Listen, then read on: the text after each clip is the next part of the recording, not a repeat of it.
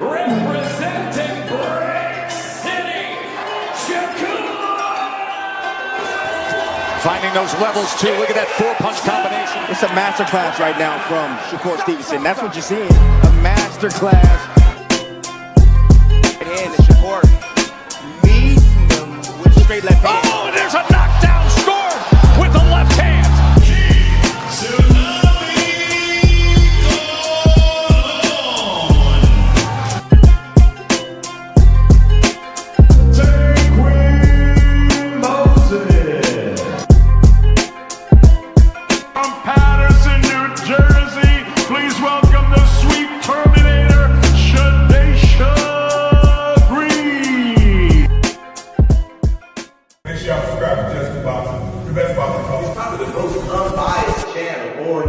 Right now, we're going to give him his just due. Shout out to my brother, Just Due.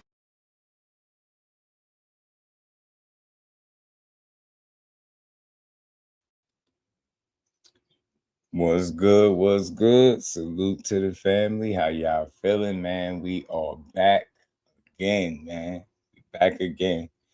And it's a conversation that we seemingly can't get away from. So why deny the people of a good build, man? Huh? This is what the streets keep talking about.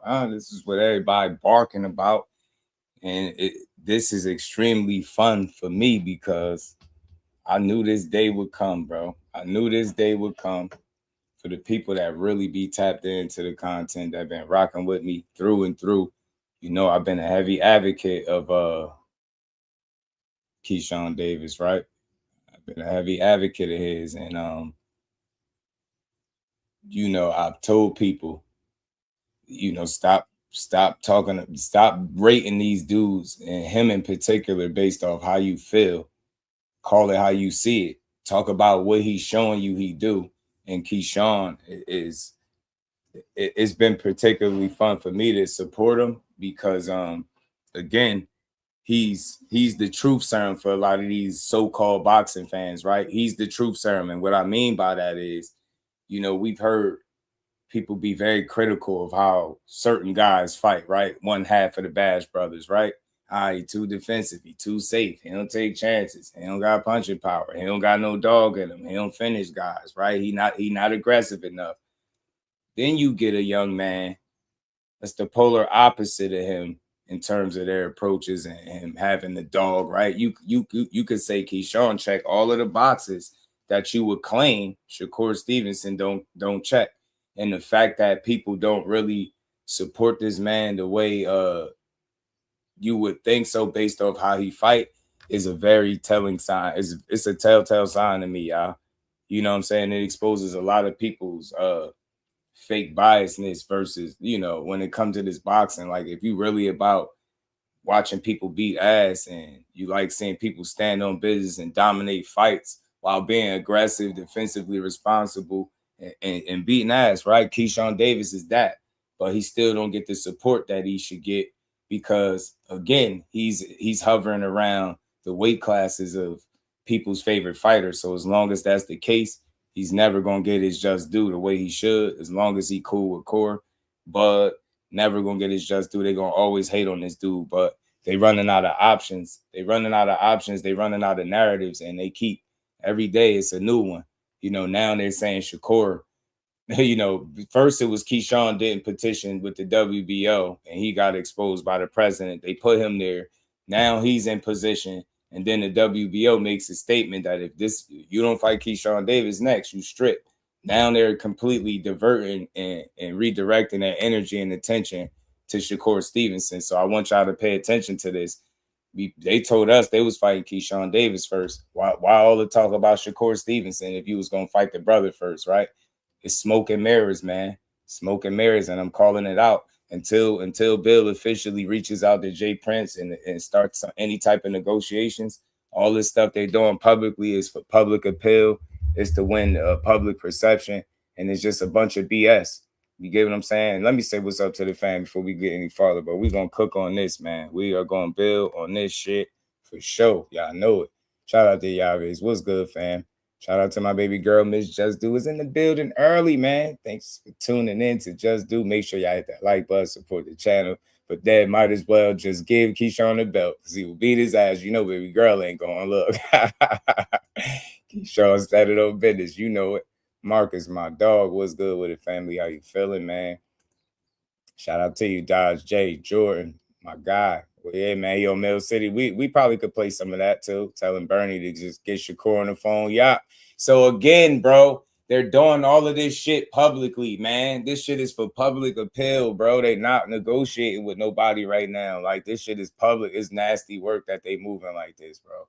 It's nasty, nasty work, man. Bernie told him call Shakur team, and Bill said things went cold. Be amazing. Like, come on, man. Things get cold is crazy. How things get cold when they never was hot or on to begin with. MLC was good. It's getting hot, man. It's getting hot at 47. It's getting hot everywhere, man. Rome was good. We just started. We only 5 minutes in. Everybody, make sure y'all hit that like button. Support the grind. Joshua Jamal, what's good, fam? He said, you seen Dev tweets? Yeah, I seen it. We're going to talk about everything.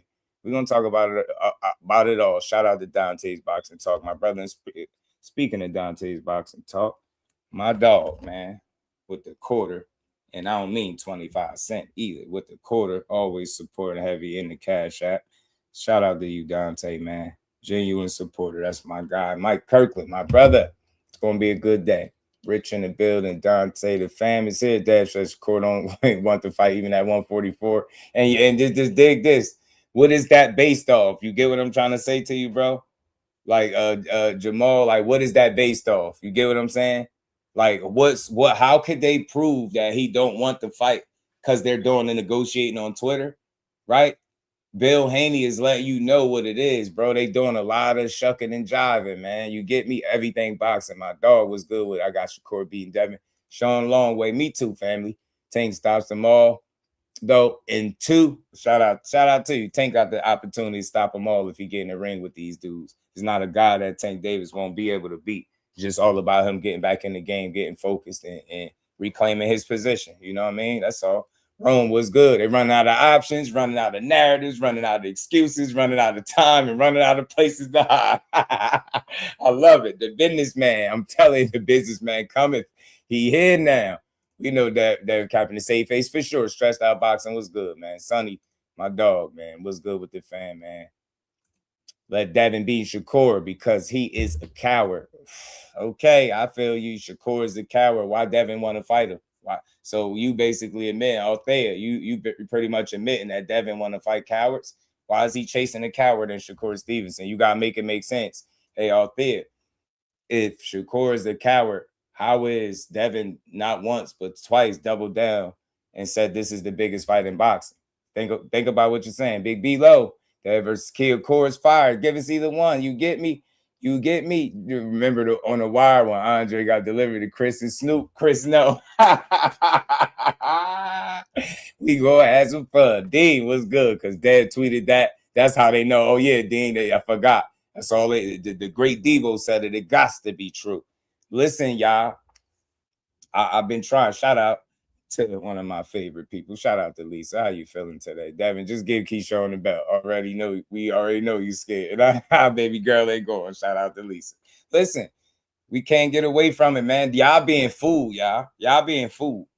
And shout out to Dante getting it started early with the support, man. Shout out to my dog, too. You know, we got to have fun with it. Look, Dev is an amazing fighter, man. I don't know how many ways I could say it, how many times I could say it. He one of them guys, bro. His name is in the mix of being in some big fights right now if he just could pull the trigger and do the business offline instead of online. So let's talk about it, bro. We see what's going on. It's the old classic bait and switch. Nah, Shakur don't want to fight. Shakur don't want to fight. Now Shakur told you 44. You accepted it on Twitter. Now you come back and say 144 is still not enough. Damn. Like, nah, it ain't none of that, bro. Like, nah, focus on your mandatory. Now y'all telling Shakur he should petition to be in the spot that that Keyshawn Davis is in. Y'all just saying anything. It don't work like that. Nah, bro. Y'all got everything y'all asked for over these last couple weeks, and y'all scrambling. Y'all scrambling to find a narrative that's gonna stick. And right now, y'all looking crazy. Y'all doing all the negotiating online. It's not Shakur and Keyshawn. Y'all the ones keep hitting the pro. And when I say y'all, I gotta lump y'all in there. It's Team Haney and his Haney whole media whole circuit. Y'all be wilding, bro. The Haney whole circuit running wild, bro. It's y'all keep talking about the negotiations, but how are you negotiating? Not speaking to Jay Prince. You lying to the people. You got to cut that out. That's a nasty look, bro. That's why I keep saying that. Do y'all notice as soon as they put Keyshawn in position, all the attention went to Shakur when it should have been with Keyshawn because that's the guy they said they fighting first? Didn't Devin Haney just said, when you ready to come to my weight class, let's do it. Until then, I'll fight your brother, Keyshawn Davis. Didn't he say that? What is all this talk about Shakur backing out of a fight that he ain't even be offered, that's not even being currently negotiated? I don't know how many times I could say it, bro. Y'all got to stop falling for the banana in the tailpipe. I'm telling you, they going to keep running this game on you, yo. You keep falling for the banana in the tailpipe, they going to keep bait and switch. Public negotiate the fight. Yeah, let's shame Shakur. They've been convincing us for the longest he don't want to fight him. So what's changed, right? At some point, you got to let that go. So, look, I'll entertain it. Yup, Shakur, 144 is still too much. Shakur don't want to do it. But guess who's saying they want to do it? Guess who is in position at the weight class where you at, where you ain't got to lose no weight at all? Guess. Just take a wild guess. Guess who's in position so much so that the WBO said if you don't fight him first, you're getting stripped. So I'm trying to figure out the logic in what y'all are trying to accomplish and do. You get me? Fighting at 44, your title possibly just don't be on the line, right? Then you are fighting him first. Then that means you're going to get stripped. So are you willing to give up your belt? Is that what you're saying? Are you going to give up your belt? Because I'm all for the Shakur conversation. But y'all killing it before it even start because you're trying to make it seem like he don't want to fight. Nah, Keyshawn is right there staring you in your face. And he said that he want to beat your ass. Said you good. You do a lot of things good that makes you a good fighter, but he don't feel like you could beat him. You get me? You got the businessman standing on business. Y'all asked him to keep his promise, and that's all he did. Now y'all want to distract the fans and redirect. Y'all want to redirect the fans and make it about Shakur. And again, I keep telling y'all, if they're going to do all the negotiating publicly, they should be behind the scenes actively talking to Jay Prince. That's what they should be doing, speaking to the manager of these fighters, bro. You can't, like, public appeal is not going to get you to fight. Yeah, it'll make people believe you, the people that don't think for themselves, but you're doing a whole bunch of shucking and jiving. It's the mixtape circuit. I told y'all this shit was coming. Told y'all he was about to start moving like this. And here it is, just right on point. They right here with it. T versus Norman for the vacant as the co-mains. The core and dad would be OD in Atlanta. I'm telling you, sold out crowd, B. Forever G's, Emmanuel, what's good? Boxing Edge, what's good? Core fans defending, dead fans defending. Nah, it's not about defending. We just talking. We ain't nobody being defended. We just talking boxing. Just talking boxing because I'm a Dev supporter as well. You know what I'm saying? So I just think we know what history tells us. And when you publicly negotiate fights, they don't happen. I told y'all, Shakur tried to tell y'all that it was no negotiations happening. They wasn't speaking to Jay about no fight. They proceeded to continue to get online and push it that it is negotiations going on.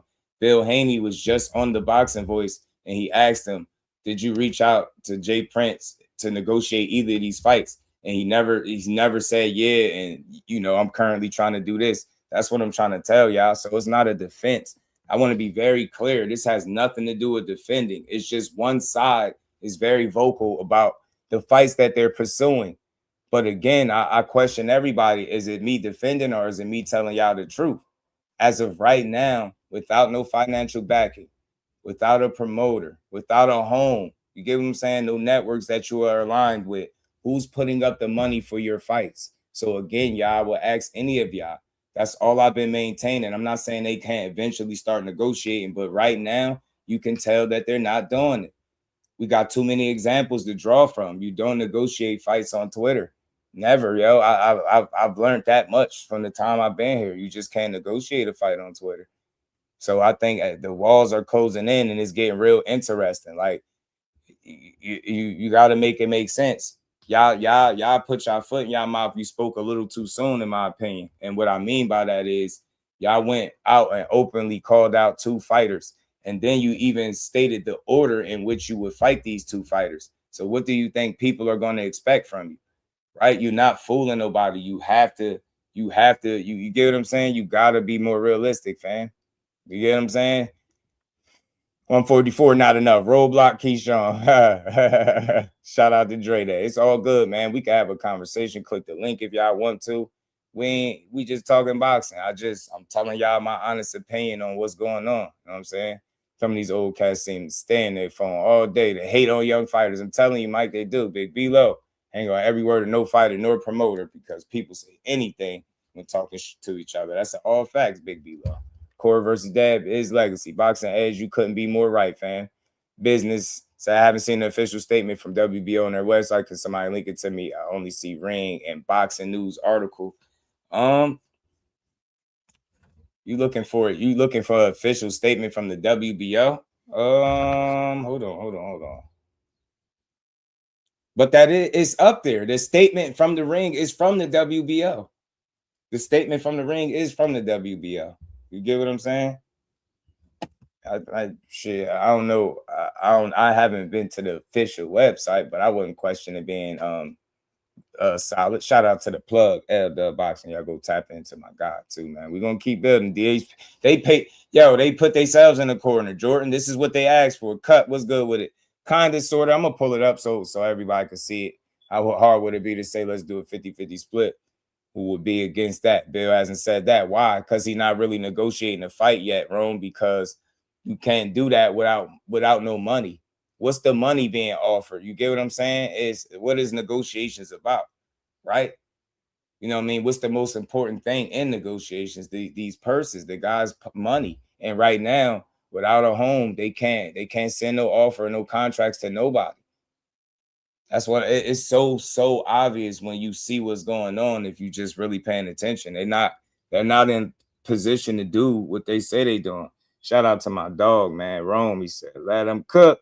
Appreciate the gift, man. Shout out to everybody, man. I keep sending them gifts through, man. I mean, question, when Turkey involved, how does negotiating go? I say when Turkey, in my opinion, because I'm not in the rooms Boxing Edge, but for me, I think when Turkey is involved, you don't see this right here, like this bunch of back and forth. You don't see it having to play out online. And I don't think money be much of an issue. That's what Turkey has shown me. When he's putting together a fight, the guys that want to get paid, get paid. You get what I'm saying? So that's what I believe. You get me? You know, so I can't, I'm not going to sit here and act like I got all the answers. But what was very clear and evident to me is that the negotiating is being done online. And I think it's to win over public perception. They want to get behind these narratives. I keep saying this because that's just what it is. They're skipping steps. You get what I'm saying? Like if I had to ask somebody right now, right? Because they said they was fighting both Keyshawn and Shakur. If I ask people right now, okay, well, if they're negotiating, what platform is this fight with Keyshawn about to happen on, right?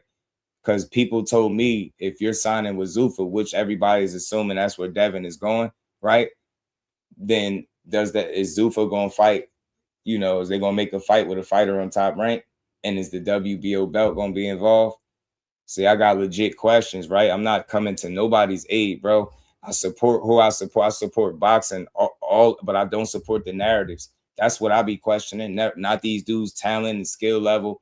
But again, some of these business practices are pretty odd when it comes to making certain fights. And I've said this to y'all before. When you being serious about something, you want to make sure everything you speak on is you want to make sure you're putting out the right information so it could be perceived the right way. So what I'm saying is, if you're telling me you're very serious about fighting both Keyshawn and Shakur and back to back, what you don't do, in my opinion, what you don't do is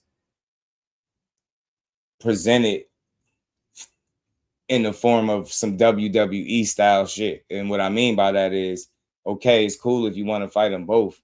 How you go about it is what's going to determine if you really want it. But you already looking funny in the light because the first thing you said is, oh man, both of y'all on the same contract. To me, I start right there. So the minute you started talking about both of these guys, something that you presented to the public was very unrealistic. And you know it don't go like that. So he had to then double back and clean that up. Cool. No problem.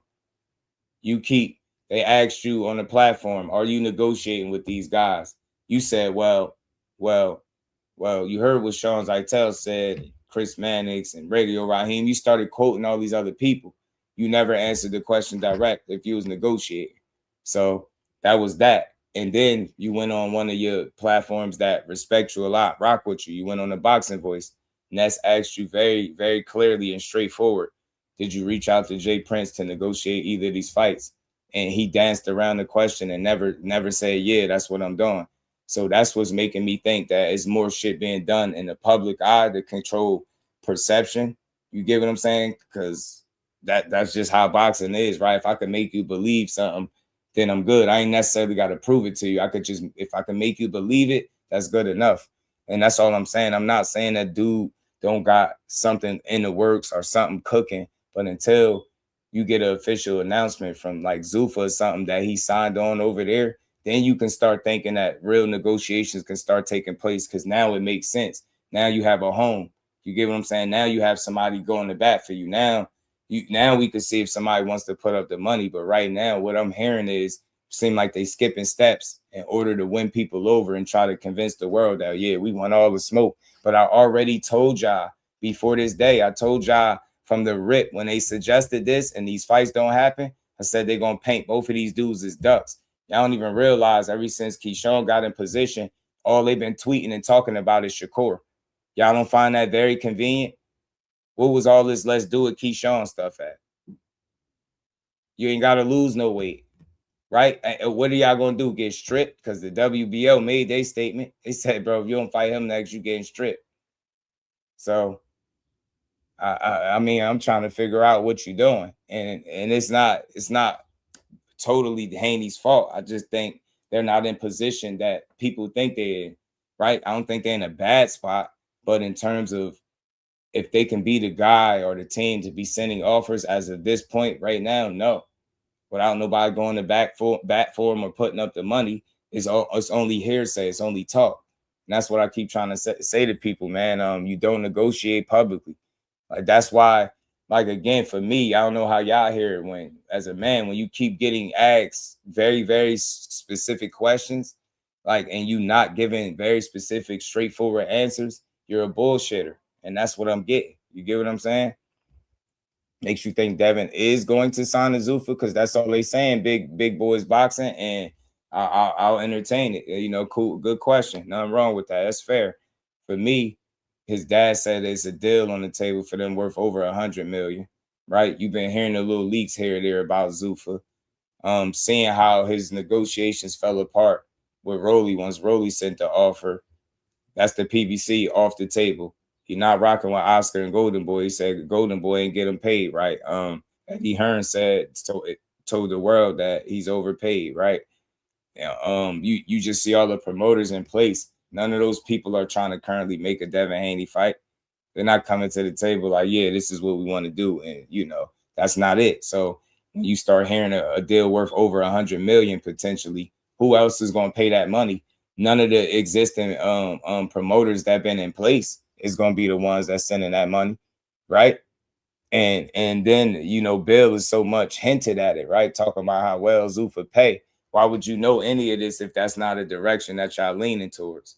You get me? So I think they would be looking to do business with them because they are newer, they fresh. They might be willing to overpay right now. That's just my thoughts. Maybe that's just one of the few promotional entities that they didn't work with already. So that's what makes me think I'm leaning towards Zuffa. Lance was good with it. Kyle Cooley, my brother, was good, fam. BJ in the building was good, homie. You know what I mean? Kick rock, yeah, they like rocks. Kick where you wanted to go. I'm telling you, bro. Rome, that's true. That is very true. We not acting like we don't know what's the better fight till they get in there. Some people think the styles that'll match up would be better than Shakur and Devin. So we don't know what the better fight is until it play out. Maybe on paper you could say Shakur. We know Shakur will be the bigger fight, but style-wise, some people think Keyshawn would be the better fight, the better out of the two to challenge Devin. So it's just whatever people want to see. People on 20 to investors like they are fighting themselves. Like, relax, see what happens. They always go overboard, fam. have a relationship with Turkey, and Turkey can fund it through other avenues like Ring Magazine or Riyadh Season. Yeah, but the thing is, he's been a bit quiet. He's been a bit quiet in terms of the Devin Haney business and what's next. I haven't heard him announce or speak about any future plans. So I don't know, but I would think that if they got a deal like that, it got to be coming from that side. So he do got some type of relationship with Turkey. Turkey put on his last 2 fights. You know what I'm saying? No bad opinion. I'll take either one. Yeah, bad option. Facts. It's not a bad option, man. It's just whatever you want to see. But the only reason I'm talking Keyshawn first because that's how they was talking. And in a world where all they do is hang on to everybody's word and hang on to the fighters' every word, we just holding them accountable for what they put out. You get what I'm saying? They said Keyshawn first. They over promoted and overplayed their hand before any ink dry. And I think that's the biggest issue here. The ink ain't dried in these specific with nothing in line right now. And I think it's just maybe something on the table, but it ain't etched in stone. You get what I'm saying? That's what it sounds like. So for me, I'm just waiting for an official announcement. Once I hear an official announcement in terms of like where is he going to be? Is he officially going to be on Zuffa? Because being an independent contractor, aka your own boss, it is good to a certain degree. I think when you drive revenue, you know what I mean, being in that position could work out for you because it'll be somewhat of a bidding war, or it'll be people coming to your aid to try to make these fights. And when that's not the case, that's in so many ways the business of boxing has spoken. If you're asking anywhere from 4 to 6 million guaranteed up front, I think it's a lot of these guys that's in place that's not inclined to want to take that kind of risk on him. So it's going to be tough. Tszyu, what it do? You get me? So I just want to see it. Anybody with belts is crazy signing the Zuffa because they will lose their belts. So that's what I'm saying. Big boys boxing, like that's what the talk has been about. If you listen to Bill's interviews and things he say, he sound like that's the route that they're going without stamping it. You know what I mean? When you start talking about Zuffa paying well or what deals are on the table, like you've been in boxing for years now. I don't think none of these pre-existing promoters before Zuffa would be offering that kind of money. Zuffa need to make a splash. They need a name fighter. The Devin Haneys, the Shakurs would be those name fighters, whether you want to believe it or not. You know, they got Edgar Berlanga, Conor Benn, and Richardson Hitchens, and cool signings, but that's not the same as signing on a Devin Haney or a Shakur Stevenson. So that's what I would think. I would think that it would be linked towards Zuffa and that making that move. You get what I'm saying? Because they the new show in town. Everybody else is already there, and he's worked with most of these dudes. So I don't think he's going back. I don't think he's going back to moving with none of these dudes. You know what I'm saying? Art, man, I don't think nobody moving foul, fam. It's again, you can't complain, Art, man, because that's what they said they wanted. Which one was it? Yeah, I said Keyshawn Davis was clout chasing for not petitioning the WBO to be number 1, even though his name was on the hit list far before that. His name was on the list when the WBO finally grants y'all wish, put Keyshawn Davis in position like y'all asked, because I've been here for it. They asked for that. Now he's in position, and they keep talking about Shakur, and then it don't even matter because Bill already came out and said he wanted both of them on the same contract, which was bullshit. Then he came back, cleared it up, talked about, 2 fights and, different contracts. He ain't mean it like that. So my thing is this: if you're going to fight Keyshawn Davis first, then fight him. Right? Or what's all of it's like smoke and mirrors to me because they're trying to redirect to Shakur. What was all the let's do it, Keyshawn, right? You don't want to lose weight. You don't want to fight at 44, and you want to keep your belt, right? So are you going to get stripped? Because the WBO said if you don't fight Keyshawn Davis next, you're going to get stripped. So to me I told y'all what it's always been. Shakur move at the beat of his own drum. And when they first initially threw out 44, all y'all did was complain about it. Y'all said he couldn't make it. People argued for 3 months, damn near, that he couldn't make 144. He's a genuine, legit welterweight. He's putting on all his muscle.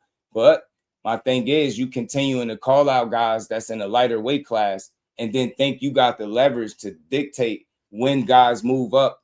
It just don't work like that. You get me? Like 144 was a problem for the last 3 months. Now for the last week or so, It's all good. So I don't move a goalpost. I can't fight for these dudes. I just want to see the fight, but tell me when I'm not saying something that they really did. You get what I'm saying? That's what really happened. And I gotta block you. I ain't feeding into the negativity today. I'm just blocking people. So if you come in here talking crazy, you getting blocked. I ain't entertaining it. You know what I'm saying? Nah, you can't, yo. How are y'all, Art man? How are y'all negotiating, man? Without speaking to Jay Prince, fam? You can't back out of nothing. This shit is all on Twitter. Do you know they asked Bill directly? Is he negotiating with Jay Prince? Did he call him and negotiate either of these fights? You know he didn't answer the question and never said yes. You can't do negotiating on Twitter, bro. Like, which one is it? Y'all not going. You can't 52 fake out me. Y'all said no. All this before this 44 talk. Y'all said the first guy you was fighting was Keyshawn Davis. Then he got put in the number 1 spot. Then they went as far as saying if you don't fight him next, you're getting stripped. That's what y'all wanted, right? Y'all said y'all wanted him in that spot, and y'all got it. So he ain't back out his own stipulation weird because Devin said 144 ain't enough on Twitter. That's the thing, yo. How are y'all negotiating without no network, no promoter, right? What are y'all negotiating? You get what I'm saying? Like, what the hell? This shit is smoke and mirrors to me. Y'all skipping steps, man. Until the official announcement is made, y'all not gonna be able to make no fights with nobody. Right? That's why y'all unable to send offers. Y'all want to win public perception. Y'all already pushed at 135 when y'all was in the same weight class for a hot minute that Shakur ducked you there. Now you're sitting arguably 2 weight classes, with the exception that he fought once at 40. You sitting 2 weight classes away, trying to make it seem like he ducking you again. That's the problem that I have. If he's a duck when y'all was in the same weight class, why should he want to fight you with you essentially being a weight class or 2 apart from him?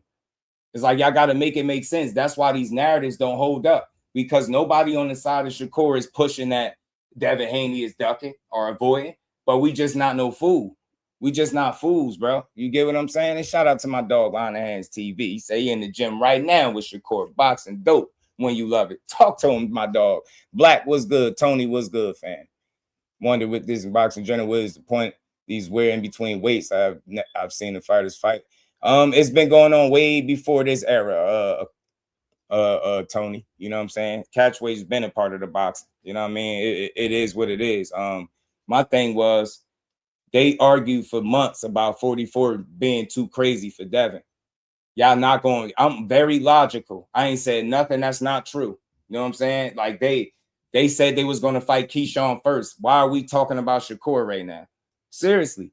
Tell me when I said something that didn't take place. That's what they said. They said it. You get what I'm saying? We can get you first, and then we gonna get your brother. That's what they said.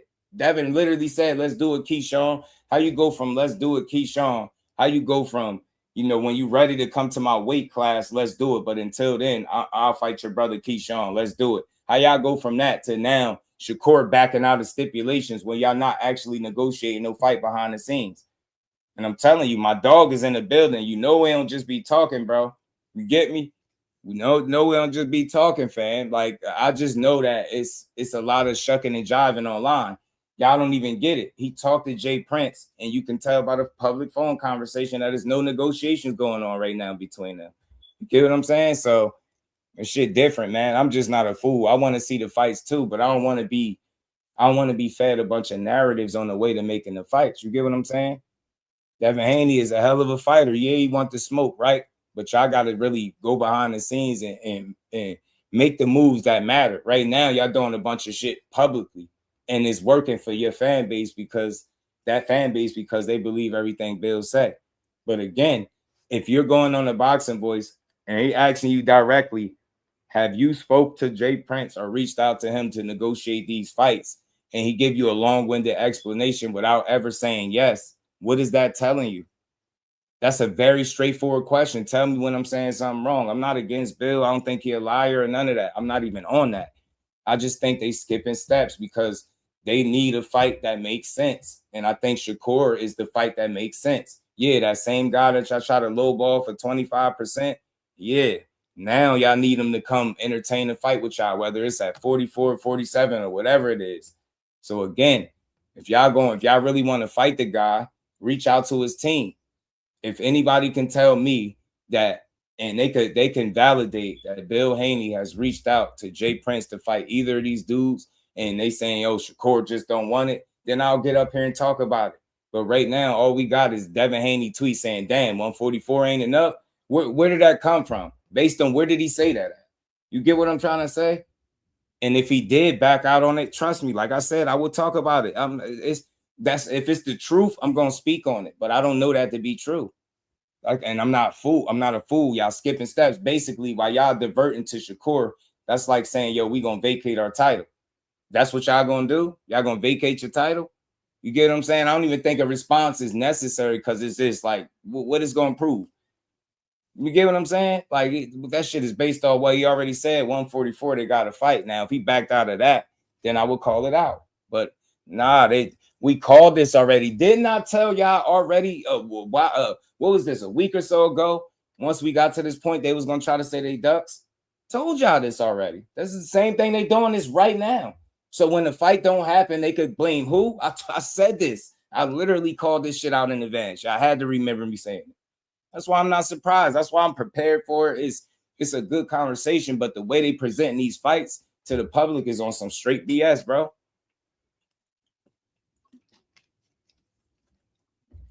If you wanted me to believe for a second that you wanted both guys on the same contract, that's the whole reason I'm scratching my head now. Now I'm seeing the energy switch. They're ignoring the Keyshawn Davis being right in your weight class, right in position to fight you, and you even willing to have a conversation like you. So what? Again, are you vacating? Are you dropping your belt to go try to fight Shakur at 44? Right? Like, what we doing? Shit is diabolical, man. This shit they on, man. They trying to confuse the people. We ain't confused though. Shout out to my dude Shakur Zay Quinn and Shakira in here training like they fight next week. Hey, man. Hey, behind the hands, man. My bro City, man. Tell him how that light heavyweight looking. Cruiserweight core. Tell him how he looking, bro. Tell him how cruiserweight core looking. Faber G said Bill not lying, he just not telling the truth, right? I think he skipped steps. I just think it's like, because look, he not officially announcing anything. It's just talks. Because when he's being faced with direct questions, he's not answering the questions directly when you really want to know. And that's the honest question. If you really negotiating, your boy Justice, shut up right now. You reached out to Jay Prince and he'll validate that the same way you got him on the phone with Gillian Wallow. He got him on the phone immediately. You can get that man on the phone if you're really trying to fight. That's all I'm saying, bro. Like, don't try to convince us on Twitter and social media. Do a shit behind the scenes. Right? I don't get it. I'm not seeing it, bro. I just see a lot of games being played, bro. A lot of games being played. All right, bro. I try to let you make it, but you know, I told you about that coon word, so I gotta pack you up, fam. You don't got nothing good to offer to the boxing space, but just saying that, we ain't doing that. Shout out to my dog Marcus. Appreciate the love, always holding it down in the super chat, man. He says funny. Fans say Shakur be doing too much talking on Twitter and all these social media apps, but when Devin and Bill do it, it's the law, and he ducked. Facts. He been told them, Marcus. He been told him from the rip. He wasn't going up, and that it wasn't no negotiations with them. And they can. Oh, you did good. Get it. He pack him up. He's a fool. You get what I'm saying? And they still trying to convince the world. You can't negotiate by yourself, bro. And I ask y'all, what network or platform is Devin Haney next fight gonna be on? Somebody tell me. Since they doing all this negotiating, because that's what that would mean. You would know where you signed up at. Is he officially signed to Zuffa? Did anybody make an announcement? Did Bill make an official announcement? Anybody? So again, what I wonder what those negotiations like with no financial backing, huh? DHP ain't putting up the money. They not sending no offers. They just showed you that with Rolly. Rolly sent the offer. They complained about it. They didn't counter offer, none of that. They just complained about the offer. That's all I'm saying. So, you know what I mean? It is what it is. Shout out to GG Champ. Says it's not a blame game. You have to call the other fighter's bluff. Now he has to accept the key fight. Let's see it. Let's see what the fuck. Oh, man, look. First one, little love tap. The next one, packing you up, fam. Straight like that. Y'all just be talking. I'm saying everything that really just happened, bro. He got a list of people and they said they was fighting Keyshawn Davis first. Though nobody got to accept shit. Y'all got to accept the fact that without a network nor promoter, they can't send no offers, and I seriously doubt that they will be in any type of intense or serious negotiations without having that order, that business in order first. It's very similar to a degree. If y'all know, this situation is sounding very reminiscent of 25% when they try to offer him something before even shopping the fight around. Now, I'm not saying that Zuffa never spoke about wanting to put together Devin and Shakur. That's probably a possibility. That's probably a real conversation. But at the end of the day, nothing has been stamped. And you want people to agree to terms on Twitter. You want people to accept fights on Twitter. That's what y'all doing right now. You accepted 144 on Twitter. You haven't reached out, from what I understand, haven't reached out to try to make none of these fights. Now, this shit could all change, but you got to show it. I mean, like, the talk, enough of the talking, bro. Enough of the talking. You know what I'm saying? You really trying to make these fights, make them. I don't care which one they do first, but I'm just holding them to the standard or to the shit that they put out. They said specific order. They said one guy first, then the other guy. That's all I'm saying. I can't negotiate without nobody. Yeah, remember Sandor, Cal, for sure. Bill done gave the street team, chat trolls, and YouTube hoes new marching orders. I'm telling you, seem like somebody about to pull a Hitchens. Telling you, bro. Telling you, this shit getting spooky, man. By the day. Let me see. Somebody said something about Bill. Let me see, man. What 40 mil Bill talking about right now? What 40 mil Bill is talking about now? Let me see something, man. This dude be shucking and jiving, man. He be having y'all food, man. You know what's crazy? And I know I'm not bugging. All this talk about Shakur Stevenson is not a coincidence, bro. It's not a coincidence. Y'all think we dumb, like we ain't just see. Y'all asked all this shit about Keyshawn, like y'all didn't just say, let's do it, Keyshawn. Get out of here. Now y'all talking about it Shakur first, bro. Nah, it's not enough. It's not a good or bad look. Y'all really, I gotta stop. You know what? Not today. Not today. I gotta ignore some of this shit. Y'all just be talking. Y'all really just be talking, fam. Y'all just be saying anything. He looked just fine. How is it not a good look when he not the one pushing a fight that's not being negotiated right now? It troubles me how some of y'all think. It troubles me. It really troubles me how some of y'all think. Troubles me, man. Troubles me. They done successfully put out some more narratives. They got y'all looking. They got y'all thinking some. So what's crazy? A guy telling y'all that there's no negotiation going on, and then you can tell by the conversation between the two managers that was a fact, or the other side for pushing negotiations with fights that they're not actually negotiating. Which one is a bad look? Which one is a bad look? Seriously. Like, y'all forgot how we got here? Are y'all not going to hold them to their standard? What fighter did they say they was going to fight first? Right? Regardless of this shit. What fighter did they say they was fighting first? Because that's what Bill said, right? What fighter was it? Care to remind me? Facts, too easily influenced. It should be crazy, bro. I talk real shit, bro. These dudes be talking that bullshit. I be talking real shit. That's all. If you can answer the questions, then what you saying, you might have a point. But you can't even, like, you get me? Y'all think this is about trying to defend the fighter. That's because you're weird. Listen to what's being said. Am I not telling the truth about the order of things that they put out? Did they not first present this whole entire conversation to us off a imaginary situation that can't happen? Are they literally the ones that update Twitter and YouTube appearances in the last couple of weeks? So who's doing everything? Who's saying everything but let's fight right now? Y'all literally talking about Shakur need to petition the WBO at 147 so he can just move right up and fight that. That's how bad this conversation has 180'd on y'all. Bro, and y'all did it. Y'all really boxed yourselves in. Y'all see the thumbnail? Fight or be stripped. You probably can't see the strip part because Devin head in the way. But that's what y'all did. You see that crossroads? That's where y'all at. That's where y'all, it's not a bad thing, but that ain't that the position you want to be in? Fight or be stripped, right? That's y'all getting everything y'all said, and y'all skipping steps talking about Shakur and ass. Shakur. He look bad. No, he don't. No, he don't. Because he never once made it seem like he was negotiating. He never once made it seem like that was going to be his next fight. He literally said 135 and 140, come get your issue. And then notice after he said that, now they ramp up all this conversation about fighting him. You can't make this shit up, bro. I promise you, you can't. You really can't. You can't make this shit up. You cannot make this up. Big shout out to my brother Mike Kirkland, always showing love as well. He said for having to deal with slow-thinking people, gullible people, all on YouTube. It'd be wild. Just remove, like, you know, just think of it from a business standpoint. Ignore the fighters right now. Just think about what y'all being told and what's actually being done. They told you they was fighting both of these guys back to back. Then he was asked, are you negotiating with Jay Prince? And he never answered the question. Why would I believe that they negotiate? You ain't got to tell us how much. You ain't got to tell us nothing. That's just a yes there. And that's good enough for me. I would shut up. I won't say nothing else.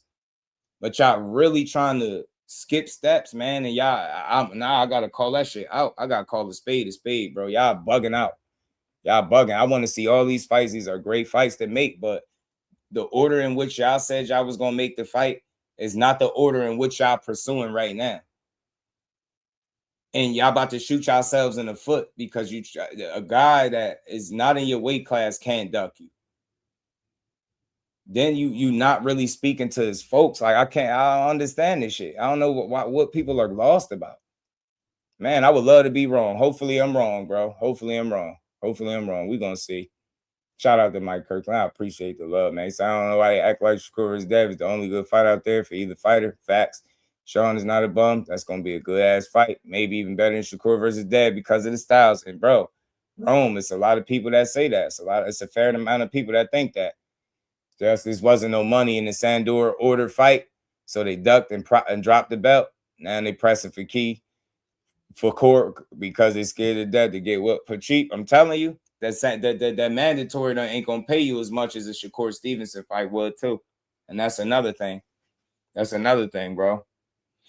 OP, my dog, what's good with it, Brody? How you feeling, man? You enjoying that good weather out there, man? Fight was dead to Jay Prince. Bill Haney called on Gilly and Wallow. But then Bill brought it back up saying they wanted Corey and Keyshawn to sign the contract. Shout out to Kavan. Straight like that, fam. They don't get it. One side has been never told y'all the fight was happening. Then y'all just still gonna believe that shit. That's crazy, bro. They should have left it alone, fam. They should have left it the hell alone. Big time and stop talking. A Sandor Martin fight not happening was very telling. Now you in a similar position with another guy. When they pull out of the fight, they can go to their fan base based on Twitter saying that Keyshawn and Shakur ducking. Yeah, Tony, that's exactly what's going on. He said that humidity ain't playing today. I feel you, bro. It's hot as hell where I'm at too, fam. Got to get in the shade somewhere in the AC, man. Stylistically, Dev versus Key is a better fight as far as action goes. I don't have no argument with that, Big B-Lo. Keyshawn is a showman, man, in the ring. He's fun to watch, extremely fun to watch. When gamesmanship goes wrong, I'm telling you, bro, all I'm saying is someone is lying. They both agreed to 144, so something happened in the last 48 hours that made the fight crumble. There's no fight, Joshua. There's no fight, fam. That shit is no fight. What again, Joshua, for you to say the fight crumbled, right? I'm just like, I want to level with you. I want to see if this makes sense to you. Hey, fam, what network they fighting on? They agreed on Twitter. You don't make fights on Twitter without speaking to either guy's manager who happens to be the same person in Jay Prince. How are you negotiating a fight? Get what I'm saying? Do that make sense to you? How could a fight crumble that never was being put together? You get what I'm trying to say? The 25%, yeah, they wanted to be overpaid to get in that ring. I'm telling you. Don't fall for this shit again. Don't fall for it.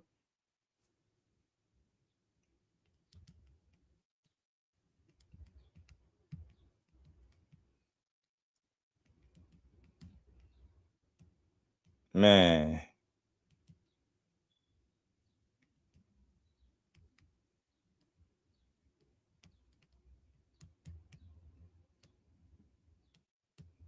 Shout out to Behind the Hands, man. you know, people easily led. Facts, man. This shit crazy. Hold on. I want to see if he was talking to Bernie. Let me see. Let me get 40 mil bill on where is it at? What 40 mil bill came on?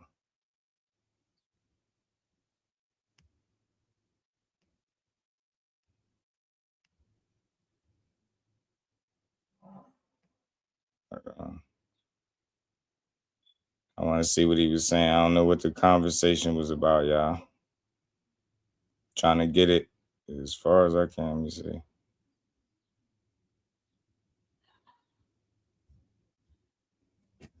Let me see. But the next day they love you. One day they love you, the next day they hate you. But at the end of the day, you can rest knowing that you lived and did what you were supposed to do. So I'm wishing that on everybody. You know what I'm saying? So we had a softball in a couple different fights. So I'm about to go and get some softball. Get some softball work. You know what I'm saying? And, I know you probably ain't going.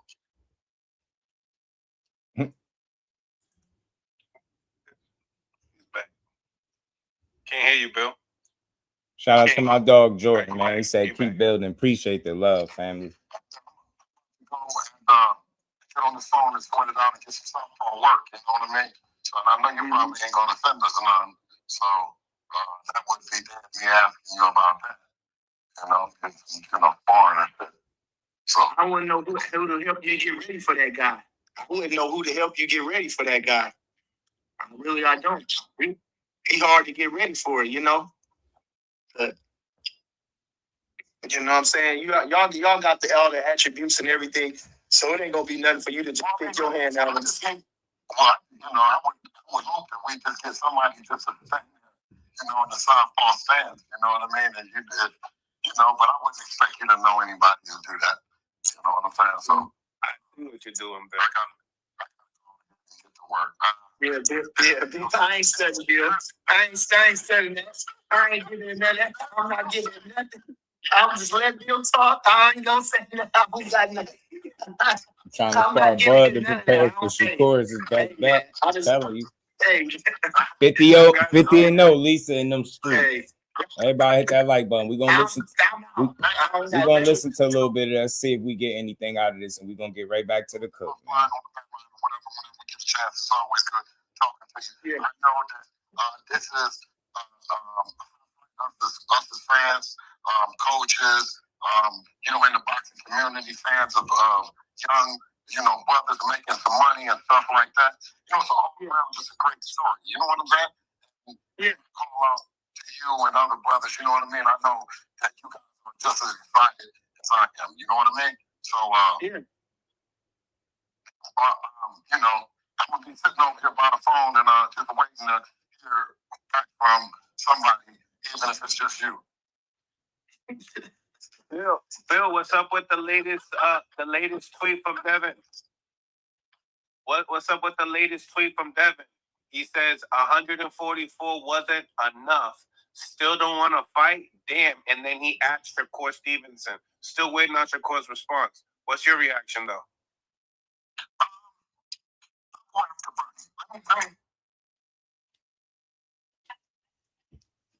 Going after me? What am I? What? Going after me for what? What? I got nothing to do with that.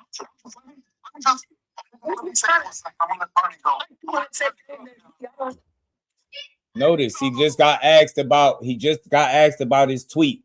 So if it's something that happened in the last 48 hours, don't you think Bill would be able to expand on that? I don't know. I'm not on Twitter. I never see no Twitter wars. Absolutely. So I want to get you guys' reaction on Devin Haney's latest tweet. 144 wasn't enough. Still don't want to fight? Damn. And then he asked Shakur Stevenson. So we're still waiting on Shakur's response. Well, listen. This is the thing, too, though. Everything ain't got to be on the social media. They just call each other on the phone and just chop it up. Facts, Bernie. It can just be them two right then. They can chop it up. They can get their notepads down. He can write what he likes. He can write what, and then they can take it to the people that do all the stuff.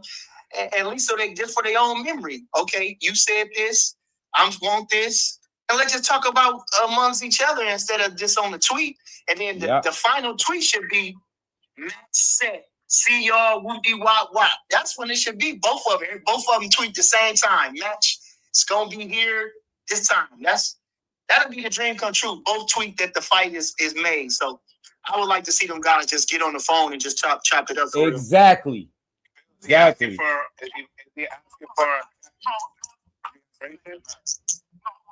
I was thinking that let's figure this shit. Everybody go live. We want to see it. We want to see the fight. We want to see the build up. He just added him. We want to see what's going to happen next. Let's go. Let's go.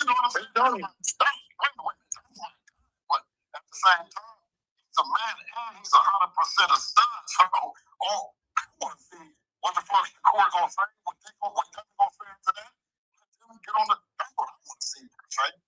Behind the closed doors, there's too much behind the closed doors.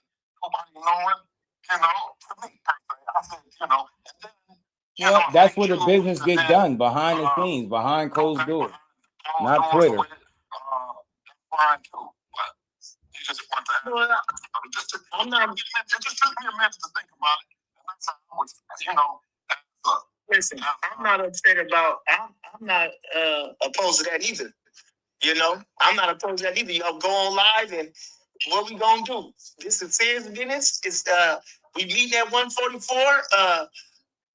Whatever else we can say that's not in the that's not to be hidden. I don't know. I just want to see the fight. This shit just don't make no sense. This is too much going on now. I'm just ready to see the fight. I just want to see the fight. That's it. All I want to do is see the fight. That's right. Yeah, that's what I'm talking about. Let me get off here while I'm ahead, man. But what does that mean, though? What does that mean? Notice he ain't answer the question. Again.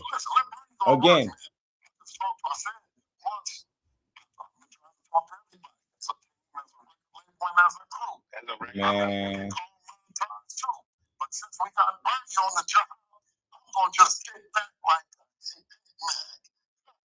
and wait on the call because I know Bernie is on the job. Student's burnt out. Student's burnt out. Hey, he asked a specific question about what he's mean about the 144. Devin, Bill is the manager. Wouldn't he know if Shakur was turning down the fight at 144? You can't turn down something that's not offered to you. You can't back out of something that's not offered to you.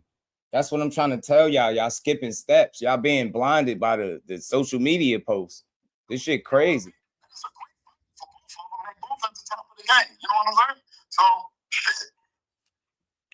let's make it happen. Yes. Okay. Let's make it happen. Yes. Enough. I don't want to say the wrong thing. Right now, Bernie and Bernie is on the same page. We're working for one common goal and the one direction. Right? The fight. Give me and Bernie a round of applause for coming together. You know what I mean? That's the tweet that y'all was asking about right there. Go. Let's get it, man. Let's get it, man. Let's get it, man. Let's get it. Whatever I got to do.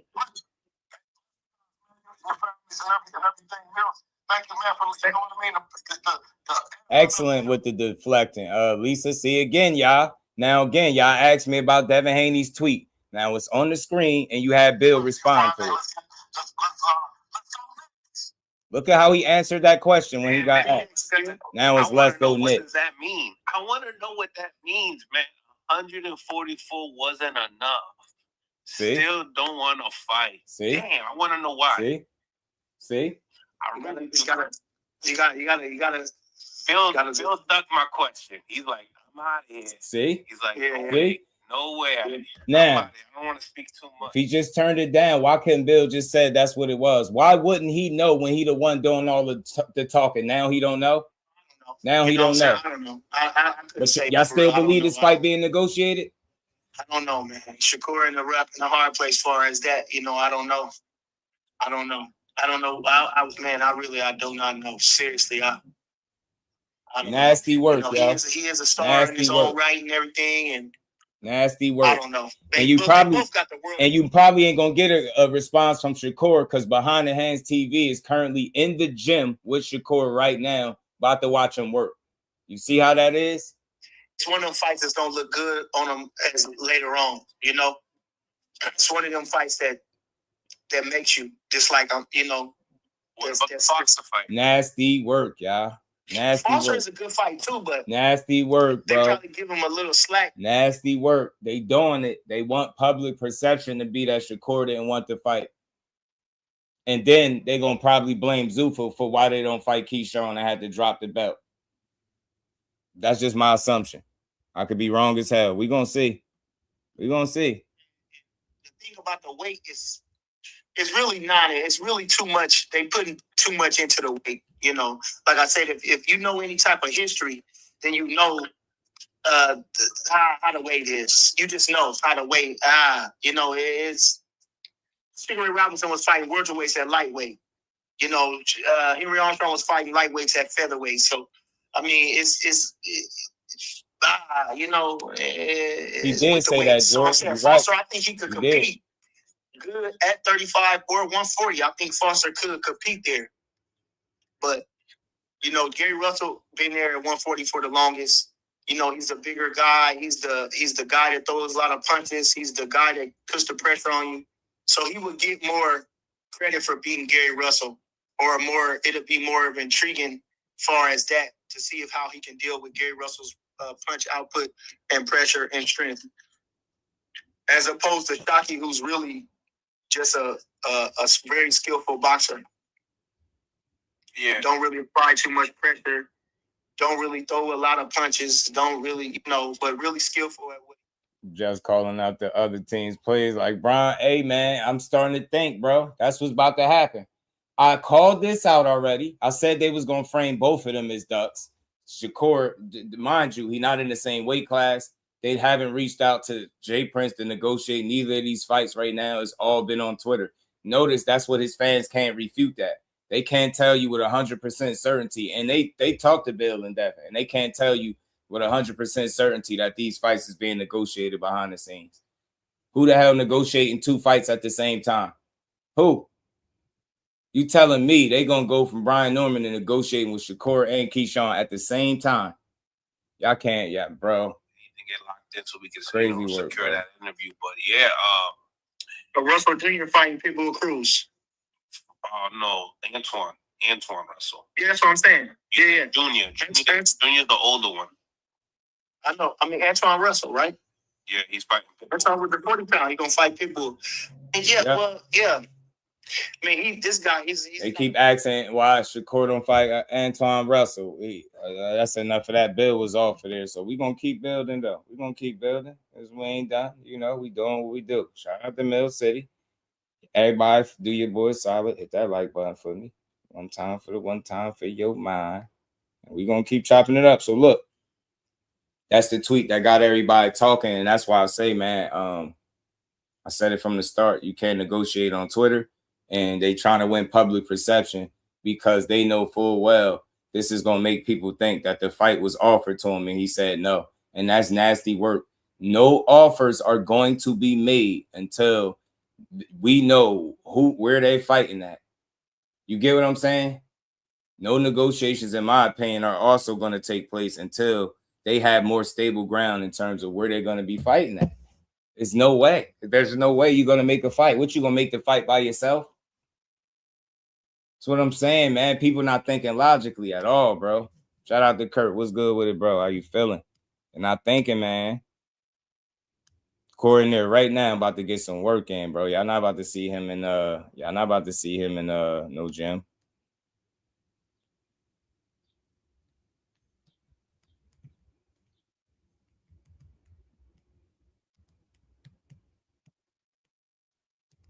Man, y'all feel free. Click the link. Come talk to me, man. Like, it's a conversation, bro. We ain't tripping about nothing. We ain't putting no narratives in nobody. I'm just breaking it down the only way I could make sense out of this. You get what I'm saying? Yo, Andrew, can you say it again, yo? Can you say it again? You can't do it. They're doing it all on Twitter. Y'all don't have a problem with that? Y'all don't have a problem with the fact that y'all feel like these fights are so far along, but y'all can't tell me where Devin Haney, what platform he fighting on next? Can y'all tell me who putting up the money for either of these fights for them to be being negotiated right now? Can you confidently think that negotiations are going on with no money involved? Where the money coming from, y'all? Y'all get what I'm saying? Think about it. Tell me, anybody. My link is in the community post. Tell me if I'm saying something crazy. How can you negotiate the fights with no money, with no backing financially? How?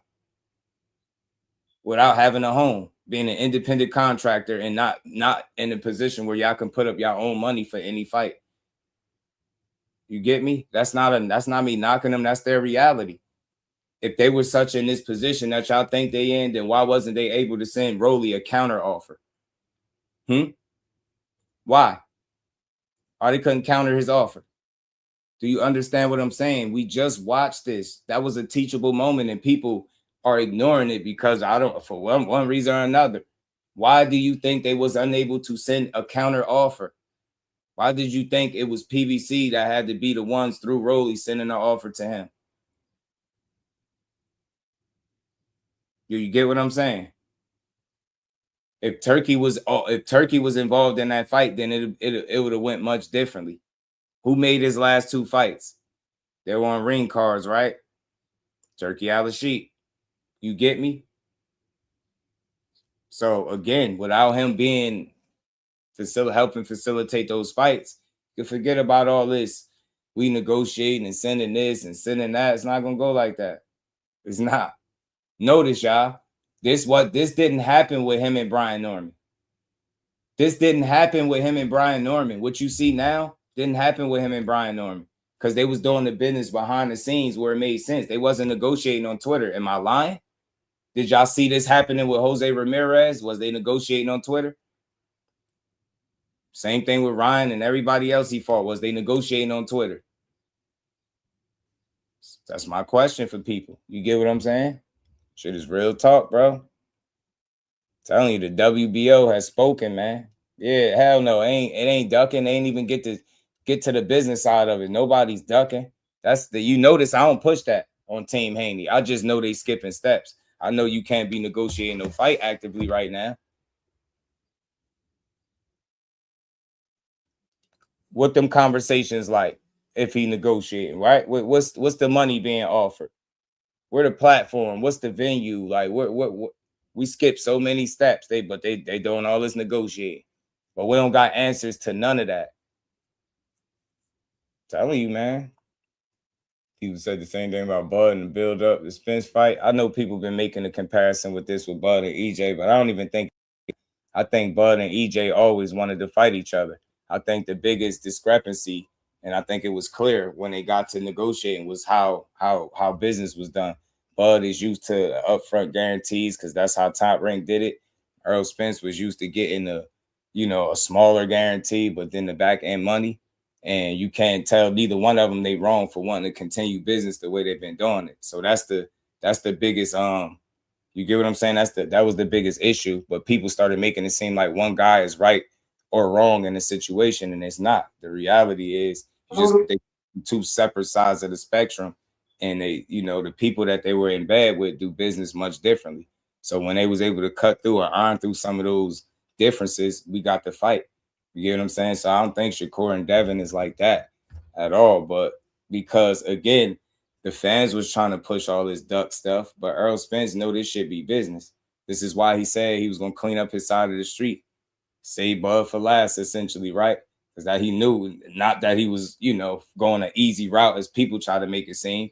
Nah, he went belt collecting. It would be easier for him to make all those fights because they were in-house.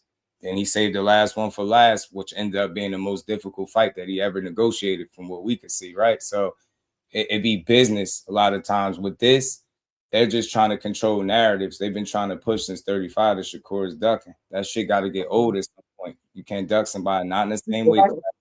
And you can't duck somebody without a fight being offered and y'all properly negotiating it. Y'all only doing it online, and that's my problem. 444 was good, fam. What's good, Just? Talk to me. What's good with it, man? Hey, man, I just want to say I appreciate you really speaking, the truth, man. It's kind of sad. I've been just kind of going to different channels and listening to the narrative, and I gotta hand it, man, to Bill, man. Like his ability to get people to really buy into that stuff is just crazy to me, right? Mm-hmm. So one of the narratives is the Shakur lied. Yeah. And I'm saying to myself, even though Shakur comes out and tells people, look, man, let me stop playing around. Let me stop BSing.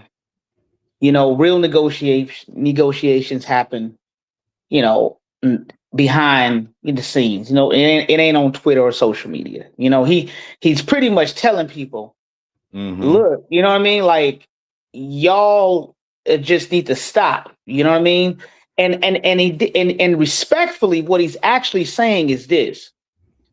The simple fact that Bill Haney is doing a YouTube media run, I mean, religiously, should tell people in itself what's really happening. Because here's the thing. If you a man and I'm a man and we doing business and we are trying to work things out, why am I going to the public right now to speak to anybody about what we're supposed to be figuring out behind closed doors? Cook on it. And nobody talks about this. Cook on it. It's crazy, man. I was just on another channel and I was at a loss for words. I didn't even want to debate. I was like, let me just go. If it's truly real business, now I put myself in Shakur's shoes. Imagine how Shakur feels. There could be some conversations happening behind closed doors. We don't know the degree of those conversations. Right. You already know where I stand, meaning that I've been saying for the longest, look, I'm not going to 147. Not now. Okay? You know this. Now, what if I'm sitting in my home and I'm looking on social media and I see this a homie that I'm doing business with or trying to do something with or potentially do something, and they're just running their mouth, talking business, talking as if certain things, it can really disturb you. You know what I mean? And I think the old Shakur would be reactive in a negative way. I think the new Shakur kind of plays along with it now. I think the new Shakur says, hey, you know what? This what y'all into? Let me gaslight y'all a little bit, since that's how dumb y'all are as a people that's just listening to everything that is being said. Like, we've all found ourselves in those positions to where sometimes we'll play along because sometimes it's just too much to be trying to sit there and fight, debate, prove. A lot of times it's like, look, man, let me just see how long this gonna last. Let me just give y'all the rope so y'all can hang yourselves. Like, right. And then Shakur, as a man, he says, hey, okay, now let me stop gaslighting y'all. Real negotiations, which he shouldn't even have to say that. Nobody questioned Bill and says, Bill, why are you doing all this? If you're doing something, if you're negotiating something legitimate, why won't you just come when everything is done and finalized? Right. Why are you going out your way to do this? And it's exactly what you're saying. Public perception, bro. It's public perception. And a lot of times when you're talking about power, perception is power sometimes. Yeah. So I think Jay Prince positioning Keyshawn Davis, because I'm gonna be real with you, I think they lost respect for Bill when Bill went against his word as far as making a fight with Keyshawn Davis. I think when that happened, Keyshawn and his team was like, all right, yo, we see Bill is not really playing, is not being honest here. Well, we're just gonna have to take the political route. You know what, Bill? We don't gotta wait for you to give us anything. I'll tell you what, I'm gonna show you that we serious about making that fight. WBO, make me the mandatory. Right. Now it changes the game now. It changes the game now. Now it's like you got to put up or shut up. And all of a sudden now we're seeing this this overwhelming, whatever happened to 147, I'm not budging. That's where I'm at, and that's where the fight's gonna happen. I mean, I used to watch Bill actively refuse even talking about a 144 catch weight. Mm-hmm. He stood 10 toes down on 147. And everybody was like, well, Devin is Devin, he's the champion at 147. Devin weight drain, the Devin is his best at 147. He's at his best. Now all of a sudden you're conceding? No, you're conceding because you're trying to control public perception, because you're trying to make a fight with somebody that has no interest in actually fighting you at 147. You also know he has options. So just because the fight can be made, Shakur is still a man.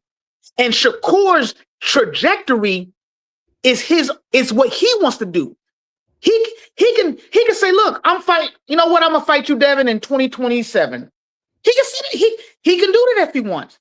Is he not allowed? So just because Devin says, I want to fight you next month, he got to do it, right? I guess that's how it works in this world of fighting, right? Yeah. No, it don't work that way. You know what I mean? Talk to him. It don't work that way. And that's why Shakur said what he said. I don't gotta jump. Right. I can't too. Be quiet. You know what I mean? So it's just crazy people to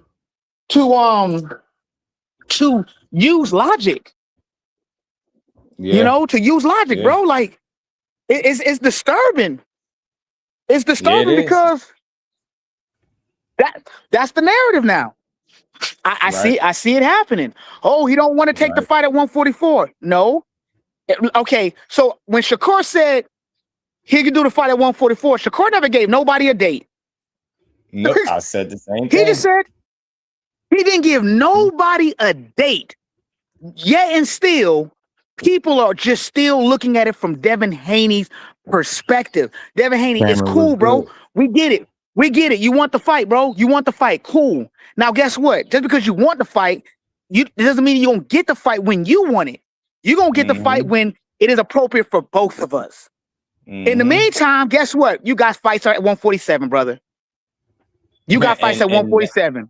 And with Keyshawn specifically, the guy that y'all said y'all was fighting first is now in the #1 spot, and the WBO has made a statement that if you don't fight him next, you're getting stripped. So that's why I call this debate and switch. They want to distract you from the fact that Keyshawn is in a position where if they ignore him, they get stripped. But they want to make you believe that it's all about fighting Shakur.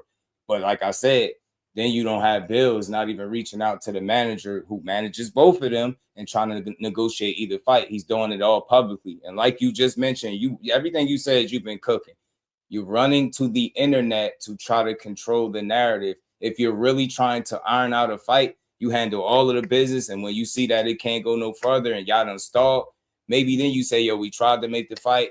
He was this, X, Y, and Z. But instead, y'all doing this premature shit, the same shit y'all was doing before. You're trying to convince people that you're negotiating a fight without speaking to nobody that can actually put the fight on or the teams of the fighters. So it's like it's kind of offering 25% and then shopping it around to the promoters and stuff like that. That shit don't make sense. He's skipping steps. Don't make people sense. Are confused. Like, oh, they already saying it. Shakur turned down the fight. He backing out. Backing out of what? They didn't offer him shit to back out. And again, let's not be distracted. Keyshawn Davis is in position at 47. So all that crying about 44, they ain't even got to do that right now. Fight him. That's what y'all said y'all was going to do. So it's like, I don't understand why they all over the place. They literally back themselves in this corner. And just like bro said, Jay Prince pretty smart. You either fight Key for the belt at 147 or Shakur at 44 or get stripped. Like either way you go, it's an alley that walk down and it's not going to be easy. So I'm here for it. Very, very good point, man. And you, it was something that you mentioned that was so key. Yeah,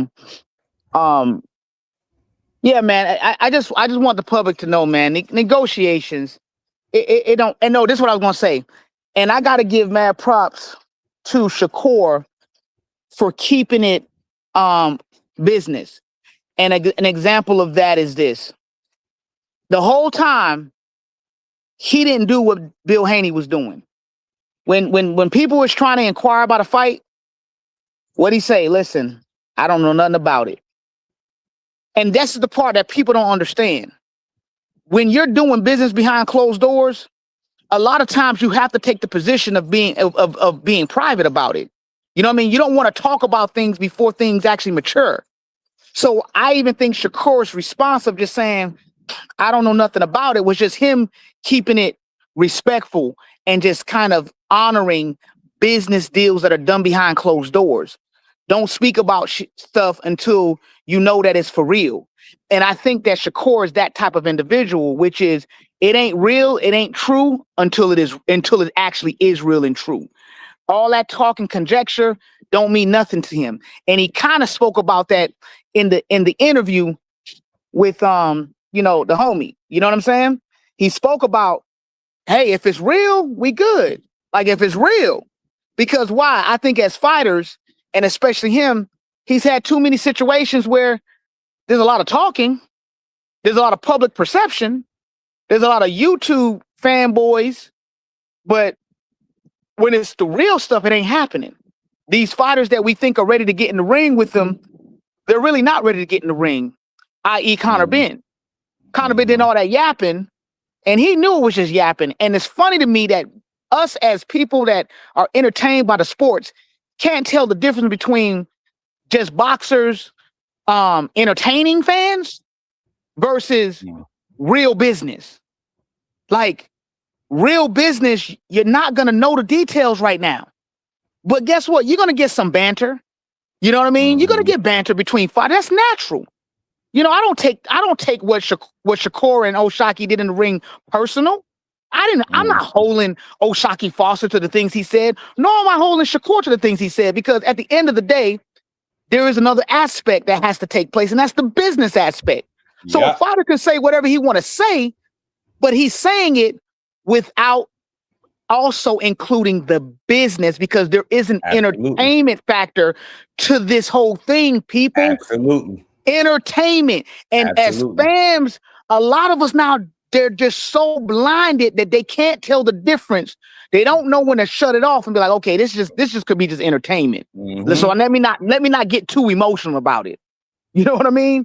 Yeah. No, they're using the entertainment aspect, and they're trying to represent it as something real and factual.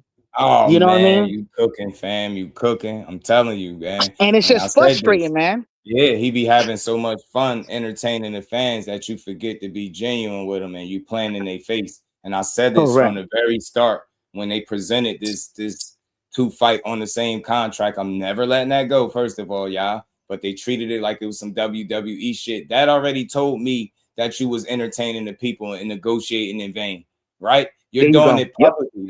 You want to win public negotiations, not the shit that's actually getting the fights done. You bugging out when you're watching it, like you disguising the entertainment side and mixing the business into it, right? You dressing that shit up, and it's really you just entertaining these people, bro. Because again, I just seen the video. Shakur Stevenson turns down the fight at 144 based off Devin Haney's tweet. Is nasty work, bro. Y'all crazy, and I know y'all feel like y'all in his camp and all of that stuff. But how is that the case when Bill didn't even know what Devin was talking about, right? He's saying he be doing the business for him. He the one saying, call this one, call that one, do this, do that. Now all of a sudden you don't know what Devin say when he say, damn, 144 ain't enough. Damn, like, nah, y'all already skipping steps, y'all. I told y'all this. Everybody that was here listening, do not fall for this shit. Y'all heard me call it out. I'm not no fucking psychic. I said they was gonna do this, paint him as a duck. He ain't even in the same weight class, no offer, no nothing. They can't negotiate fights with no back. And I've been saying this shit since the live started. Somebody please tell me when I'm wrong.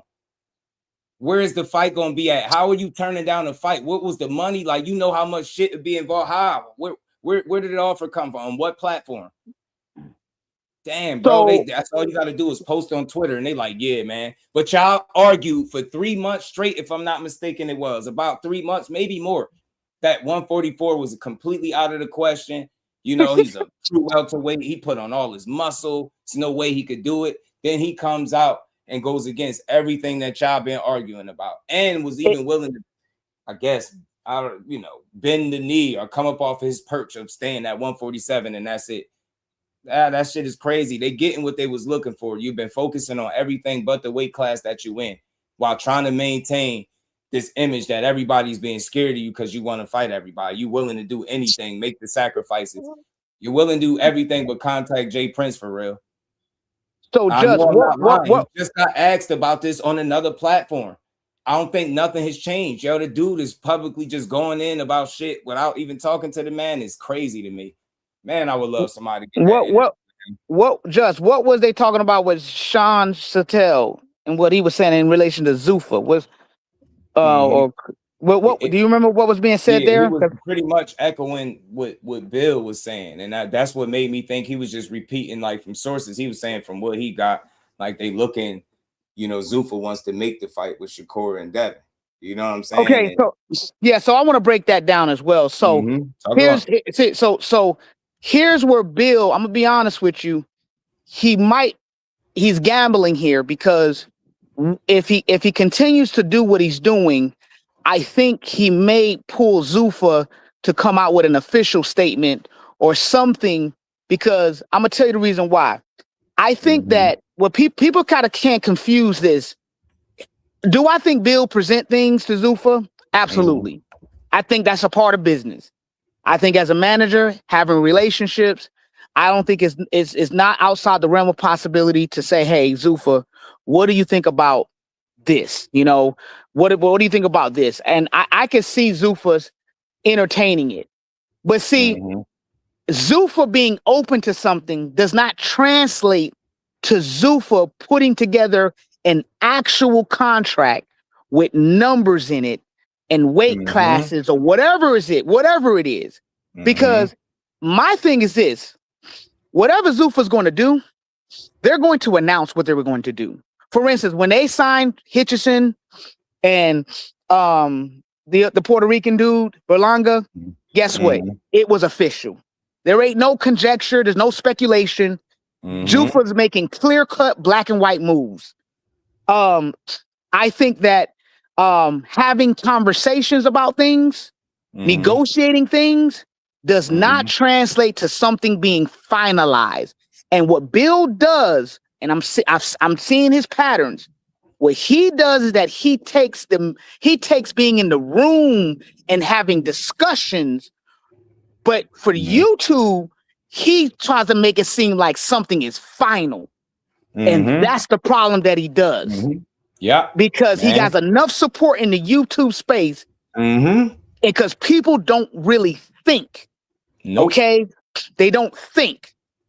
Okay? Working some details out don't mean you have nothing final, man. That don't mean a damn thing. You know what I'm saying? Right. You negotiating without money is crazy to me. That's crazy. That shit is diabolical, and his fans eating it up. They think it's about defending Shakur. No, it ain't. It's about speaking the truth. If Shakur was going about it this way, I'll be saying the same shit. He said that, when negotiations get done behind closed doors. And what do you immediately see? Every time they confuse y'all, they make you think they got some type of update. Oh, yeah, he turned the fight down. Why? Because he ain't say the right shit on Twitter. Damn, man, I called this shit out in advance, so I ain't tripping. Y'all know I called it. I said that's you called it. They're gonna do. You called it. Ignore the fact that they told the world Keyshawn was first, and they're gonna make it about Shakur, and they're gonna say he ducked. Then when they mess around and don't fight Keyshawn, if they do end up making an official announcement on Zuffa or with Zuffa, and the truth is that if you fight for them, you got to drop your belt, then that's going to be the thing too. They're going to blame that. Well, we went with Zuffa, so we couldn't keep the belt and we couldn't fight Keyshawn. Watch. So all of this, there's all deflection. Notice, after getting exactly what Team Haney wanted, Keyshawn in that number one spot, they diverted to Shakur. And now they're ignoring it like he heard. They was willing to say that Shakur was stepping on Keyshawn Davis' toes and trying to get the fight from him. Now he's in position. And y'all, now what is it? It's another narrative. Now it's like, no, Shakur ducked. Well, Keyshawn didn't. So let's entertain the goofies. Yeah, Shakur turned down the fight at 144 on Twitter. I'm assuming, right? So you know who didn't? Keyshawn Davis. What are y'all gonna do about y'all mandatory guy? Absolutely. The WBO said they stripping you if you don't fight him. So all this noise about Shakur is smoke and mirrors, and it's a deflection tactic, man. Fight the guy in front of you, then try to fight Shakur. That's y'all problem. Y'all skipping all of these steps and you acting like you negotiating 2 fights at the same time when you're not even negotiating the guy that's in position, and you risk getting stripped and relieved of your title if you don't fight. Y'all not fooling me with this shit. I'm gonna tell you what else come out and I'm wrong. I promise you, I'll cook myself. I'll say how wrong I was, and I'll be like, credit to Bill and Devin. I'm gonna tell you what might happen. Remember when Dev had the mandatory with Sando Martin? Mm-hmm. All right. Remember what happened, right? Mm-hmm. Sando Martin, Dev wanted that money. Exactly. It went to purse bid. Nobody bid on the fight. Nobody bid on it. Top rank won it for like 1 point something million. Cook. Because I know Cook. So Sando Martin was gonna get a certain percentage of that. Mm-hmm. What Devin wanted, now because it went to purse bid, he wasn't gonna get anything that he wanted, what he expected. What Dev do? What Dev do? Drop the belt. Yeah. Drop the belt, went up to 140 and fought. See? I'm telling you, man. Go ahead. That shit is facts, man. The situation is very reminiscent of that. And on top of that, right now, without nobody coming to bat for him or no official announcements being made, if he really was negotiating a fight with Keyshawn, you know where that'd be at? On Top Rank. Yep. And he not gonna get the money he looking for. So again, for you silly people, he get paid a lot, anywhere from 4 to 6 million up front. You think Top Rank gonna get that to him? Nope. You think they feel like he worth that? Nope. So what are y'all talking about? How are you negotiating the fight? In my original point, without no backing. I hate to say that, but that's what it is. They're an independent contractor. They're not with nobody right now. The rumors that you're hearing are about Zuffa, right? Until that's made official, you think they could pursue realistic negotiations where you could really sit down and iron out a fight? They just duped y'all again on social media. They did it again. But just though, here's another reality though. If they really had real backing, they wouldn't be negotiating nothing. Zuffa would be doing it. Right. Turkey would be doing it. Right. Did they make their last couple of fights this way, y'all? Did they fight Brian Norman this way? Was it all of this bullshit? No, because they really had backing and Turkey was taking care of it. Absolutely. Same thing with Jose Ramirez, another ring card that he fought on. Turkey took care of it. It wasn't all these public negotiations and back and forth and trying to one up. Oh, you duck. Bro, it's so stupid. So when y'all was in the same weight class, y'all said he ducked you there. Now you would really, if you want to be honest, with the exception of his last fight, you 2 weight classes away. Would it be really any surprise that he not fighting you? Like, come on. So y'all gonna run the same play, gonna duck you, even though he not in your weight class, even though you ain't said nothing to Jay. The most conversation you had was what we just seen publicly. I seriously doubt that you picked up the phone since then, because you had a more recent interview, and I wish I could find exactly what point it was where they asked him, are you negotiating? And he danced around it like he normally do. He never answered the question. That's telling me everything I need to know. So y'all keep playing. Right, when his ass gets stripped, don't say I ain't tell you so. They're gonna find an excuse for that too. It's gonna be Keyshawn's fault. Now it's fight or vacate at this point. I don't know. I ain't falling for this Shakur banana in the tailpipe. Nah, hell nah, not at all. I refuse to fall for that shit. Yeah, me too. Get your ass in there with Keyshawn. You know what I'm saying? He on your helmet, bro. It's an easy fix, man. You got a viable fight right there, bro. And he fooling y'all. He keep getting on the phone with the fighters and not the manager. The fighters don't make their fights by themselves. There's a reason Jay Prince is in position, bro. Smoke and mirrors. He want to talk to Keyshawn. He want Keyshawn to call Shakur. Then he was just on a little while ago. Y'all said he was saying the same thing. Yo, tell him Bernie, call Shakur. Why would you be calling the fighters and not the manager? Seriously, if you really trying to do business, and why are you trying to do it publicly? I'm gonna tell If he already turned down a fight at 44, why is Bill trying to get him on the phone? And why wasn't Bill able to relay that information before he got off on the live stream? I'm gonna tell you why. He seemed to understand that he turned it down. Why wouldn't Bill know? He know everything else. Come on, I'm gonna tell you why. I'm gonna tell you why Bill. I'm gonna tell you why Bill prefers to talk to the fighters. It's very simple. He knows that these are fighters and these aren't individuals that are handling business.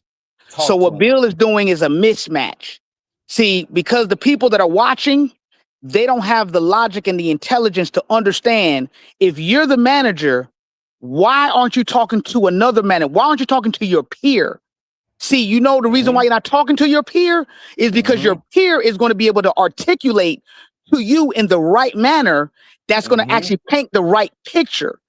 You could talk to the fighters because you're banking on them being emotional. You're banking on their lack of knowledge and intelligence of the business. You're banking on them to say something that you can actually extract and use that kind of feeds into the overall narrative.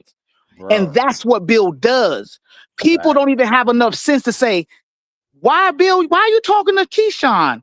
Why don't you go talk to Jay Prince? Because the last time he talked to Jay Prince, guess what? It didn't go how Bill expected it to go. He couldn't run around circles. He couldn't do that them little games. Jay Prince was direct, straightforward, and told him the business. Just clean, to the point. There ain't no conjecturing and speculation. Yeah, facts, bro. That's what I'm saying. And where else do you see the manager of a fighter actively, continuously calling out the fighters and trying to talk business with the fighters publicly instead of getting on the phone? You know, another reason, because Jay Prince is going to keep him honest. You can't shuck and jive and walk him around the block. You seen that in the brief conversation with Gilly and Wallow. You got up there with nothing but respect, calling him the big homie and all that. You're not going to play these games. That's why that's the person you should be saying call, if anything. And if you just want to make a show out of it, then I get it. But that's the person that could really get it done. The fighters are not ironing out all their business by themselves. You're playing games in everybody's face. And then when we call it out, we got to be some type of haters of Devin Haney. Nah, I just don't appreciate the way it's confusing the hell out of the people. And then we got to argue stupid shit. You get what I'm saying? Like, come on, man. Talk to the manager, bro. You know that. The same way you was with the Gilly and Wallow situation. You see how brief that was? Because you can't play those games with him. You're not going to sit in his face and tell him that his fighter said no to something that he know you and him never talked about. That's why he's not asking to call Jay Prince. The hell with all the smoke and mirrors, bro. Respect the Bill. They doing a hell of a job because he's done it again, bro. But man, if y'all not asking that question, y'all ain't really trying to get no fight. You don't make a fight on Twitter. You can't accept shit on Twitter, right? Correct. You can't turn down nothing without it being offered to you, fam. You can't duck a person that's not in your weight class. They was just beefing for 3 months or more about 144. Now all of a sudden it's the topic of conversation because of a fucking tweet. He do most of his fighting with Shakur on social media, and that's the way it's always been. And Shakur fed into, they both guilty of it. Let me be very fair. But in this particular situation here, the difference is Shakur has been adamant about it not being negotiations. He tagged, who was it? Well, Mike Coppinger told him straight up. You get what I'm saying? He's been confronting people like, where are you getting this from?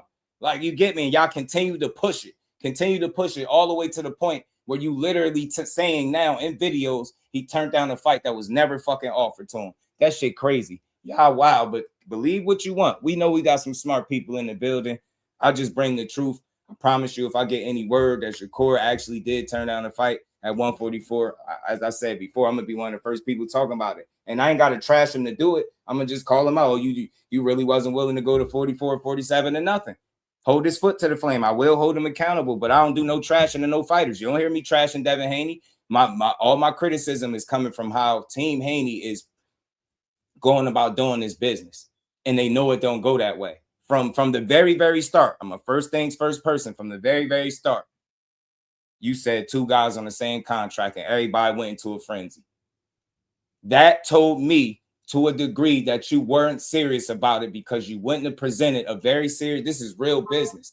You just was entertaining like 444, like you was saying, you was just up there entertaining, bro. You didn't present something to the public that was real or feasible. You just said something and then boom, then the next day it's another narrative, boom. Boom. Now, y'all, the business works so damn fast that they managed to not entertain Keyshawn, but figure out that Shakur turned down the fight without nobody. Can I say something, Just? What platform they fighting on? Oh, my goodness. God. Can I say something, Just? Facts. Mm-hmm. Can I say something real quick? Yeah, for sure. Another angle, right? I'm not saying it's true. This is total speculation on my part. I think the reason why he was trying to look at both fighters to get them on contract was for this. If he fights, okay, first of all, we got to also realize boxing is their livelihood. Yeah. They don't box. They don't make any money. And I'm pretty sure that they have expenses. So if we just look at it from the angle that money is very important to them, and, obviously the amount of money is very important to them. Okay. That's why they're pretty much expensive as fighters. This is why promoters say, Devin, he requires quite a bit. That's his prerogative. Get your bag. Yeah. Now, this is what I was thinking. Because Jay Prince pulled the move on, the mandatory, Keyshawn being the mandatory, he knows this. I got you, Ron. I'm gonna pull it up. If Devin fought Keyshawn Davis and loses, Jordan, he potentially shuts himself out of any major potential bag. So what I think Shakur was going to be the financial safety net, just in case he loses to Keyshawn, he can go back to the well because he already negotiated a Shakur fight, which would be a major financial increase. So that's the reason why I think he wanted a 2-for-1 deal, just as a buffer, just in case Keyshawn gives him that business. Because if Keyshawn beats him and he has nothing else on contract, I'm telling you right now, Devin Haney stock will be reduced. And I don't think the big bag fights, I think, are going to be very far away from him, because people are going to see something and they're going to be like exposed and blah, blah, blah, blah, blah. The whole narrative stuff. I think that's going to affect him, very similar to how the Ryan Garcia, blunder affected him. Even though Ryan Garcia was a drug cheat, it affected Devin Haney's value. And I don't think they ever want to be affected that way again. That's what I want to say. Right. Yeah, I feel like, you've been cooking since you cooked the damn link, bro. I think everything you said was logical, sensible, and easy to digest. And I don't think you sided with no fighter or the other. I think you sided with the truth. And that's just what you've been up here speaking. Sure. If anybody sees it different, look, it's a conversation. We ain't got to argue about it, but you damn sure if you see it somehow, anything different, it could be 180 with me at 444 talking. Come up here, click the link. Just have a grown man conversation. But look, up on the screen is Shakur responding to the 144 wasn't enough. Still don't want to fight. Damn. What did I just say, though? The same thing y'all pulled with Rolly. All these fake public negotiations. Real negotiations happen offline. I'm the truth. You're going to see when you get in front of me.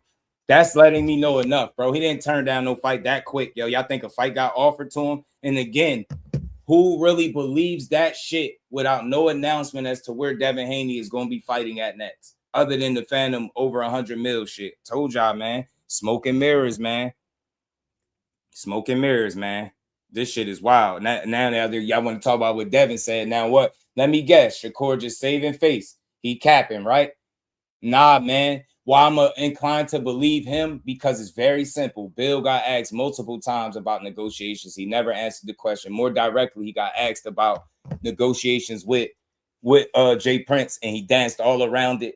And then when he asked about this same tweet that I got up here from Devin, he couldn't give you no answer as to what happened. So tell me how fast did this shit happen? And y'all can't send no offers to nobody. Didn't y'all just see this with Rolly? Shakur is calling it out.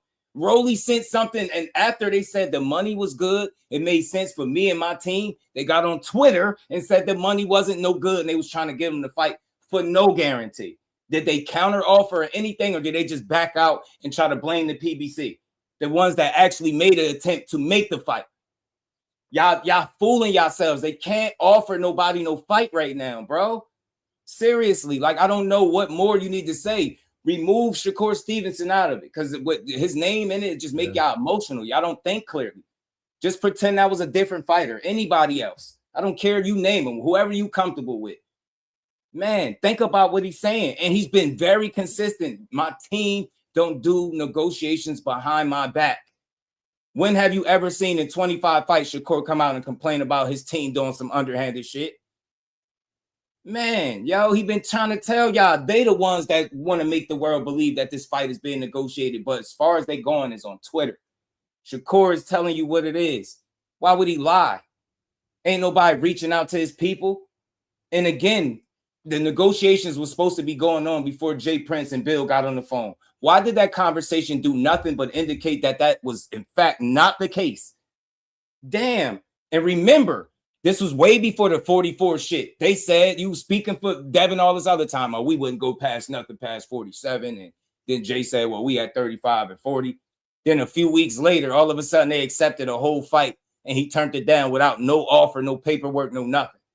Man, yo, y'all in la la land, man. Respect to them, and the respect that I give them is because they know how to dupe the public. But to a certain degree, if that was my favorite fighter, I would feel disrespected. Why? Because you playing in my face. You think we're all supposed to be stupid and not follow boxing. And I promise you, if Shakur started moving like this, all this about how people move, if this is how his team was moving, I would be thoroughly disappointed, and I would call it out too. He don't shuck and jive on the internet. Hey, y'all, how fast did Tszyu and Shakur get made? How fast did that fucking fight get made? Teachable moment, y'all. When somebody want to fight Shakur, look how fast the fight get made. It don't get made on Twitter. They don't got to go back and forth. They don't got to run to the social media like little girls every time with no updates. They doing this. They fake negotiating in public, yo, in y'all face without speaking to the man or people that can move the needle. That's diabolical. Meanwhile, he's trying to get one of the fighters, the two fighters he trying to fight, he want to get one to get the other one on the phone. That shit is wild to me, bro. That shit is wild. He hit that right on the head. They just did that with Rolly.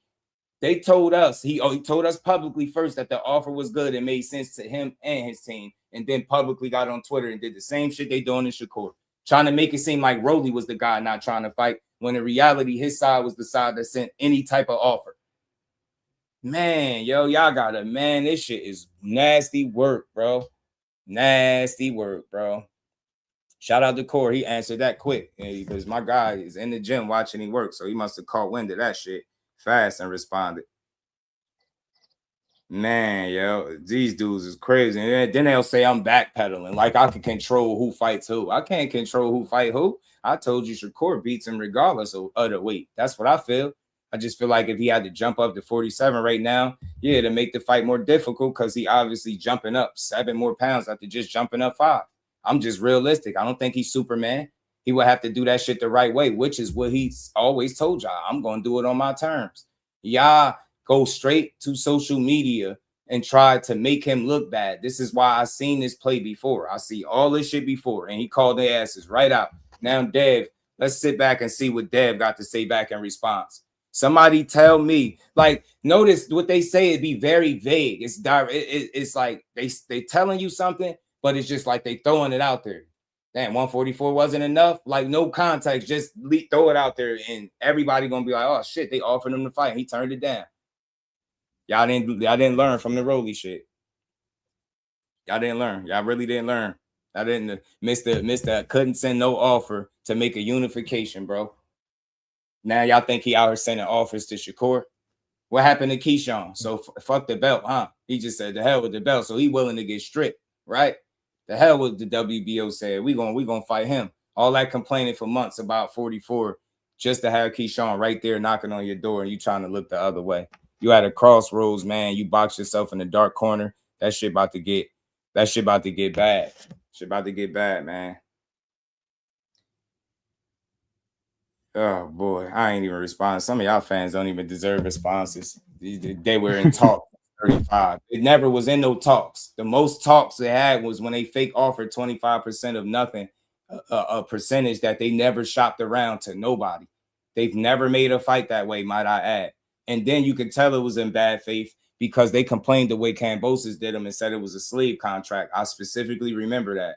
And then you turn around and do bad business and try to offer him some bullshit based on what Kambosos did to you. That's what let me know you wasn't seriously trying to make no fight. It's always smoke and mirrors, yo. It's the same old plays. Y'all just got to be smart enough to see through it. He a businessman, bro. He a businessman. He a promoter, a manager. He an entertainer. He a slick talker. All that shit wrapped in one. Ain't he from the Bay Area where they talk a good game? That's what Bill do. And the only ones that's being fooled by it right now is the people that just not thinking for themselves are being super fans of Devin Haney, because this is not it, bro. This is not it. I guarantee you, Devin Haney can't say that his dad reached out to Jay and Jay told him, nah, he's of course he ain't do. I guarantee you that he can't say that. If I'm wrong, y'all know it. I cook myself like, damn, I spoke too soon. I'm wrong, bro. I'm wrong. Damn, that boy look like he in tip-top shape right now, too. Let me show y'all this 175-pounder, man, real fast. Let me see if I pull it up on the screen, show y'all the 175-pounder that they, you know what I mean? Shout out to my guy, Bro City, man. In the gym, as always. He always in the gyms, man. Doing his thing, man, you know. He in there right now, boy. They say 175 pounds. Mind you, you could find a video about that probably less than a week old. So I don't want to hear, nah, they said it was a week since. Nah, I don't want to hear that, you goofy ass dudes. This is what they don't like. I got dudes sitting on other panels mad because I support this dude. And really, it's not even about supporting them. It's about supporting the truth. I've never seen an attack this nasty on a fighter and be wrong about everything they putting out there. Everything they lying. Now he turned down the fight. Shakur telling them public negotiations again. Real now, Devin should be able to say, "Yo, we reached out to your people. They said you ain't want it. At least I'll give him a pass for that if he could honestly say that that's the case. Throwing that shit online, man. That shit wild as hell, bro. Then they asked Bill about it and he dips off the panel in seconds. OT was good with it, bro. Let me show y'all this pounder. Look at this light heavyweight, y'all, standing next to Bro City. You know what I'm saying? Look at the damn light heavyweight. Look at this shit. Look at the light. Look at him. God damn, bro. Damn, man. Yeah, you definitely should go to 47, man, because you big as hell, bro. Damn, why that dude that big? Yeah, I don't see what's all this talk about. You just need to go up to 147 right now. Yeah, I mean, we know your hands brittle. We know you pillow fisted. We know you chinny, you soft, you scared to get hit. You don't got real defense. All you do is jump straight back. Your offense is bad. You don't throw combinations. All you got is a jab, and that's not even all of that. You get what I'm saying? You might as well going up there, man. You got all these advantages over these people, man, with this size, man. Just go up there. It ain't the skills. It ain't the talent. It's you being chinny and all of this shit, bro. You know what I'm saying? Meanwhile, you got big boy over there is demanding that somebody come up, man. Get your ass out of here. Stay your ass at 47 with the big boys, man. That's all it's about. That's why this is one of the best deflection tactics of all time. They really duped everybody into believing it was Debo and they was going to take over 47. Fought one guy and got right in the weight class and focused on everything but that weight class. Even lied to y'all about Fundora, Boots, Spence. You get what I'm saying? Zaya's winner. Like, bro, what? Yeah, right. They just said you're going to probably be like Floyd and spend most of your career at 47. So why rush your core up there? Because you think you had the ups. And I think he beat you regardless, dude. That's just being honest with you. Just think it'd be a more competitive fight if he had to jump up 7 more pounds right now. If he do it on his own time, cancel Christmas, buddy. Cancel Christmas. You know what I'm saying? So y'all deflecting, man. Fight Keyshawn Davis in your weight class. Shakur ducked you officially for the second time. This time, it was all on Twitter. You know what I mean? The last time you convinced people it was an offer of some sort that it never was. So, all right, move on. What you going to do when you can't push that Shakur Stevenson is ducking you and you got to focus on people in your weight class or possibly the next weight class up? What you going to do then? Nah, seriously, what you going to do then? Because I'll entertain it. All right, he turned the fight down again, right? Cool. No problem. What you going to do after that now? What do you do now? Do you entertain Keyshawn? Is it all focused on Keyshawn? Y'all successfully pushed this narrative that I predicted a week or two in advance. Now that we here, do you fight your mandatory or do you get stripped, Mr. WBO? I'm going to tell you what he's going to do. He's going to take the Zuffa deal, and he's already planted the seed with the Zuffa deal by making people believe he got $100 million Zuffa deal waiting. So people are then going to say, well, he took the Zuffa deal because, you know, the amount of money getting paid $100 mil. Who wouldn't do it? Drop the belt. You know what I mean? Everyone, look, Hitchison dropped the belt. Ataya dropped the belt. Like, drop the belt. $100 million deal. Yeah. And you know why this is bad business too, bro? Because this could be a potential future opponent. And you will once again have painted him as a duck. Instead of just letting it be what it is, you dumb. You need this guy to make that $100 million. But nah, let me shit on his name one more time because we ain't learned shit since 135. We still running the same plays out of the same playbook from 135. Literally. Yeah, we can't get our way. We can't debo him and we just gonna convince the world that he don't really want it. This shit is sad, man. Sad. And y'all gonna need the guy to make a fight. Notice, Shakur don't move that way. He don't notice. Nobody from his team does none of this shit that we seen people do year after year with him. Try to win the war of words and public perception on Twitter. Nobody from his team does this dumbass shit. Nobody. That's not how you make a fight with Shakur on Twitter. T.O. showed everybody, if you want to fight Shakur, how to do it and how fast and easy it is. And that's what both him and his dad said. One of the easiest fights to be made. That's what happens, man. Y'all better pay attention, bro. The only struggle Shakur has getting fights realistically, if you paying attention, is when people say they want to fight him and actually don't have no intent behind it. Or when he got to go down through a list at 135 and end up on De Los Santos because everybody make this guy say it's like a dog chasing the cat. He can make more money somewhere else. This guy needed a little more umph. And here go Edwin De Los Santos. Oh, that's what y'all paying me? Cool, I'll fight him. That's what's going on right now. It's the same shit over and over. There's no paperwork to validate none of these claims when they say he ducked somebody. That's what it get me worked up because why lie? You're going to need him to be one of your future opponents. Why try to trash his name before you fight him? Dumbass. How many times can you say I ducked you before? Like, I just stop entertaining anything to do with you until I get to 47. If truth be told, if y'all had just let it be when he made it clear that that's not where he was going right now, we wouldn't even be having this conversation. But it's y'all that's forcing it. Y'all lying to the public and slow dripping information saying y'all negotiating without a home. That's y'all lying. You got Sean Zeitel repeating it. You got Mike Coppinger talking about it, Radio Raheem, and everybody else. Like, bro. And then when he asked about it, he like, yeah, well, you heard what such and such said, right? And I'm like, what? You hear though? We want to hear what you got to say about what they said. You would be the confirmation to what they said. These are third and fourth and fifth hand parties. You are the guy, but you can't give us none of the information on your situation. Find it hard to believe, but you could run right on Twitter and make it seem like, look, you told people the fight wasn't on the table. Look, you said 144 still ain't enough. Like, bro, that's all y'all care about. Same old shit, bro. He called y'all out big time, man. Big time. Shout out to everybody in the building. Hit that like button, man. These dudes cooked themselves today, man. I ain't gonna hold you. Corner, they painted themselves in a corner, and it's gonna continue to be that way until they do better business, man. Realistic business. Notice when it's somebody that they're not gonna fight, all the business get done online. All the business get done online. All the narratives get spent online. And then behind the scenes, there's actively nobody reaching out and calling. Look, I ain't even catching when I just had Bill Haney on that interview. He said it's too much going on behind closed doors. Like he was basically wanting this shit to be more of a public thing.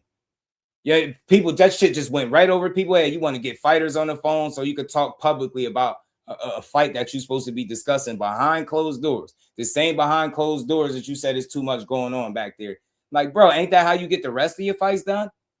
And that's exactly what I'm saying. With Core, it's Twitter, it's fake offers, it's false narratives, it's he ducked this, he don't want that. Nah, bro. Y'all said Keyshawn was first. Fight him or let the belt go. Straight like that. Let me find out Keyshawn Davis going to be fighting somebody for the vacant WBO title. Let me find out. That's what's really going on. All this for Keyshawn Davis to just end up fighting. You get what I'm saying, for the vacant WBO, because the guy that got it ain't looking to fight him. And furthermore, I told y'all, if I had to take a wild guess, he not fighting neither one of these dudes next. And it's going to be excuses as to why he didn't fight both of them. So far, I'm still kind of going through a couple of different options with how they're going to spin the Keyshawn shit. But Shakur shit, I already told y'all. Y'all see it. He ducked. And Court called that shit out immediately. Y'all heard publicly negotiate. Dudes keep telling you to hit their people, hit their team, hit their manager. And we all know y'all got each other's phone. Shakur just said that's how you get the business done, right? That's how he got it done with him and Tszyu. They got on the phone. Put that ego and shit aside. Put your Twitter and shit to the side. Get on the phone and make the fight for real. If y'all can tell me that y'all realistically reaching out to these guys and Shakur is telling Jay Prince, he like, nah, I don't want to do it, then we got a different conversation and Just Do don't have no problem talking about it. Still not going to shit on him for it, but I'm damn sure going to call it out that you didn't want to fight. Like you said, and like you alluded to, like you made people think. Trust me, his feet going to get held to the flame, but I can't do that based off lies and half truths, bro. I just can't do that. I can't. It's the same shit over and over. Shout out to Blunt, my dog. He said they scared for real. They front for the media. Them public negotiations is weird, bro. Yeah, you did it, man. You did it again. You doing, Damon, you be pushing it, bro. You notice how I don't do nothing. I don't have that energy for Devin. I don't make it personal. You ever hear me calling him a coon? You know what I'm saying? You ever hear me calling Devin Haney a coon? Like, hey man, I really like, and I'm gonna say this for the last time, bro.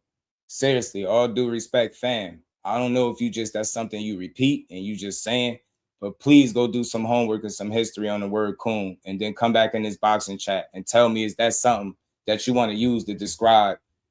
I hate to even to say this, but a successful multimillionaire that's taking care of all his family, taking care of his people at the top of his game. That's it. I tell you, like that just be too far. That's when it don't be about boxing. You got to think everything attached to that word is negative. And that's just something crazy to call somebody, you know what I'm saying? But Bill Haney ain't a coon for sitting up here lying to you, convincing you two fighters go on the same contract to fight one person. That's why I tell you, I rock with Dev. Shout out to GHB, aka The Spirit, man. Y'all all hit the like button, man. We got over 70 people together on both streams. Hit that like button, sub to the channel. Let's keep building. Anybody could click the link and talk about it. Devin is a phenomenal fighter, fam. That's why his name continue to be in these conversations. But I know when it comes to Shakur, they go about the business in a way that I've never seen with anybody else. You get what I'm saying? They literally lump both of these dudes in there on some 2-for-1. Y'all ate it up. You get what I'm saying? Haney Holes is that's totally different, fam. Haney Holes is and again, I could tell you why I started using that, because of how egregious y'all started being. And then when I started getting disrespected by the Super Haney fans, I had to give y'all a nickname. That's not referring to Dev or Bill. The Haney Holes is the fan base that believe that you could put two fighters on the same contract to fight one dude. The Haney Holes are the guys that believe you could duck a dude that's not in your way. The Haney Holes are the people that are pushing the narrative that you could turn a fight down without it being offered to you. You could send offers without money attached to it. Like that, those are the Haney Holes to me. You know what I'm saying? But a coon, seriously, think about the word. Like, think about that. That's not a way. That's not something you want to sit up and call somebody. And notice, he a coon for being great. Think about that. In no other sport would somebody be looked at just for being successful. That's all he is. If he all that, if he's scary, if he too small, if he a duck, he chinny, scared to get hit, no defense. Why the fuck Devin Haney is currently clout chasing his name right now? And I don't even like using the word clout chasing, but I'm now I gotta go there. That's clearly what they doing. You know what it is when a guy is saying that y'all ain't speaking to my team and nobody spoke to me about no fight, but you continue to get on the internet talking about we negotiating. You continue to get on the internet and publicly negotiate a fight that you know is not happening next. Show me the fight that they publicly negotiated and made, y'all, and I'll shut up. Matter of fact, I'll go to the extreme. Show me the fight that they publicly negotiated first, then actually made it, and I'll delete this channel. I won't do another video. Another live stream. Show me one fight. They got 33 of them bitches. That's close enough to 40, right? Round that shit up. You know what I mean? They got over 30 fights. Show me the fight that they made publicly negotiated. The fact that they're already telling you a guy ducked a fight that has not been properly offered to him tells me everything I need to know. The only thing they care about is public perception when it comes to Shakur Stevenson, fam. Shout out to my homie Blunt. Yeah, I'll put the channel on the line, Blunt. I swear. Show me the time they publicly negotiated this way and made they fight, and I'll delete this shit right now. Right fucking now. You know what I'm saying? Show me it. Show me a time that they was able to offer anybody a low ball 25% and the fight get made. Show me another time that they ever done that in boxing. Show me a time without shopping the fight around to any network, so you wouldn't even really know what that 25% entailed. Tell me when. Tell me when they done it. Tell me when you ever seen them fight, get two people to put their name on the same contract for a fight. I can keep calling it out. And it's not about how he fight. It's how they doing business when it comes to fights that I know they're not really trying to make. What manager do you know wants to get on the phone with the fighters instead of the other manager where he could iron out the business and see which one of his fighters is he interested with putting in the ring with him? Tell me again, what fight have they made that way where they got on the phone with the fighter and not the manager or the team of said fighter to make an actual fight. Name the fight. I gave y'all a lot of options, bro. For y'all that hate this, my supported Jersey and Shakur Stevenson, here's your opportunity. If you can find that shit, I'll delete this shit right now. Won't get no more videos from me. Delete it with no problem. I already know the answer to it. This is why I'm saying it, though. I know the answers to this shit. I'm just being genuine with y'all. Y'all making it personal about the fighters. Nah, I just don't like to be lied to, fam. I don't like to be manipulated and, like, you know what I'm saying? Stop with all this goofy shit. Like, get to the real business, bro. They asked you, are you negotiating? Yes or no? He never said yes, and he danced around it. Why can't he just say, yeah, we handling the business and that's it? That's it. We don't need to know your numbers, nothing else. Just tell somebody that you actively are in conversations with their managers to fight either of the two. And I'll shut up right now. And I'll apologize publicly. I'll get Bill Haney, Team Haney, and I'll even stop calling y'all Haney hoes for a week. Well, maybe a day. You know what I'm saying? Maybe a day. A week is wild. That's insane. But yeah, you get me? That's all I tell y'all. You just tell me, you know, when I'm just saying things that's not logical and real. That's all I'm saying, bro. You know what I'm saying? If I'm up here lying to y'all, call me out on it. If I'm only speaking half truths, anybody click the link, call me out on it. Talk to me. Come talk to your boy. You get what I'm saying? Show you how to have a conversation, man. I could tell you why I don't believe that this is going on, because it's too much public. It's too many public updates and no real motion behind the scenes where shit get done at. That's how I know. You get me? It's a very simple, straightforward yes or no question. Are you negotiating with such and such to fight either of those guys? Well, King. Well, you know, King. Sean Zeitel said King, and, you know, Radio Raheem and those brothers, and, you know, Devin is willing to fight anybody at 147 pounds, and, you know, we wouldn't go no lower than 147 pounds for nobody. But King, you know, Devin, you know, he fought Lomachenko at 135. You know, he gave him an opportunity, you know, to become undisputed. Bill, the question was, are you negotiating currently with Jay Prince for Shakur Stevenson or Keyshawn Davis? Either or are you just doing this shit on the internet? King, well, you heard what Chris Mannix said on his YouTube channel, and you heard what, you heard what Mike Coppinger tweeted, right? You seen his tweets. So, you know, I can't say more than what they said. You know, I'm just the messenger. You know what I'm saying? I'm just the messenger. But you know, Devin, he went over to Australia twice at 135, and we took a bad deal for Cambosis. Like, shut the fuck up. The question was very simple and straightforward. Are you negotiating? Yes or no?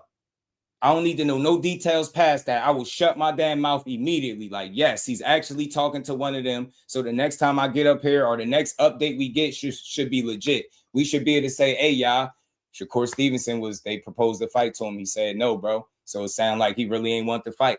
You know what I'm saying? And then we can cook from there. Or, yo, bro, they reached out to Jay Prince, and Keyshawn was just bluffing. He ain't want to fight, yo. So we got to call him out. You get what I'm trying to say? All I want is the truth. Don't tell me something that sound good so y'all could be entertained and get you some clicks. I don't care about that shit. I just want to know what fight is really coming up next. I ain't got no picks for real. Just stand on business, right? You only can fight one at a time, whether it's Keyshawn or Shakur. I'm there in full support of either or. But again, if I could predict that y'all going to label a guy a duck before you even ever officially offer him anything, what does that tell you about the rest of the business that they doing?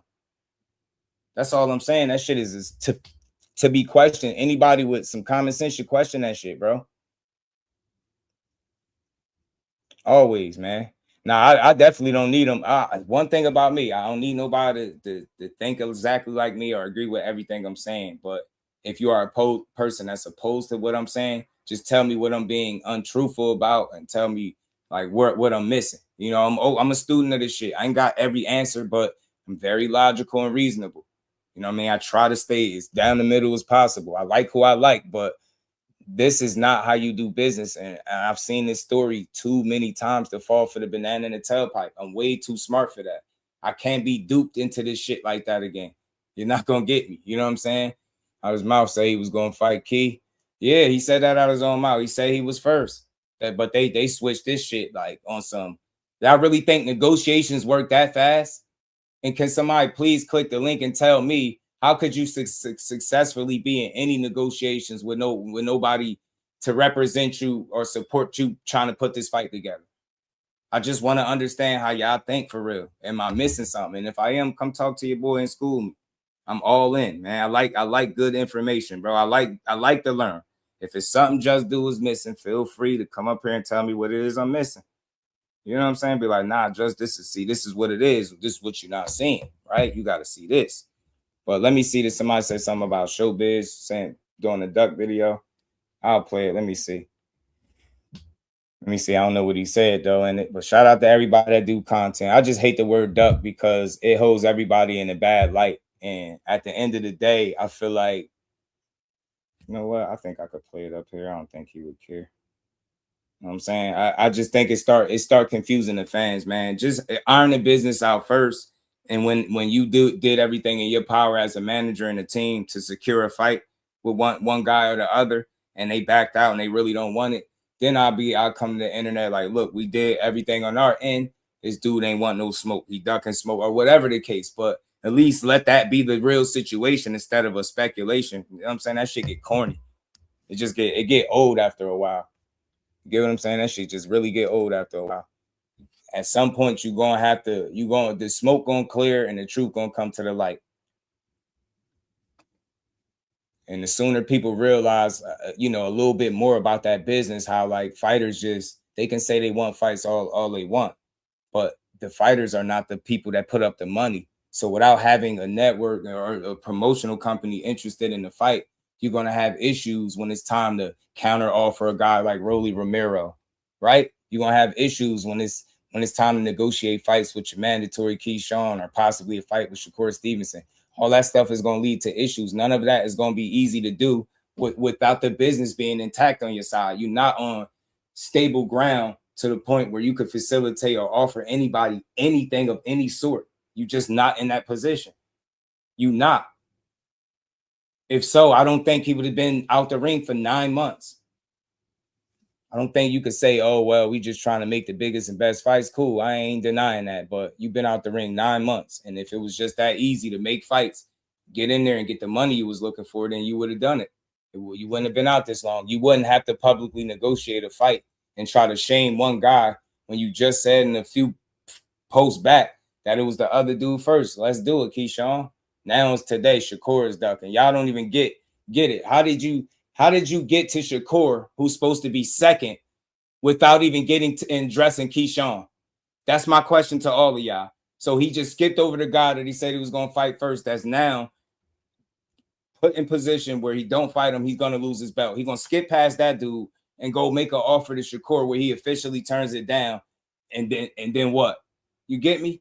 So he skipped past Keyshawn and went straight to Shakur. This is what you telling. Shit, bro. I'm telling you, man. Y'all don't know what kind of love spell he got on y'all, but that shit different. You know what I'm saying? Shout out to Rich Boxing. What's good, homie? Yeah, they know what it is. They know what I'm saying is logical. You could think differently and it's okay. I ain't saying everything I'm saying is fact, but that business side of it is real. That's legit. Not gonna see nobody offering up nothing without being able to. You get what I'm saying? Like, can't negotiate with no money on the table, with no money behind you. You can't. We obliged and said, okay, well, that's the place to do it at. We obliged them at the 144-pound catch weight, and let's make this shit happen. To all my brothers from the dog, boy, yeah.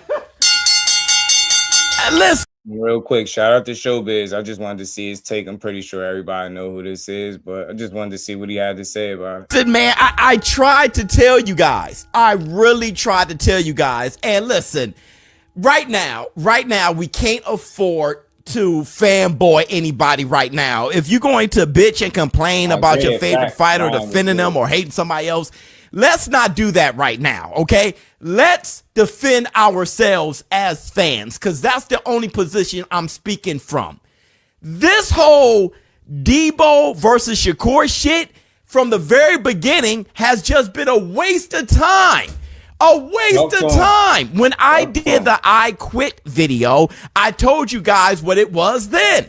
Keyshawn want to fight Devin Haney, but Devin Haney don't want to fight Keyshawn because Devin Haney want to fight Shakur, who doesn't want to fight Devin Haney, and Keyshawn Davis doesn't want to fight Shakur. So you got a bunch of people not wanting to fight each other. And now we get a live Instagram from Bill Haney speaking with Fight Hype, I believe, saying how the Haneys has accommodated Shakur, said they'll meet at 144 after Shakur said, yeah, I'll fight you if you come down to. And again, real quick, the biggest issue I have with this conversation,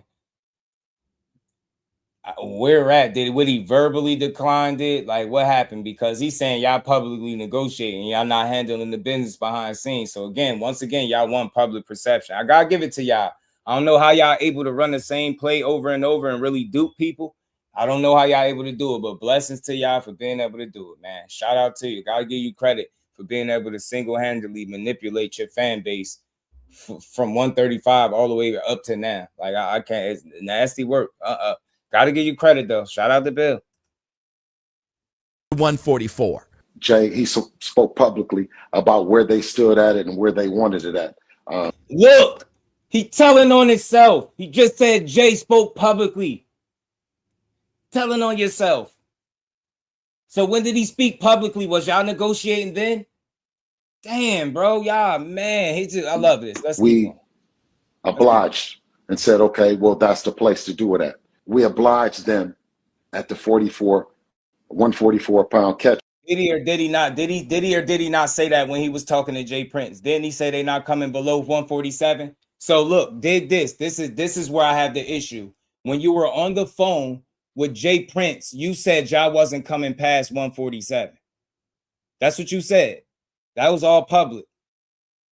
You not coming past there. Now it's like, fast forward to now. It's like, yeah, we obliged y'all. You obliged them publicly. You never said to them on the phone that, yeah, we'd take 44, and they still haven't done it till right now. Still, they just saying this shit on the internet. That's why Shakur is telling y'all they publicly negotiating, fam. Real negotiations happen offline. Ain't nobody speaking to my team about making this fight. So that's the biggest issue I have with the way they presented this shit.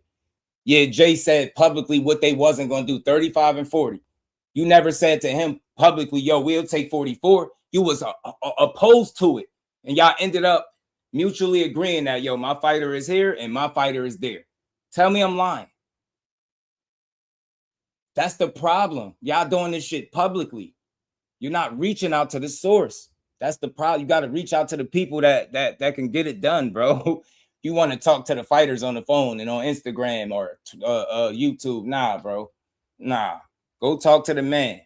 Keyshawn told you to too. Call his manager. That's all I'm saying. That's my only issue.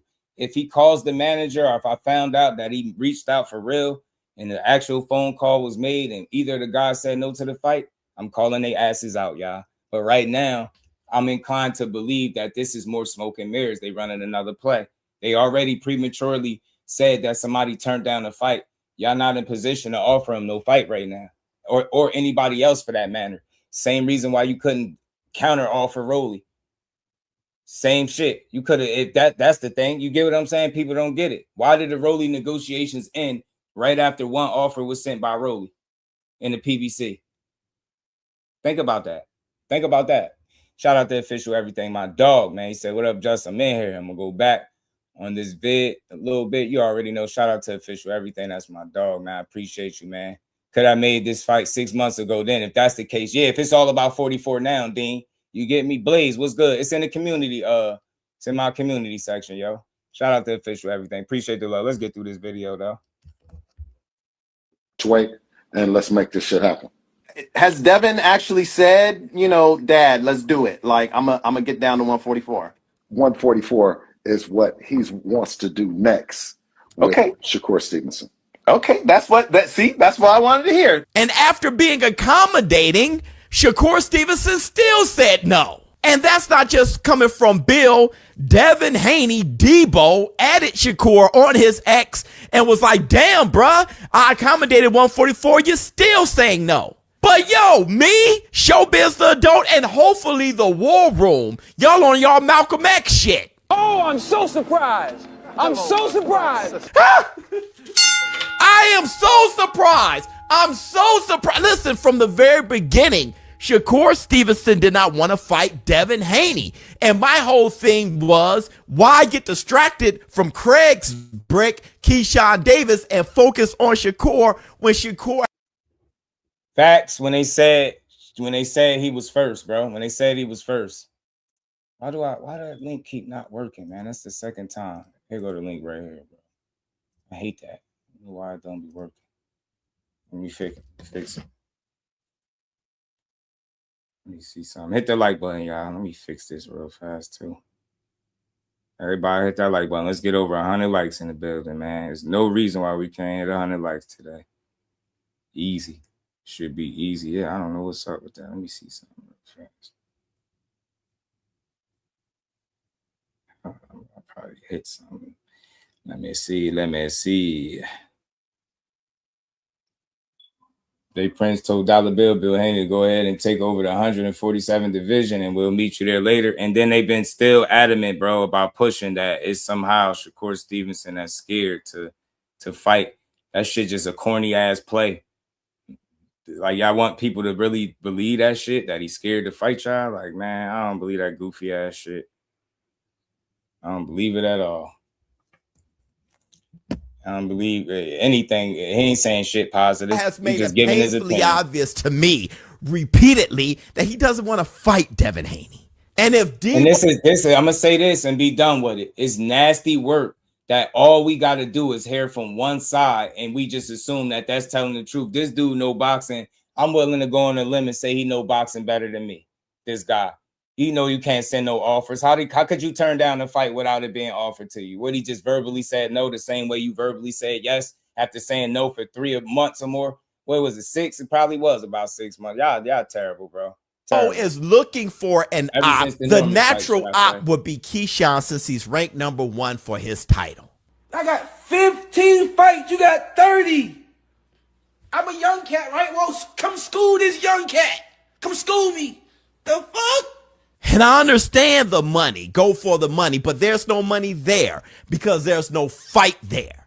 Me and Shakur the bigger fight. Him and Shakur the bigger fight. He's not at your weight class. That doesn't matter. And if you guys want me to run and start labeling people ducks and saying duckarone pacer, I will. It's a duckarone pacer. Shakur Stevenson not wanting to fight Devin Haney. But my thing was, that was never his plan. No matter what, it really wasn't his plan. He went and fought Teofimo at 140, and he always kept mentioning 135. Damn, it's nasty work to think that this progressed this far, this fast, without no mention of they managers. And this dude still to this day ain't willing to go just be like, yeah, I reached out to Jay. He letting the people do it for him like they typically do. He not giving answers when he being asked very straight, specific questions. He even was asked about the tweet that Showbiz is talking about. What did Devin Haney mean when he said, damn, 144? You still don't want to fight? Damn. Bill didn't even know what was going on. He know everything else. He been following this situation with the updates, with the tweets, with the mixtape circuit, right?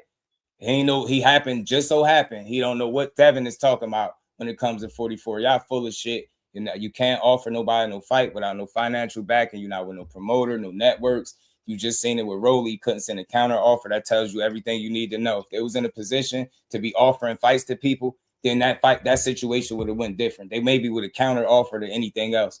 They're not in a position that they telling you they are, and they're not going to be in that position till the official announcement get made as to where they going at. And then if you're dealing with Turkey, you know how that go. So I don't know. I want to see all this, but I'm going to play this real quick, and Blaze, we going to cook. It's almost over. Yeah, bet. Which disappoints the hell out of me because the guy is so good. I think he can fight at welterweight and put on a damn great match against anybody. But he's just not ready yet. Okay, that's fine. That's not what he's going to do. And when I looked at the Haneys and I said, hunt Dawkins, I was meaning that distracting yourself and looking at Shakur saying that you're going to package Shakur and Keyshawn, that wasn't going to work because Shakur, there's just no fight there. But Keyshawn is right there. Bro. And Don't just Keyshawn, say that. Don't say it's no fight there. It is a fight there if they're being real. It's not going to work, showbiz, and you know it like I do. You can't put two fighters on the same contract to fight the same person, bro. I just wish people would say that part. has been calling y'all out, calling himself Craig's Brick. Crazy. I'm gonna whoop your ass, so-called Debo. You know what happened to Debo at the end of the movie? He got hit with a brick. Debo might get hit with a brick. And I think that is a fight everyone wants to see. And I think you guys underestimating how much that fight can make. That fight is a moneymaker, especially in a rematch if it's a good enough fight. And Keyshawn Davis is on the Debo list. So maybe we can look at it like this. The Haneys tried, all right? Whoever said, listen, we want to make Shakur versus Haney, I'm suspecting that it was His Excellency Turki Al-Sheikh. Well, Debo, he tried. And he even said, I come down to 144. Shakur is just not having it. So hopefully they say, okay, we got distracted. And listen, the war room was right. We shouldn't have looked over there. Let's go back to Craig's Brick. Because everything leading up to this has been one big I give you anything. Circle jerk. Haney. Keyshawn. I don't know. Get out of here. Yo, Bizza, don't. I hope I didn't offend anyone. I know people got. Man, shout out to him. Nah, he just gave his opinion. I don't think nothing offensive about it. He just gave his take just same way I'm giving mine. Only thing I'll say, man, this is a different day in boxing where you could duck fights with no offers. Nah, that shit is diabolical. I didn't know it was possible. Shit, not only without getting an offer and being in the same weight class. Shit. All while skipping over your mandatory, who you said you was going to fight first, that your fans cried about not petitioning the WBO. They did you one better, put them there, and then told you, if you don't fight them next, you're getting stripped. 52 fake out is very convenient that now the focal point is core. Somebody that already said they wasn't going up because they verbally said 44 on Twitter. Y'all means that's how business get done. My problem with that is he hasn't picked up the phone from everything that's out there and being asked directly on the YouTube. Have you negotiated? Did you reach out to Jay? King. And then you know how you go at 135, we was the last undisputed champion, you know, and Devin has always been like that. There you go with that shit. So that's why I have my reservations, man. You doing it publicly and not behind the scenes. And Shakur, like I said, responded to it with this tweet. Blaze, what's good with it, fam? Vision Beyond Sight, what's good with it? What up with it? Look like what's good? Running He's not as running from Keyshawn. You know what? That's what it looked like to me. That's what I've been saying. Like, listen, man, Keyshawn been on his helmet since you see him in the shiesty mask on January 29th, minutes before the Panos clan jumped Tiger. Right there in that lobby. You know, I don't understand why everybody makes this so hard. Like Shakur, we weren't talking about Shakur and Devin until Bill got on the internet, started talking about the fight. And like you said, I don't fucking open negotiations on the internet. It's like it's almost like he's trying to like peer pressure Shakur into taking the fight. Like it's weird. You know what I'm saying? Because it's like the fight of this magnitude wouldn't be done like this. You feel me? Just talking over the internet like that. That's all I'm saying, Blaze. It's a way that they go about their fights when they actually make them. And at every turn, they're trying to control a different narrative. Like y'all running literally the same play. When y'all gonna get tired of trying to paint this man as a duck while fake negotiating with him? You wasn't willing to negotiate at 35. You was cooked. And now you're not willing to get on the phone with his fucking manager. And when you did talk to him, y'all both agreed that y'all where y'all at. And now you come back publicly and act like something has changed with the conversation between y'all two since the last time y'all talked. That's very that's crazy to try to manipulate people into believing that shit that way. That's wild. I'm super cool, man, with some of the most staunchest, man, Haney fans, Hanos clan members, man. And I got to tell them, man, hey, man, this is very simple. They can't say nothing but beat little bro up first and then circle back for big bro. I don't understand why this is even an argument. They said it, they tweeted it. You feel me? That's all I'm saying. Keyshawn's talking about wanting to be the fight. Keyshawn gets mandatory. All of a sudden, Bill come outside and then now, it's not a money fight. It's not worth this fight. You said you fight it's all Shakur. And the Shakur fight would be bigger. Like you circle the block. And so what I gotta ask you, Just, Damon, gotta if ask he you wasn't this. as mandatory, why are they talking about stripping him if he don't fight him next? When have you ever heard Yeah, that? Just because and he that's ain't the fight the number one WBO. guy? They formally announced that, didn't they? Right. And I'm like, but they still argue that. That's the delusion we dealing with. Nah, he ain't the I number one. He's just mean, the number one. He's not the mandatory. that's why Bro, it's this like what no Core point had to in say to y'all arguing with again. him. There's no That's point the in arguing with core him. latest Kirk, tweet. I've been looking bad year after year due to false narratives. I don't give a how people choose to perceive things, especially when they hate on me for anything that I do. That's true. For real, don't matter what you do. All that matters is me showing up when it's time to show up. That's been my mentality for the longest. This public perception means nothing. How you handle business every single time you're in the ring is what matters more. So yeah, you'll get some narratives, you'll get people talking, but it ain't shit that he ain't dealt with. My thing is this: we all should have looked at it as a red flag, as I did when he from the very first mention of this, the negotiation part, he shot it down. How I knew he was telling the truth, we all found it out when Bill was talking to Jay Prince. You know they wasn't negotiating no fight with each other. Get what I'm saying? And the fact that you won't say, yo, get Jay on the phone, or I'm gonna go speak to him after, and I'm gonna bring back some information. I'm gonna go see which one of these dudes that they want to fight, and we're gonna fight them. If that's what you want to do, I can't tell them how to do it, but pretending and doing this shit on Twitter is whack. I can't respect it, bro. I hey, but really can't. you gotta give it up to Bill because Bill tapped into what he can get the fans to respond to. Oh, for And sure. it's based on I what give him a lot of Shakur done credit. said out his own mouth. Mm-hmm. When he talked to 154 with Connor, I know you're gonna argue that. I don't agree with it. I believe he can change his mind as well, but that's the knock. And then when he asks him, like even when Devin asks him, "Hey, we fight at 144, you fight," and when Shakur say yes, even that tweet ain't like a fight. That's just Devin answering the question. So now Bill come out and say they wanted at 144, but it's like, hey, bro, you can't negotiate and make somebody fight you on the internet, bro. It don't work like that. Especially when the cat got so many options at 135 and 140. He wasn't thinking about fighting Devin right now. Nah, for real talk. So you Real can't talk. force them fight next. That's why I'd be like, if you get like that, I get the fans. Cornelius was So good player. I He don't called even their knock the asses out fans. for publicly negotiating once again. I don't even knock the fans because the fight I want to see most is Shakur versus Devin too, but they don't want to Yeah, fight. nah, I don't mind. I don't got no picks, and like I don't mind seeing either or first, right? But I just want to be clear. I don't have a personal. I haven't made this personal. I'm just calling out what I see from an inconsistency standpoint when it comes to putting these fights together. Within a matter of days, y'all said yes verbally, or if I come to, if I come to 44, we got to fight. Y'all went from that to he ducking already. He turned the fight down already.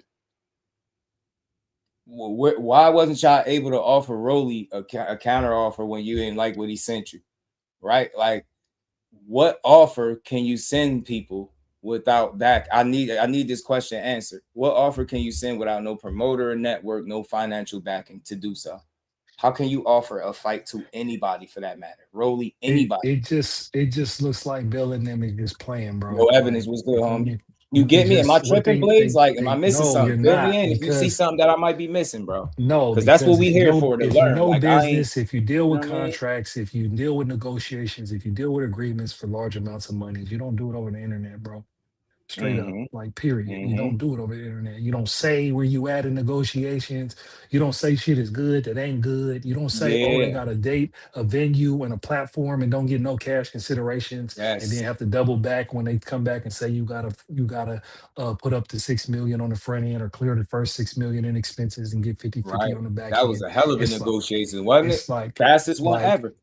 I and then what swear. it is just like I said, they just exposed with not wanting to sign to a major promotional company. And then it's like you can't make a major promotional company give you a deal Nope. in which another fighter is needed for you to make the money that you want to make. You feel me? And then 2-for-1. Like, who's going for that goofy ass shit? That's why I thought that shit was goofy. I Yeah. told them guys, bro. I Yeah. said that shit was disgusting when Bill first said that to Keyshawn. I hope that we get some official announcements soon so we can make sense out of this, man. I hope I always Keyshawn gotta say forces this Devin because to make him fight him. That's what I hope. because people would think I won't do it. And I just gotta say this so you know. I'm a fair shooter, bro. The minute I get the information solidly that Shakur turned down this fight at 144, trust me, we're gonna have a whole conversation. We ain't gonna skim past it. but it's no slander. The same way I'm doing with Devin. You know what I'm saying? No slander with Bill. I'm just saying, Bill, man, from what I've seen from you, when you doing all this shucking and jiving, the mixtape circuit and the public one-ups at every turn. Oh, yeah, this, tweet that. You was doing all this tweeting and updating. And then as soon as you got asked a real question for like the 5th time, at least in the last couple of interviews, you know what I'm saying, you danced around it. That is my biggest issue. And what it looks like, this is very reminiscent of 25%, and not so much the percentage, but the fact that you're skipping business. Like you was going to try to offer him money, then shop it around. You're saying he turned down the fight, but nobody has it on the table. In your mind, you verbally saying these things as you offering them a fight, and we all know it don't go like that, y'all. So everything Shakur is saying it in this tweet, all this shit been public, bro. Nobody is reaching out. He might ain't say all of that, but I want to see if Devin gonna come back and say, yo, we just called your manager and he said you don't want it. Then that's a different conversation we gonna have. Like, damn, Corey, you ain't want to fight him, and not even at 44. You know, I ain't got to trip on him for it, but I got to call it out because you said it, 44, and you got to fight, right? That's what y'all really be wanting to see. If I hold him accountable, I will. I just can't. I don't focus on this little dumb shit that y'all be wanting me to go in here and just tear him down for. Oh man, he looking crazy right now. No, he not, because he been the one saying adamantly that I'm not negotiating with them. That's cap. He been adamantly shooting it down. He said my team don't do shit behind my back. Every which way he's trying to tell y'all. And even now he's telling y'all public negotiations. Look, they just pulled this with Rolly. Go learn, because that was a teachable moment. Y'all skim past it. It's not about shitting on Devin and trying to make it seem like he less than. It's about understanding that situation. What it taught you is the lack of leverage that they do or don't have. They don't have it at all. They don't. That's why he's like, even notice every announcement was like walked on eggshells, with it was like tiptoed around. Oh, you put out a vague tweet, a deal worth over $100 million. And then every time somebody asks you directly about it, well, you know, I can't say more than I already said. And then Blaze, if I said this before, if I get you up here to ask you something personally about your business, about that everybody else is putting out, and your way of answering the question for me is referencing the people that put the information out rather than you coming from your source, you being the source and telling me, yeah, that's valid. What you heard what Sean Zeitel said, that was valid. The Bill shit, you heard what Chris Mannix, Mike Cobbinger, all that shit was valid. He can't do that. And without being very straightforward, because business is straightforward. It's not all that bullshitting. That's why I told y'all he won't get on the phone with Jay Prince. He'd rather talk to Shakur or Keyshawn, because he could try to trip one of them up to say something to make it seem like, oh, well, they negotiated against themselves or they really don't want to fight, when you can talk to their people. You've never got on the phone with 33 opponents. You've never got on the phone with none of his opponents and made a fight with them that way. Tell me I'm fucking lying. I told y'all if I am, I'll delete this channel right now. Not today, right fucking now. I won't even say another word on this bitch. That's all. That's how serious it is, because I'm challenging y'all to show me what y'all seeing, and y'all don't have evidence to back up anything that you're saying. It's a bunch of smoke and mirrors, man. Them dudes is gonna figure it out. I believe they're gonna get a fight, but I called it out the other day. Because I got tired of the shit talking. You talk crazy to me. How about neither one of them getting the ring with him next? And they both gonna be ducks. Shakur already a duck. Keyshawn about to be a duck, or it's about to be Zuffa fault why they ain't fight. Either or. Watch what I tell you. They're gonna both be ducks, or it's gonna be Zuffa fault. It's gonna be a some type of stipulation gonna throw out there. Oh, this is the reason it did. We try. None of it is gonna be. We talked to Jay, and Jay said neither of his fighters won. That's what I want to hear. And I'm surprised nobody else want to hear that. Y'all just want to see what he say. Yeah, he said, yeah, damn, man, it wasn't enough. 44 ain't enough. Damn, man, you still don't want to fight. Man, 147 ain't enough. Damn, man, you still don't want to fight. You a welterweight. Still don't want to fight. Oh shit, 54, is that enough? You get me? Do you want to go up there? Because all right, the Bash brothers ducking you. After you done pushing this duck narrative, because you already 50% there. I'm just waiting to see what the official narrative is going to be when the Keyshawn Davis fight don't happen. I throw out a few different theories. I just want to see where y'all going to go. Same old play. Everybody's ducking us when we call people out, when we put people on this list and the fights don't happen. Everybody's ducking us. I told y'all months in advance this is how they do, and you seeing it play out now. That's all. I'm not phenomenal fighter, smart businessman. You don't get as far as they got being stupid.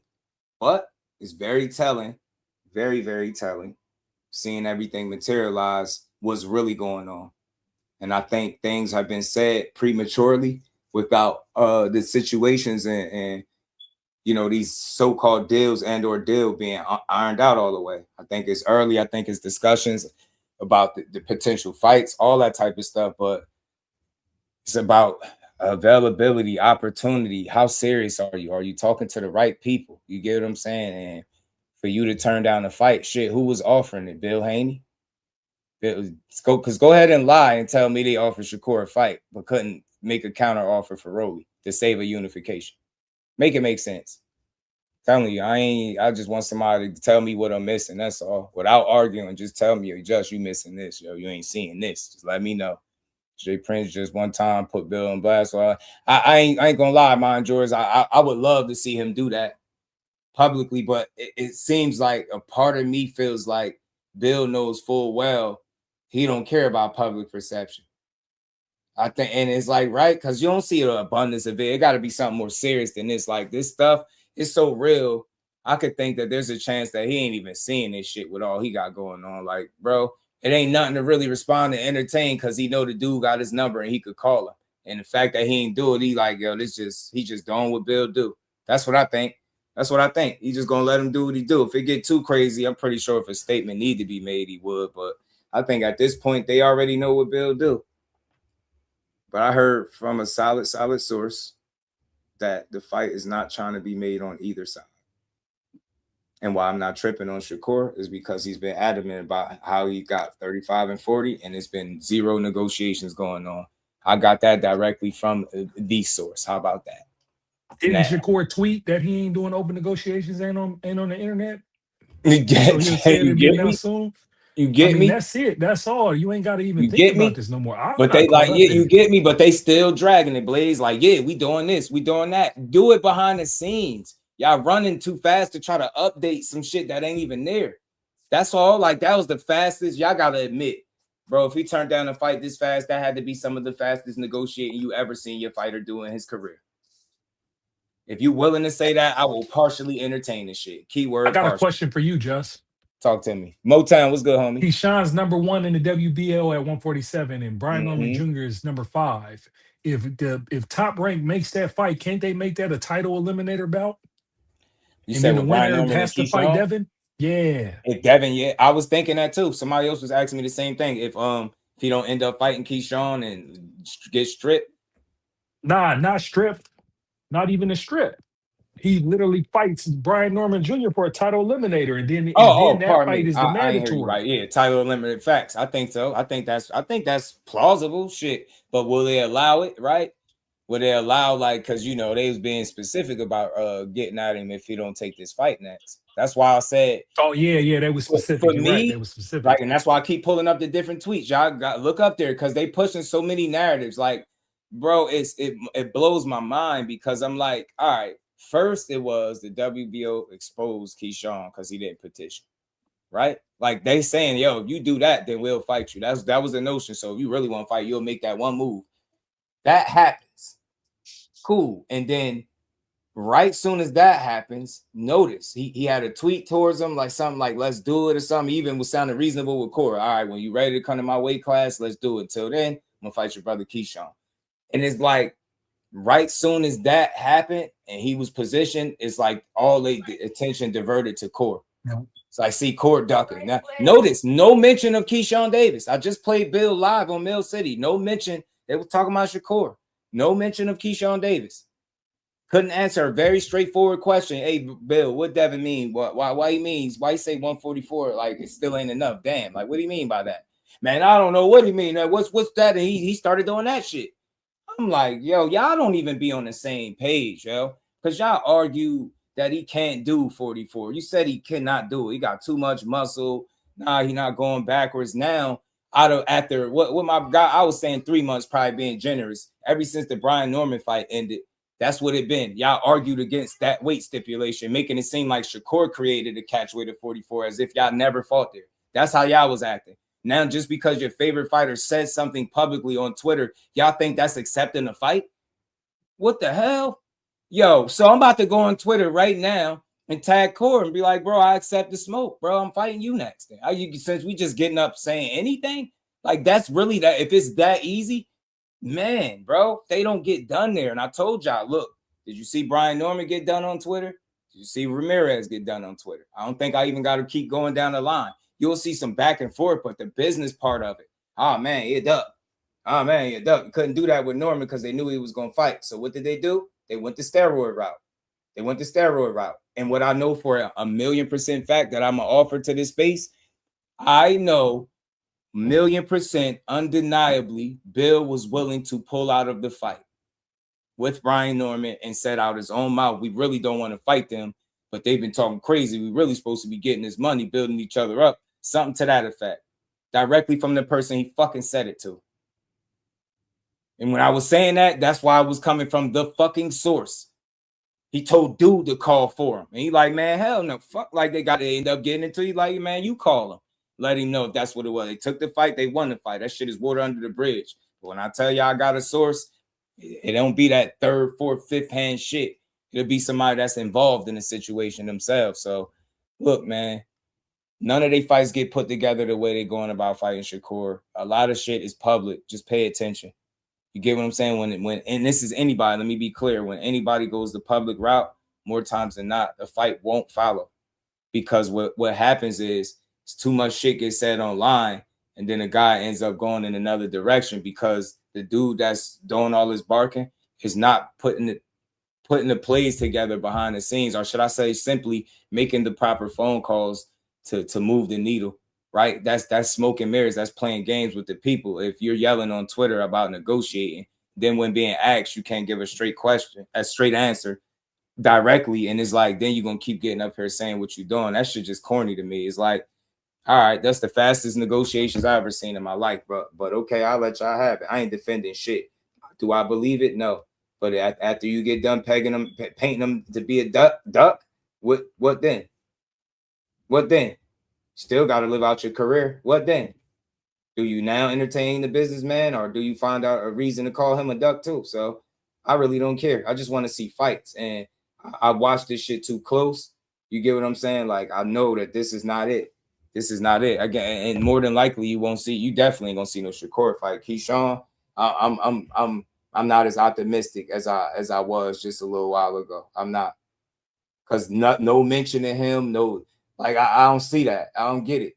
Like, yeah, maybe it is that guy you're going to fight because you ain't talking about him, but it's hard to believe. Look at this BS Dev Doug Rowley. Brooklyn, hey, what's good with it? You know what the problem is with that? It's not that he ducked him. It's that, when an offer was made without having anybody in your corner, you're not being signed to no major promoter, or in bed with nobody that's willing to put up the money for your fight, you kind of stuck out on the island and you forced to accept whatever offer is given to you or just walk away. And he chose the latter. So it wasn't duck per se in terms of, I don't want to fight him or I'm scared to fight him. It was more business that ruined that fight. And usually that's how a lot of fights get ruined. I'm genuine as hell. Devin was a scary guy, I would say it, but the problem he's running into is that I think that Ryan Garcia fight impacted the way the people, that's the soups and the powers that be, view him as a fighter in terms of his market value. And to me, it feels like they've spoken unofficially, right? They've spoken. When you just fought, you're a champion. You've been out the ring 9 months. You would have thought by now somebody, if you were the ticket seller, the A-side guy, if you was the face of boxing, somebody I think would be trying to put together your next fight. And it wouldn't have to rely on Turkey Al-Sheikh or possibly a announcement from Zuffa. I'm not knocking it, but that's just the situation he's in because he's finessed the game. And I mean that in a good way. Like, they made sure they got paid accordingly. So I always said that he beat the game at the end of the day. Anybody that you could say is overpaid but continues to get paid and win, bro, he's fucking winning. So it's just, again, I just know better from past experiences and watching these dudes do business. Once it start going on social media back and forth, and it's like you're trying to cover all your bases and get in front of every narrative, I already know what it is. And I said it. You just want the people to believe that, yeah, we tried. Just like 35. Yeah, we tried. See that 25%? Now, we tried. Look, we even said 44. And he said he still didn't want to fight. Notice it's just it's like blank statements. They just throwing shit out there. You got to say that, yo, we tried to fight you for real. Negotiate with your folks. And we couldn't get that scrap. You get what I'm saying? And then I take this shit a lot more seriously. What's good with it? So this is my only issue with it. Dev said everything is good on many different interviews. Everything is good. So if everything is good, that means everything is good. You feel what I'm saying? He said it makes sense. When it didn't make sense, that's when Dev was at 140 and he was sitting on that WBA strap to where he gave it up because he didn't like the numbers concerning the purse bid. Rolly comes out with Brian Custard and says, no, Dev said they gonna sign. That was 2 weeks ago. We never heard from them again. They agreed to all the terms. They agreed to everything. We've got signed term sheets. We just waiting for them to sign the contract. We got the venue. We got the date. Everything is good. Then you pull out of that fight to be in purgatory for this weird fight with Shakur Stevenson that any real boxing fan knows is not going to happen. Then he says, right now, okay, Shakur says, all right, let's do it at 144. Dev says, okay, I'll meet you at 144. Nah, I ain't trying to do it. So it's like that whole game that's being played. It's like the Eddie Hearn page. Let me put it in social media. I'm gonna throw out a whole bunch of wet pasta on the wall, see what narrative sticks, and that's where we'll go with it. Now, concerning Dev versus Rolly, I'll land right here. Concerning Dev versus Rolly, cook on it. You good? Cook. Concerning Dev versus Rolly, we have all of these instances where Dev saying everything is good. If everything is good, that means the money's good as well. Also, we have it like this, right? Dev had tried to increase his money. That is an absolute fact. He wanted to get more money out of the situation once they found out that DHP Promotions has leverage. You try to leverage the original offer. That's where you get the negative $6 million from. You don't start a negotiation at a negative $6 million. Bill confirms that when he tries to BS everybody and tell them, no, we didn't. There was no real guarantee for us. We didn't have a guarantee. There was even no guarantee that we was even going to get paid. Yeah, because when you put in as an owner, when you buy in as owner, that means you're liable whether the venue is successful or not. That's what ownership means. Sometimes you take a loss. Hopefully, all the time you win. That's just the business side of it. The business side of it dictated this. Dev, how did you get to a negative $6 million? That means there was a buy-in. There's a buy-in somewhere that cost you $6 million that you weren't willing to entertain and bet on yourself.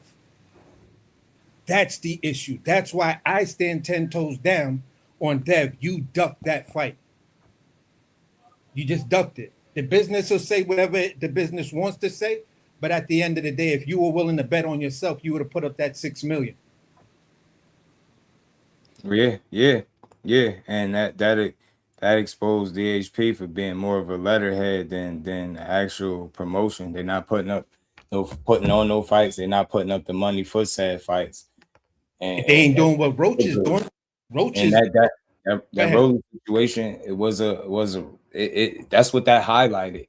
But when you speak on it, people think it's a dig at Devin. Now it's the reality that he's in, right?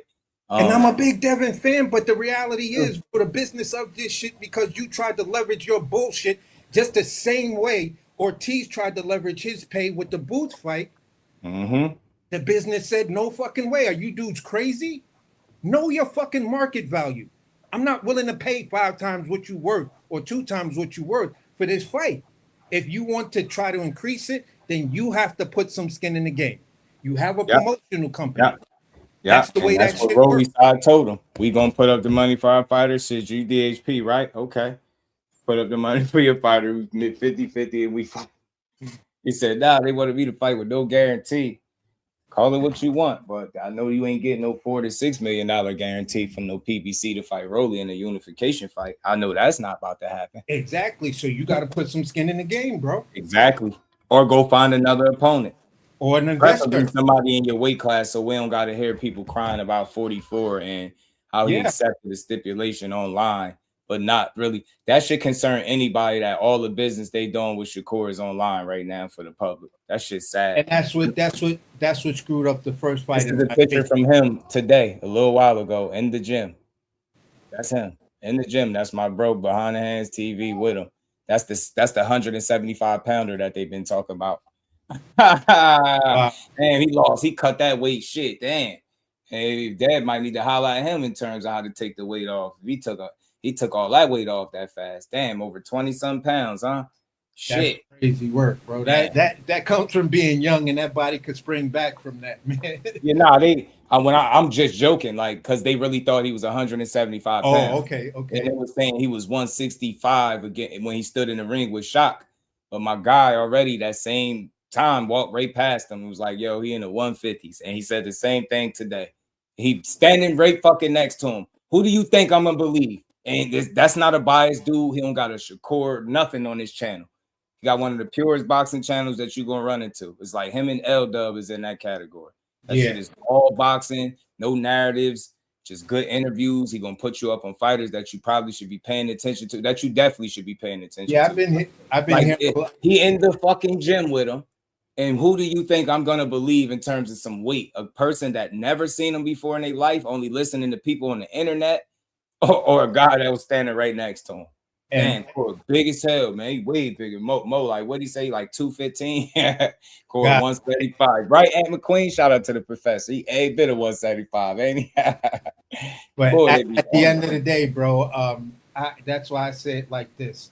For me personally, man, I just try to, even if I'm a huge fan of yours, if you do something that I'm like, bro, come on, man, I gotta speak on it, because you if you my man, I'm gonna do the same thing with you, and you the homie. If you my brother, I'm gonna do the same thing with you. Teach cruiserweight. That's cruiserweight core right there, bro. Cruiserweight core. And again, man, I ain't the best at this. I don't never try to self-proclaim myself as the best in this space, but I am genuine. I have a very genuine approach. I spent a good deal of this live stream building on this. One time did you hear a narrative? I strictly focused on what's out there and made what's the proper math to me. And again, y'all gonna learn through, like, I guess y'all gonna take more situations, some of y'all, to learn that you can negotiate a fight online. Exactly. You can negotiate a fight without speaking to the other side of the, you know what I'm saying? The fighter's team. Like, I don't care how much you tweet and how many credible sources that you get to push something that's really not being worked on behind the scenes. And I just told y'all from one of these sources, you could imagine which one it is, because it's not a Devin Haney side, that fight is not trying to be put together on either side. Exactly. And I feel like this. Because Shakur been saying it. I negotiate with that dude. Bill is a great businessman. Absolutely. Bill took Devin Haney, and where everybody was criticizing Devin Haney as, oh, he's not loyal to any camp, he's not loyal to any gym and stuff like that. Well, in my space of being a chef, you can't learn everything from one restaurant. You got to go through a lot of restaurants, and most of the time you give each restaurant a year. So if Dev is doing the same thing, so this way it gives you range. I could pick up the experience in the ring, but if I'm training a certain way and I'm getting that range and getting that understanding and ideology behind knowing what I'm doing against each particular style and working with each trainer and being able to break down, okay, he fought with this guy, so you got that same experience, so you know these aspects. Dev has like a Rolodex to beat almost anybody that comes in front of him. It's just the level of athleticism that he has to deal with. But the common Rolodex knowledge, Bill was genius with that. Where they called him a Frankenstein, Dev is like, nope, I got a library. I got a database of different coaching styles and coaching techniques that I can imply, that I can bring to the table or mix into the Devin Haney style of fighting. And that's the Devin Haney style of fighting within itself. There is no one particular style. The dude can just pick up many different styles. And this is what they say the greats do. So I just want people to understand, that's the level of Devin Haney fan that I am. But when you do something that's wrong, and every good businessman has a business venture that's just not successful. You took a chance, it didn't work out. You took your losses, you move on. The situation what Bill just did with Rolly was a business decision that they took a gamble on, and it just didn't work out. And the perception of it to the fans, to those of us who really know, that's a duck, because you had a good original deal. Then you tried to do something on top of that that fucked the fight up. And excuse my language, but at the end of Nah, the he's day, good. it doesn't detract from me looking at Dev and say, all right, what's the next best thing? Maybe you should revisit that Rolly fight because, like you said, it is a unification. You do pick up another fight, and you wind up beating the guy who beat Ryan Garcia. Right. Or you go to Keyshawn route. And if you Yeah. beat Keyshawn, they're just going to say Keyshawn wasn't ready. Yeah, Keyshawn might have been a hype job. You feel what I'm saying? Yeah. So at the end of the day, you got to look at your business. You got to look at where you want to be. And I hope and pray, as a Devin Haney fan, you never sign the Zuffa. Zuffa's got too many internal problems to be guaranteeing people 40, 60, $100 million. Because your internal problem is with your own shareholders of the company. And that's WWE. That's the WWE and the what's the name? Your big bailout is hopefully this thing at the White House actually brings in big bucks. Because other than that, y'all on shaky grounds, and it don't look like you'll be able to get pay up these guarantees that you're trying to tell these fighters you're gonna give them. Mm-hmm. You're not getting them, bro. That's gonna be the biggest issue. Yeah. And we've seen it play out. And I feel like the only person that could possibly save the day is Zuffa. And I think one of the reasons, again, I think that they try to put the pressure on Shakur about a fight is because, again, they trying to solidify that bag, that $100 million contract, or worth more than $100 million. That shit got to make sense. I think the only way it can make sense if you fighting a guy that's as established as Shakur Stevenson.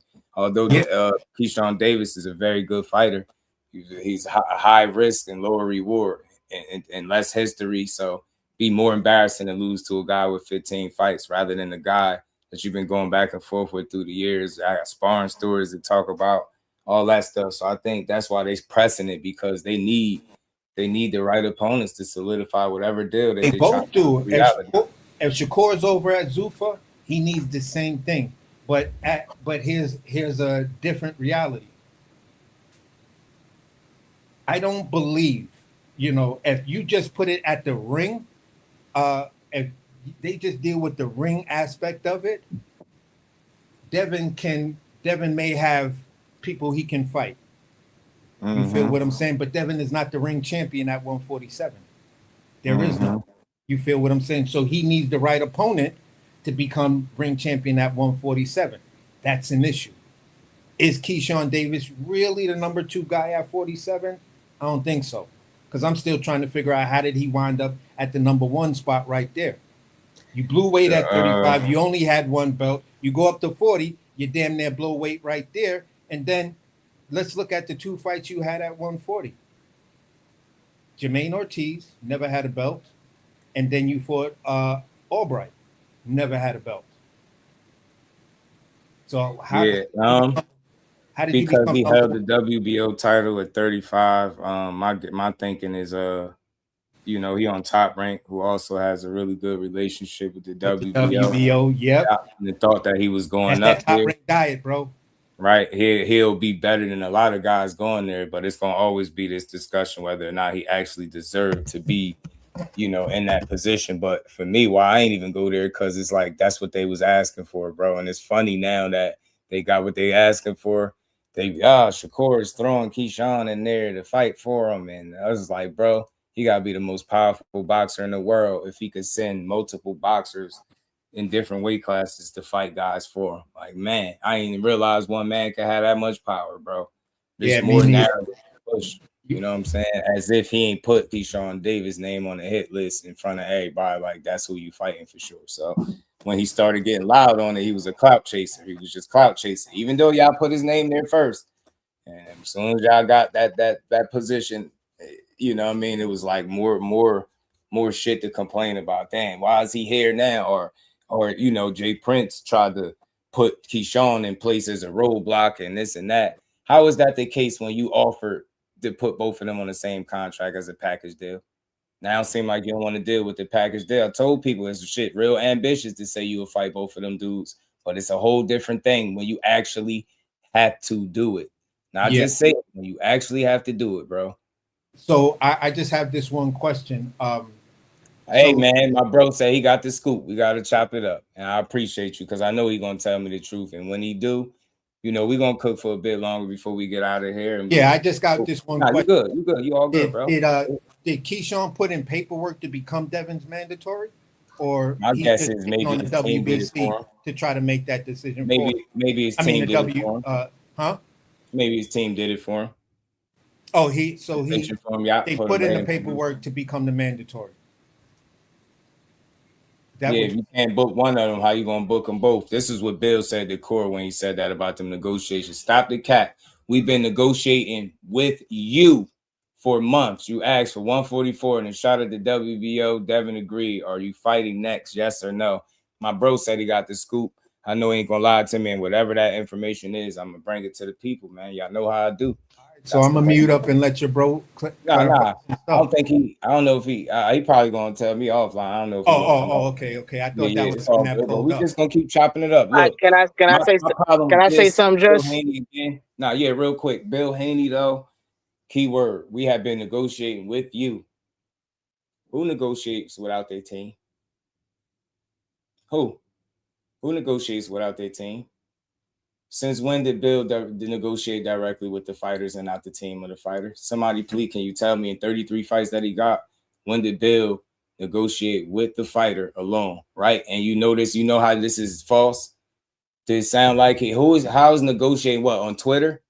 Because you could tell with the conversation with Jay that was the first time that been brought up in what? You could tell. You could listen to both of them tell you. That don't sound like that's some ongoing conversation and some shit. It sounded like it was dead after that, and then they ramped up this shit. You negotiating with the fighter, to me, is always going to be suspect without the manager, and that's for anybody, because the fighters don't make their fights.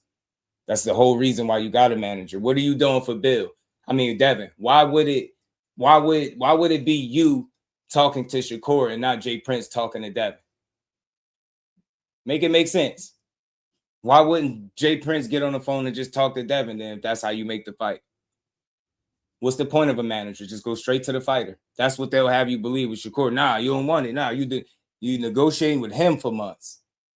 It is what it is. We're gonna see. But cook on it, bro. What's good? Talk to me.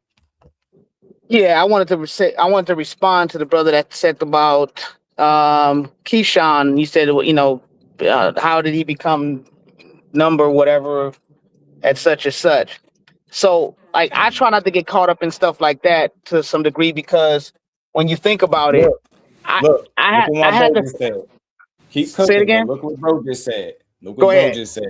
Bill ain't negotiating with Shakur, fam. I'm telling you, told you, this is coming from a good place. When I get off here, I'm going to chop it up with him, and we're going to bring this shit back to the internet. And mind you, the guy that's in the chat that's typing is this guy here. So think that you think he don't know? That he was right there watching the man work before he even responded to the tweet back to Devin. You think he don't know? Didn't I tell y'all my guy told me weeks ago that he really jumped on a plane and talked to them people over there at Zuffa? Then everybody started breaking the news like it was breaking. Didn't I tell y'all? I don't hide who I'm talking. That's my guy right there. So people that's in here that know, when I tell you it's somebody that's right out there, right next to the man, literally, it don't get no closer than that. And he telling you what? Bill is not negotiating with Shakur. That shit is for the internet, man. I'm not stupid. Pick was taken an hour ago for the people that really thought he was 175 pounds or 65 when he got in there with shot. Damn, that's a hell of a damn light heavyweight or a super middle. Shit, you better fight at 54. Of course, stop weight bullying these dudes. Told y'all, man, he keep his weight down, man. Now this is evidence of it. What fight he got coming up, y'all? Because it ain't Devin Haney. Why he in shape like he got a fight coming next week? People are dumb, man. I speak from a real place, not just a place of fandom, man. It's factual shit, like where you could, you know what I mean? You could validate the shit that I be saying. So we're gonna see. I can't wait to holler at my guy, but he about to tell me what I already was telling y'all. Dude ain't negotiate with no Shakur, bro. They don't make their fights negotiating with said fighter, man. That's all I notice when I say this. These fans, they'll type everything else, but they're not gonna refute nothing I'm saying. They can't tell me a time that it's happened. That's why I call it smoke and fucking mirrors, bro. That's all. Public perception. They did the same thing at 135. Let me win over public appeal. And as long as I do that, I'm good. I ain't actually got to fight this dude or even really truly negotiate a fight with this dude because you get what I'm saying?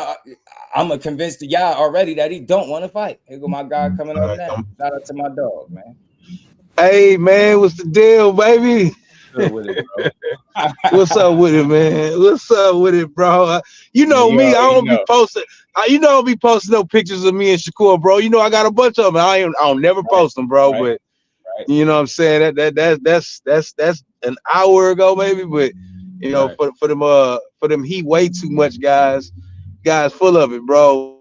I was just with this guy today, but you know, I'm gonna say this, man. Zay Quinn Moses and Shakur Stevenson, and shout out to little bro Shakir.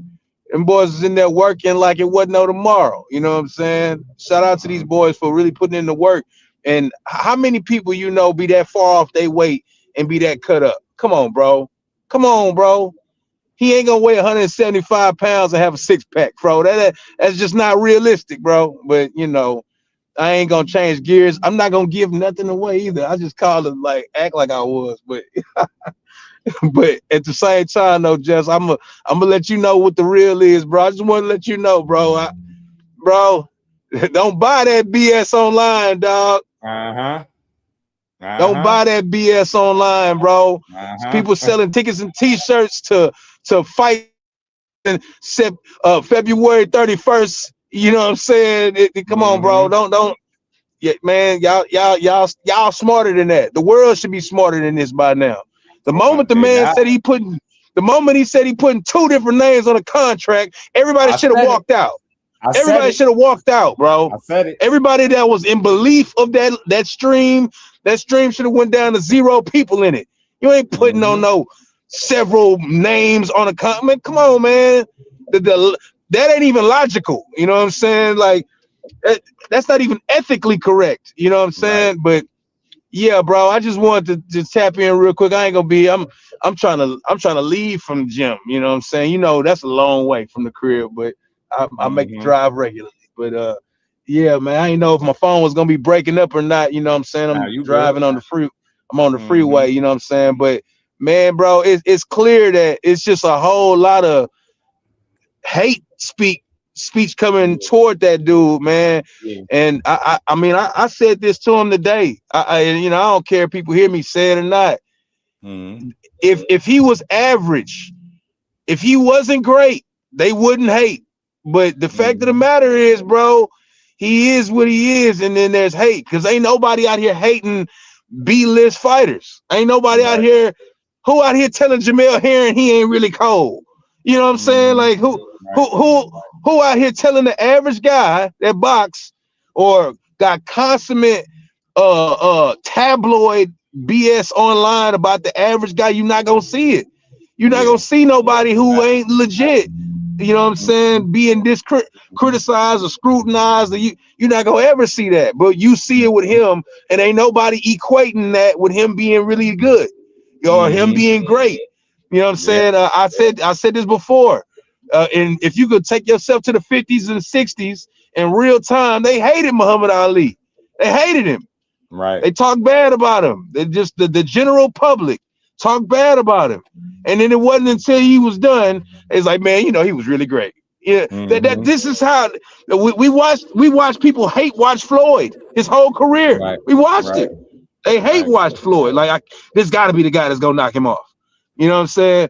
I'm not gonna tell you that he is those people because he only 20, he ain't even 30 years old.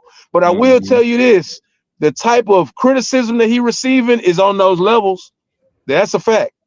I'm not about to convince nobody that he greater than this or greater than that, but the criticism he getting only comes to great people.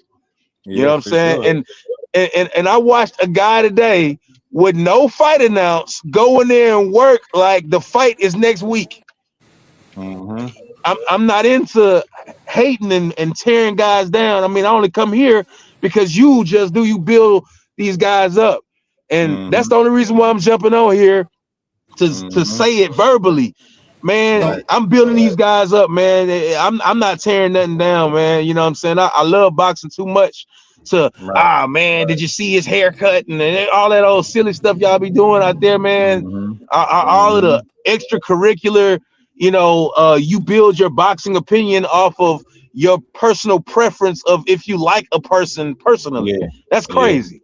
Yeah. Not what you actually seeing, not the work that's being put in, not the last fight they had. And you going, man, he looked great his last. You ain't doing that. You going, man, he did an interview one time, right?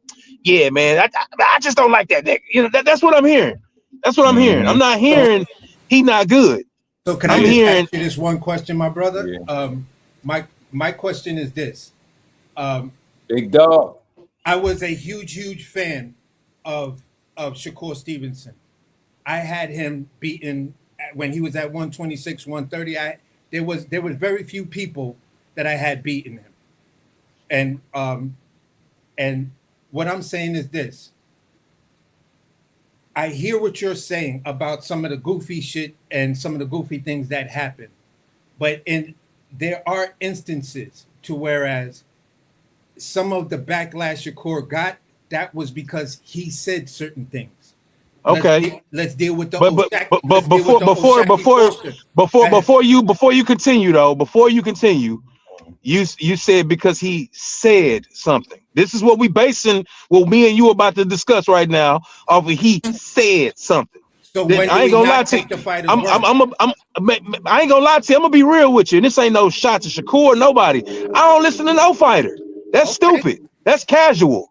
That's casual. I know that there's business behind this game. And that's because I'm around it every day.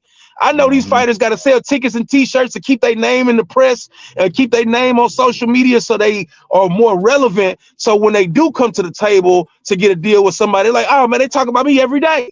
I get it. I get the business behind it. But see, some people get the business and then turn around and then criticize the fighter for staying in the news or staying And I'm not one of them dudes. I'm not saying you. I'm not saying you, brother.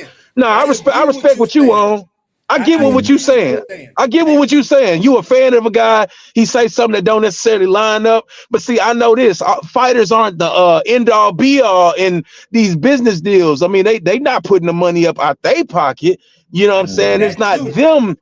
It's somebody that's gonna have a yay or nay response to whatever they trying to do. You know what I'm saying? But I get that part of the game, and I don't judge them. I get it like this.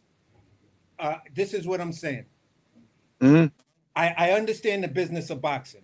I understand the business that you can pre-build a fight long before the fight even is done and made and stuff like that. You can keep that fight in the zeitgeist of social media just by constantly talking about it or you being a presence in social media. In this era of social media, what fighters do and say online, it's critical to what they bring to the table as far as negotiation. How much are you moving the needle? There are people within these structures that actually watch the data points because the data points tell you whether the money's in the fight or not.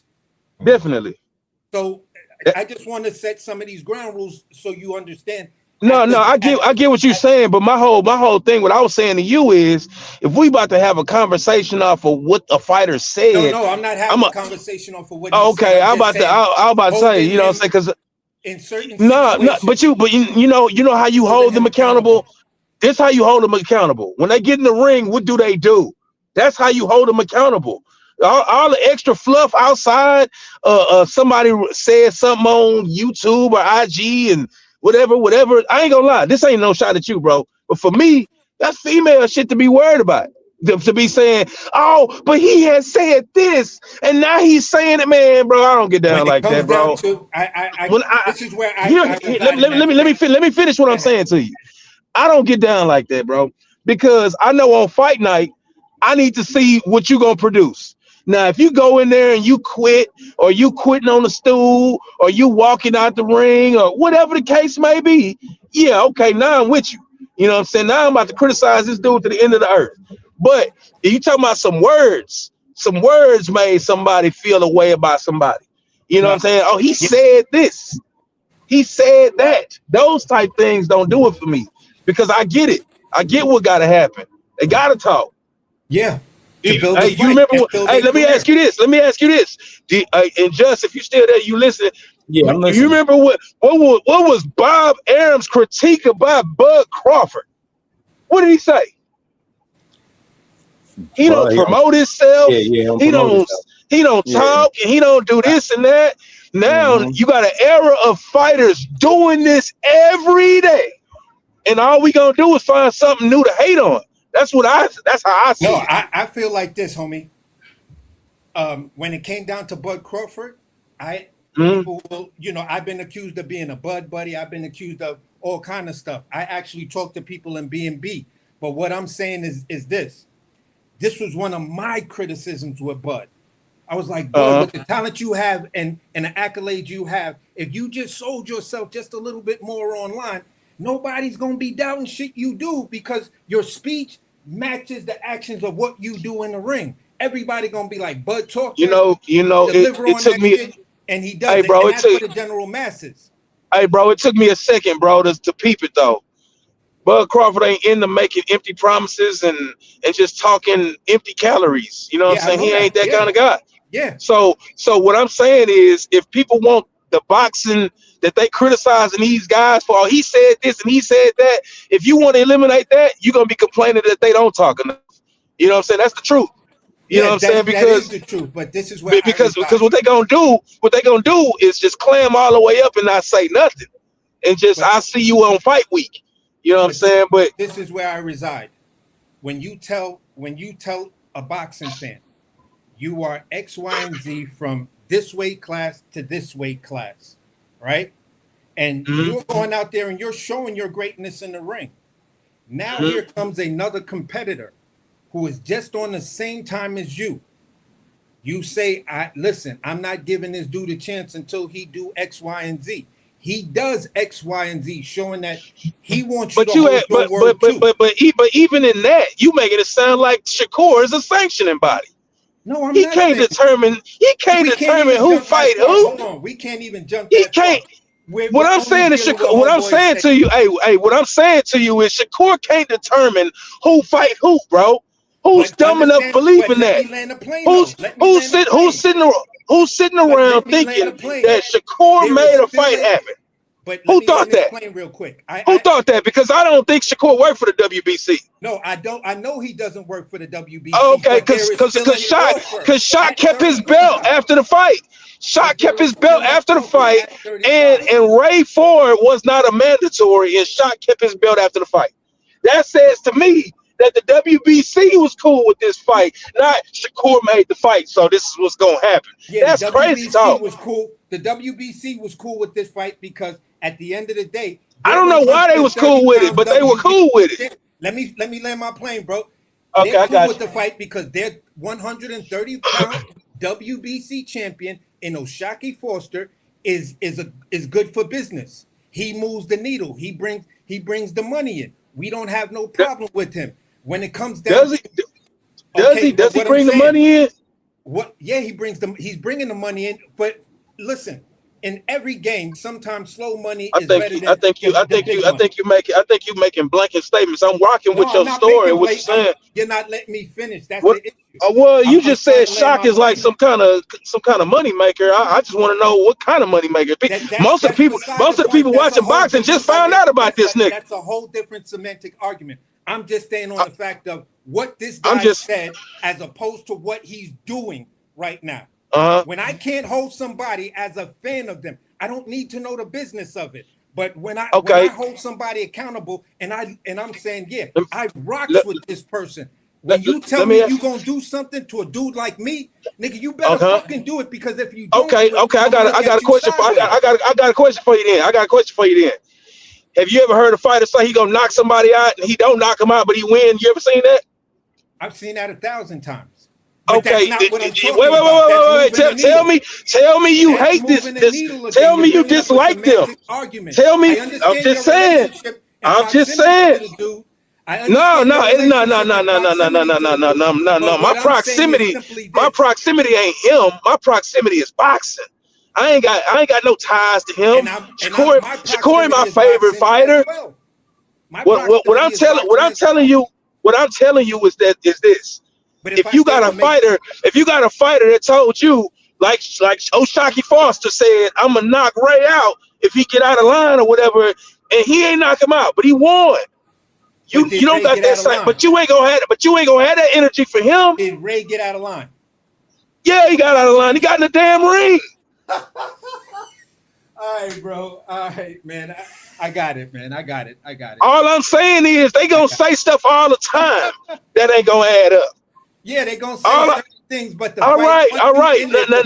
Now it's on you. Now it's on you. It's on you and your boxing IQ and your boxing education to buy some bullshit. I say I'm gonna make a fight with somebody, and then there's a real offer at 35 to make the fight, and then that guy tweets, "Listen, Ray, this shit ain't gonna go down." And that 135 WBC stuff don't move me, then I have to question what does move you. Because he faced you, bro. He said, all I'm saying is that all I'm saying to you, bro, is that it's business. All I'm saying to you, bro, is that it's business, bro. It's business, bro.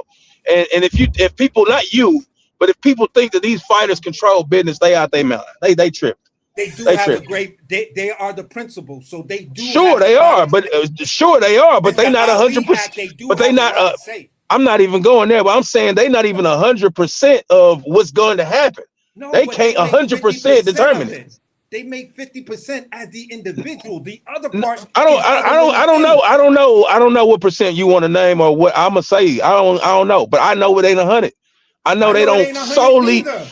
Okay, well, we both know that they don't solely be responsible for them for fights happening. We both know that. 50% of that 100%. Because I don't know what percent it is. All I'm saying is that it ain't 100. That's all I see. If it ain't 100, I don't care. Listen, I'm not gonna split hairs. I respect your opinion. I love this. No, I respect yours too, bro. I respect your opinion too, bro. This was fun. And I hope to pull up to join. Man, we don't just do boxing, bro. We don't just do boxing, bro. It ain't one way to see it. It's 100 different ways to see it. Exactly. I don't disagree with you or nothing like that. I'm trying to tell you, as a person standing right here looking at it, you know what I'm saying? I can only tell you what I see.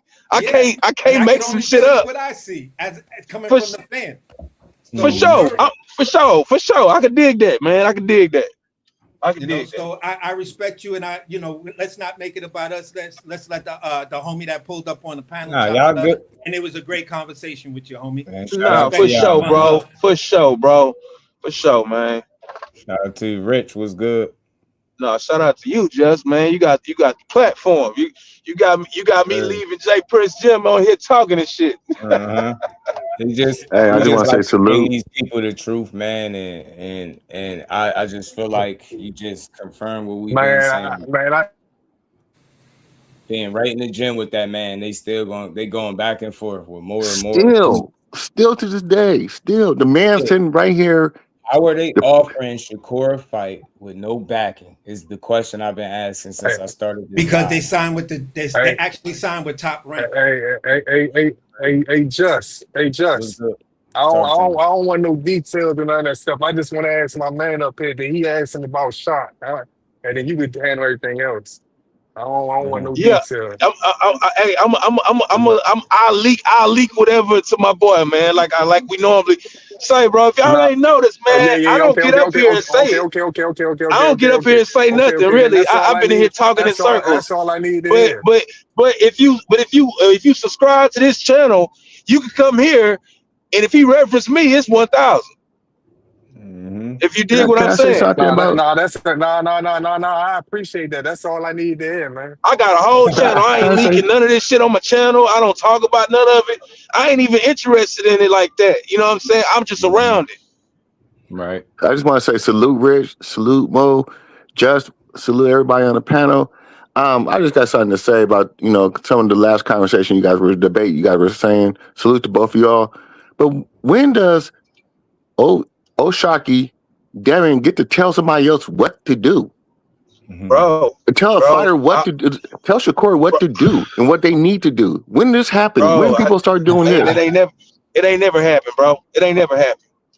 Right. It ain't never happened. Like, who they think they are to tell somebody you need to move up to this weight or you need to come down this way, nigga? You guys want to fight him? It's just, I don't understand this shit. You guys want to fight him? Hey, big dog, you to go for that, but I have yet to see. I have yet to see somebody pull up and go, "Hey, where you at? 140? I'm on my way. What's up?" I ain't seen nobody doing that. No, I ain't seen it. it's just Why ain't nobody done that? Especially, I don't. Never mind. I ain't gonna talk about that Bill. I ain't gonna talk about him. But we all know what Bill does. Great for him to do that. Great father. Everything you want to say. But his fans have to know that. His fans have to know that he be on some. Man, and I want to say this to the guy Mo, man. I appreciate what you said because a lot of people take the hate that they don't like a person outside the ring, and then they sit back and use the hate that they don't like them outside the ring and start judging them with the way they fight, who they fighting, and all this stuff. They just get that, and that just show what type of integrity or what type of person you is in real life. That's a fact, when bro. you do shit like that, man. Like I can sit back and say I don't like a certain fighter outside the ring for certain stuff, but I can't deny his talent towards the accomplishments, and that's what a lot of people doing nowadays, and that's what's fucking up boxing. And they keep saying the reason why boxing doing Rich, this. just more the fans. You don't like their fans. I don't like their fans. You know I don't. But the thing is, they fuck up boxing like that. Then they sit back and say how bad a fight is. So now you talking around a casual who don't know shit about boxing, and all they hearing this guy say is this nigga suck, this guy suck, this guy suck. Like, man, what the fuck is the point of looking at boxing? And you only it's this crazy ass shit nowadays, man. Hey, just I gotta make a move, man. I just want to jump up here. If you don't mind, one shameless plug. Hey, I'm gonna drop the Ron Sims interview tomorrow, bro, and then I'm gonna drop a Zayfar interview on Monday. You know what I'm saying? Yeah, subscribe to the man. Subscribe. Yeah, so it's up. You know what I'm saying? We in the gyms. We really be around the fighters, but not for our own personal gain, looking for some kind of clip that can go viral. I'll be really sitting there trying to sit here and undo some of the bullshit that some of y'all people out here be doing. You know, some of that old, because they gonna look at me as a media YouTube dude too. So I gotta spend a lot of my time trying to show them that some of us real, and they ain't running around just looking for some clickbait that I could get off of them and this and that. I told Shakur today because I don't ever really come talk to him unless it's just something that need to be said. But I even told him, I'm like, bro, I respect you and I respect your space, considering that you one of the most elite fighters in the world, bro. I got the respect enough to let you work without being in your face with a camera, without asking you question after question. You know, I'm just trying to undo the stigmatism that the YouTube boxing world is leaving on real fighters. They gonna think we all some trick ass, mark ass busters, and we not. You know what I'm saying? Right. You know, I ain't out here trying to down talk the man's name and talk negative. I mean, you ain't gonna hear me talk negative about none of them. I'm gonna build them all up, and that's what we all should be on. But man, with that said, bro, I appreciate you and what you do, Just man. Shout out to you, man. I'm gonna hit you later. All right, man. That's a bet, man. All right, I'm gonna holler. Bet. Shout out to the man. Everybody hit that like button, man. I told y'all we all about the truth over here, and that shit just happened to line up perfectly. They going extra hard on social media to try to convince the world that this fight has been offered. And like I said, bro, they offering Shakur shit, but they couldn't even save their Rolly Romero fight by counter offering them any fucking thing. They don't have the leverage or the backing to do it, yo. That's why they pushing this shit so hard, and they distracting y'all from the fact that Keyshawn Davis is in prime position to fight them at the weight class where they don't got to lose no damn weight. Mike Mazzy, what's good, bro? Jordan, what's good, family? You get what I'm saying? So shout out to Bro City. I told y'all. Now y'all know what it is. Now y'all see it's clear as day. He's in the gym with that man, and he fucking told him no negotiations are going on, but they gonna still keep acting like on Twitter that they negotiate. This fight was offered 2 months ago by who? For what? Online? Y'all not talking to Jay Prince about it. So again, where is he getting his offer at? Online? Hey, bro? why is he offering? Why is he saying yes or no to him on Twitter? Like, why are you saying why nobody don't see through that shit? He said, you want this fight, yes or no? Why are you saying that on Twitter? Like you trying to convince a Twitter world or YouTube world or somebody, you trying to convince somebody that look, Shakur want this fight. I don't know. What was the point of saying that? Yes or no? Do you want this fight? Yes or no? If y'all been in negotiations and all that stuff, Why is you asking these type of questions on Twitter? And that's a legit point. If you already knew what he said, I don't need to ask you no questions on Twitter if we already negotiating. Me and Rich is quietly negotiating. You feel what I'm saying? Then I'm gonna come up. That's like me coming up on Just Do platform. Rich is on the panel, and I'm gonna say, "Yo, Rich, let me ask you this question about that thing we working on." Mm-hmm. Everybody gonna be like, "Nah, dude, don't do that. That's your business. That's off. I don't need to know that." And that's the way I feel as a boxing fan for some of the things that's going on. I don't need to know certain things. I just need to know, is the fight being made or not? Are you willing to fight the guy or not? Are y'all gonna get in the ring on what date, where, and how much is it gonna cost me? That's it. Yeah. As a boxing hey, fan, Jess, I'm about to get out of here. That's pretty much all I want to know. I appreciate you. Yeah, I had to watch this game with my coworkers, this soccer game. But yeah, I just wanted to say this. I mean, you guys need to, not you guys, but I'm just saying, people, man, I was arguing with some niggas this morning about this shit. And I realized, I don't know how many times I tell you people, how do you guys are not in none of these people's camp. You're not in Shock's camp. You're not in Devin's camp. You're not in Shakur's camp. You're not in Keyshawn's camp. How many times I have to tell you guys, you don't know shit. Mm-hmm. Just for what Bill says on the internet. What Tank blurts out, what Shock blurts out, what Key say, what Shakur said, you guys don't know what's going on.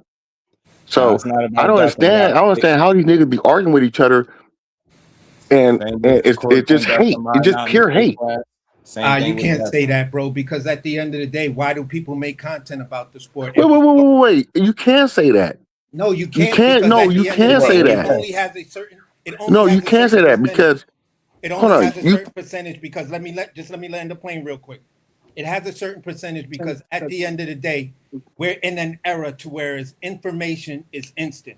When this information is instant, whether you believe it or not, you want to react to it or not, this is what moves the needle in social content. The same people that are controlling everything that are in those rooms, they leak that information out to see how the debates go, to see if there's real money in the fight. You just heard me and homie talking about that part. So yeah, that part, I heard you. There is a real legitimate space for social media to be reacting, debating, arguing, the whole 9 yards. It serves a purpose because that I understand data the and those purpose. algorithm movements actually say, okay, is this a $10 million fight? Is it a $2.5 million fight? That's not what I'm talking about. Whatever. That's not what I'm talking about. I'm talking about when you sit there and somebody's telling you and you think they know what they're talking about, and then you base all of that on that one person, and it's not positive. I'm not talking about I'm talking about the hate. I'm talking about when people sit there like, oh, Shakur said this, Shakur said that. I don't rock with no channels. And one thing I want to say, leaks. You're talking about leaks. Home dude last week said Shakur is gonna make an announcement with Devin last week, and it's gonna be sometime this week. And this guy is supposed to be a reputable source. Where's the announcement at? That's shout out to Bodywork. That's the thing, real quick. Bodywork. We just had. I don't know what part you're referring to, but we just had somebody that was just in the gym with Core, because we've been talking about this negotiations that they're supposed to be doing. And my guy talked directly to him, and Core told him that that's in fact not what's going on. They're not negotiating at all, but they're gonna still sit online and try to win public appeal like they doing it. Shit is nasty, and Jay Prince, you're not speaking to him. How are you negotiating a fight with the fighter on Twitter? They playing themselves. Nah, Haney ain't ducking nothing, but y'all just got to learn the business of boxing, bro. They playing in y'all face. And again, anybody's feel free to click the link. I don't do no arguing, but we could chop it up. Tell me how they offering fights with no network, no financial backing, no promoter, none of that. No official announcement from Zuffa, right? You got to think. What would that offer consist of? Offers consist of money, right? Offers consist of money. You telling me they're in a position to offer Shakur anything? Y'all not even using y'all heads. This ain't got shit to do with being a fan. This just got to do with not being tricked about boxing. You get what I'm saying? Yeah, it could be the Haney era. We rock with Haney. We support him. We just don't support this nonsense about them public negotiating a fight. And my guy being in the gym with him telling you telling him, look, yo, it ain't happening. So why would he be lying? Think about how stupid that would be for him to sit right in his face and lie to him about that, where he could be like, yeah, we trying to put the fight together. The thing is, they got loud and proud about Shakur when they options at 47 dried up. Then they offered us a package deal. You know what I'm saying? I get you. Shout out to Bodywork. It's the wet noodle, bro. Hey, Jess, I'm gonna get out of here for real. But salute to you. Salute, man. I wasn't trying to argue with you, man. I'm just saying, we're having a debate. Hey, Willie, we've been on other panels before, bro. At the end of the day, man, I don't take none of it serious. Like I always say, man, I stand 10 toes down on my formulated opinion at times because it's drawn from facts and real life situations. And if I can't believe what the fighter says, then it makes me wonder, why am I a fan of the sport? Because if you tell me you're gonna fight this guy, and this guy to become undisputed, I have no choice but to believe you. And if you don't do that, then I'm gonna question you. I'm a big fan of Devin. Devin said he's going up to 147 way before the Brian Norman fight was made, and he was calling out all of these other people. It was supposed to be him and Ryan at 147. Devin then says in those negotiations with Brian Norman that I want undisputed. I'm coming up here and I'm going to get undisputed and yada, yada, yada. Now you're talking nothing of undisputed. You're talking about going to Zuffa. You're going to be in the same situation as Obatiah. Obatiah said he wants undisputed. Then you sign the Zuffa. Zuffa doesn't want to play games with the sanctioning bodies. So how the fuck are you going to become undisputed? If I can't draw from instances like that and call you out on your bullshit, then I don't know why I'm watching the sport. I'd rather just watch WWE because then I know they're all just talking shit. Yeah, you know what? I feel that. I get what you're saying. Some people just look at it different. You just holding them to what they saying, and I ain't tripping on it. Like I get that. You're just holding people accountable. But for me, why I don't trip on it? Because like y'all was just having a conversation. I know it's not left all up to them. I know a lot of times when these fighters answer questions, they're answering as a fighter, as an individual. Yeah. But and that's where I give a decisions gonna get made as a team, and I get it. Sometimes that's why you got to be careful what you putting out there. Make sure you ain't just leading the fans astray. You get what I'm saying? But I get it. Shout out to Marcus, man, real quick. He said, "Seems to me Bill and Devin are desperate for a bag." To me, Just Do he say also looking like they don't want any parts of Keyshawn. I mean, they completely ignored the whole entire conversation and shifted focus to Shakur. That's why I'm calling more bullshit. It's easy to try to convince people on social media that he didn't accept the fight, that y'all not even in a position to offer. And like I'm gonna keep saying it till we end the live stream. If anybody else feel like something that I'm missing that I might not be hitting on, feel free, come chop it up. But I watched this situation happen already. Think about something. You really at 8 side, you sending offers, or people are going to be vested in making your fights. You're not going to be left out there on the island waiting for this mystery announcement from Zuffa. And I ain't even saying it ain't legit or whether it is or it ain't. I believe they're going to figure it out. He's going to get a fight, but it's the way they go about so-called negotiating fights. And I've been saying this since I hit play on the live. How are you negotiating while speaking to the team? I wish Jay would just come out there and shoot it down. You get what I'm saying? I just got one more thing to say. He don't play media games. That's not how he makes Shakur fights. He don't do none of that back and forth shit. Like every now and then you will hear him say something if it's getting too weird. But right now, this man, that's why I got the picture back up there, just left the gym with him, and he talked to him directly about that. There's no Bill Haney negotiating with him. That negotiating that they're talking about, in my estimation, from what I'm looking at, seems like the public shit. Yo, we said this. Yo, look, we said, yeah, the 144 online. But who are y'all talking to behind the scenes to push the fight over the edge, man? And how quickly did y'all forget about Keyshawn Davis? We not letting y'all forget. Y'all said you wanted both of the Bash brothers on a 2-for-1. Get your fucking smoke. Come get your issue. I want to see the fight wherever it's going to happen at. If it's 44, 47, if it's Keyshawn, if it's Shakur, I ain't tripping on none of that. Dev is a phenomenal fighter. Both of them fights going to be great for boxing. And my respect for him is going to continue to grow. If he fight either one of these dudes, especially both of them, win, lose, or draw. He could lose both. He could get knocked out by both. Still going to have my support, my respect. My only issue and gripe with this entire situation is how they presented it to people. And I said it, my bro think a lot like me. The minute you told it was a 2-for-1, I'm like, that's similar to, because this real business. You feel like when you introduce something to the public, it's going to be something solid, not something where it sounds like you playing games. Same shit with Schofield. Your son is sick and poisoned, as you put it, right? We not debating that, but it's the story you told of how it happened. You presented that to us, that information, and then you told us it was a masseuse lady that rubbed cream on kids. Oh, From that point on, let's not talk about I can't him. believe anything else you're saying because that's your son's life. Why say something as silly as that to the point where you had to delete the tweet, walk it back, and then say something else?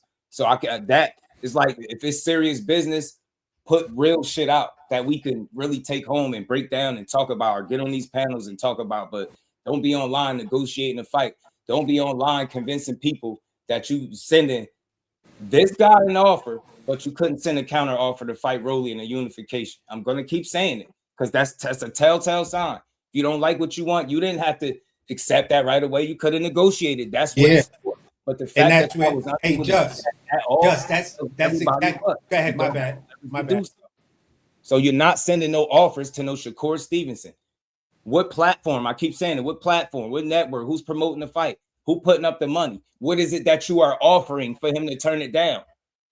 That's what I'm saying. Those are real questions, bro. People just to say anything. If you can answer them questions, then maybe it's truth to what he's saying. But my guy that put me on the phone directly with members from this man team that's close to him, just as close as Woody's standing to him, every bit of information he's ever given me since I've been here has been fact checked. It's been solid. I've never had to retract any information he's ever given me. The same guy told me weeks in advance Shakur was going to holler at the people at Zuffa. I told y'all. How did I know? Because he do shit like this, be in the fucking gyms. From Jay Prince gym, the Ronnie Shields gym, the Main Street gym. Them the best 3 gyms in Houston, he in all of them. You know what I'm saying? Talking to all the fighters. He know what it is. He be seeing these dudes in camp, out of camp, around camp. Get what I'm saying? Real fly on the wall type shit. And he accepted in all of them, man. And like I said, it's for a reason, man. I'm only here to bring y'all the truth. What you do with the information once I present it is totally up to you. I don't want to form an opinion for you or nothing. I'm gonna just tell you what it is. If you want to say that you still believe they negotiating after he just told my man that they not, by all means, I'm cool with it. I'm not tripping, but I'm just gonna feel how I feel because I know they don't. Bill Haney don't get on the phone with Devin Haney's opponents to negotiate the fight.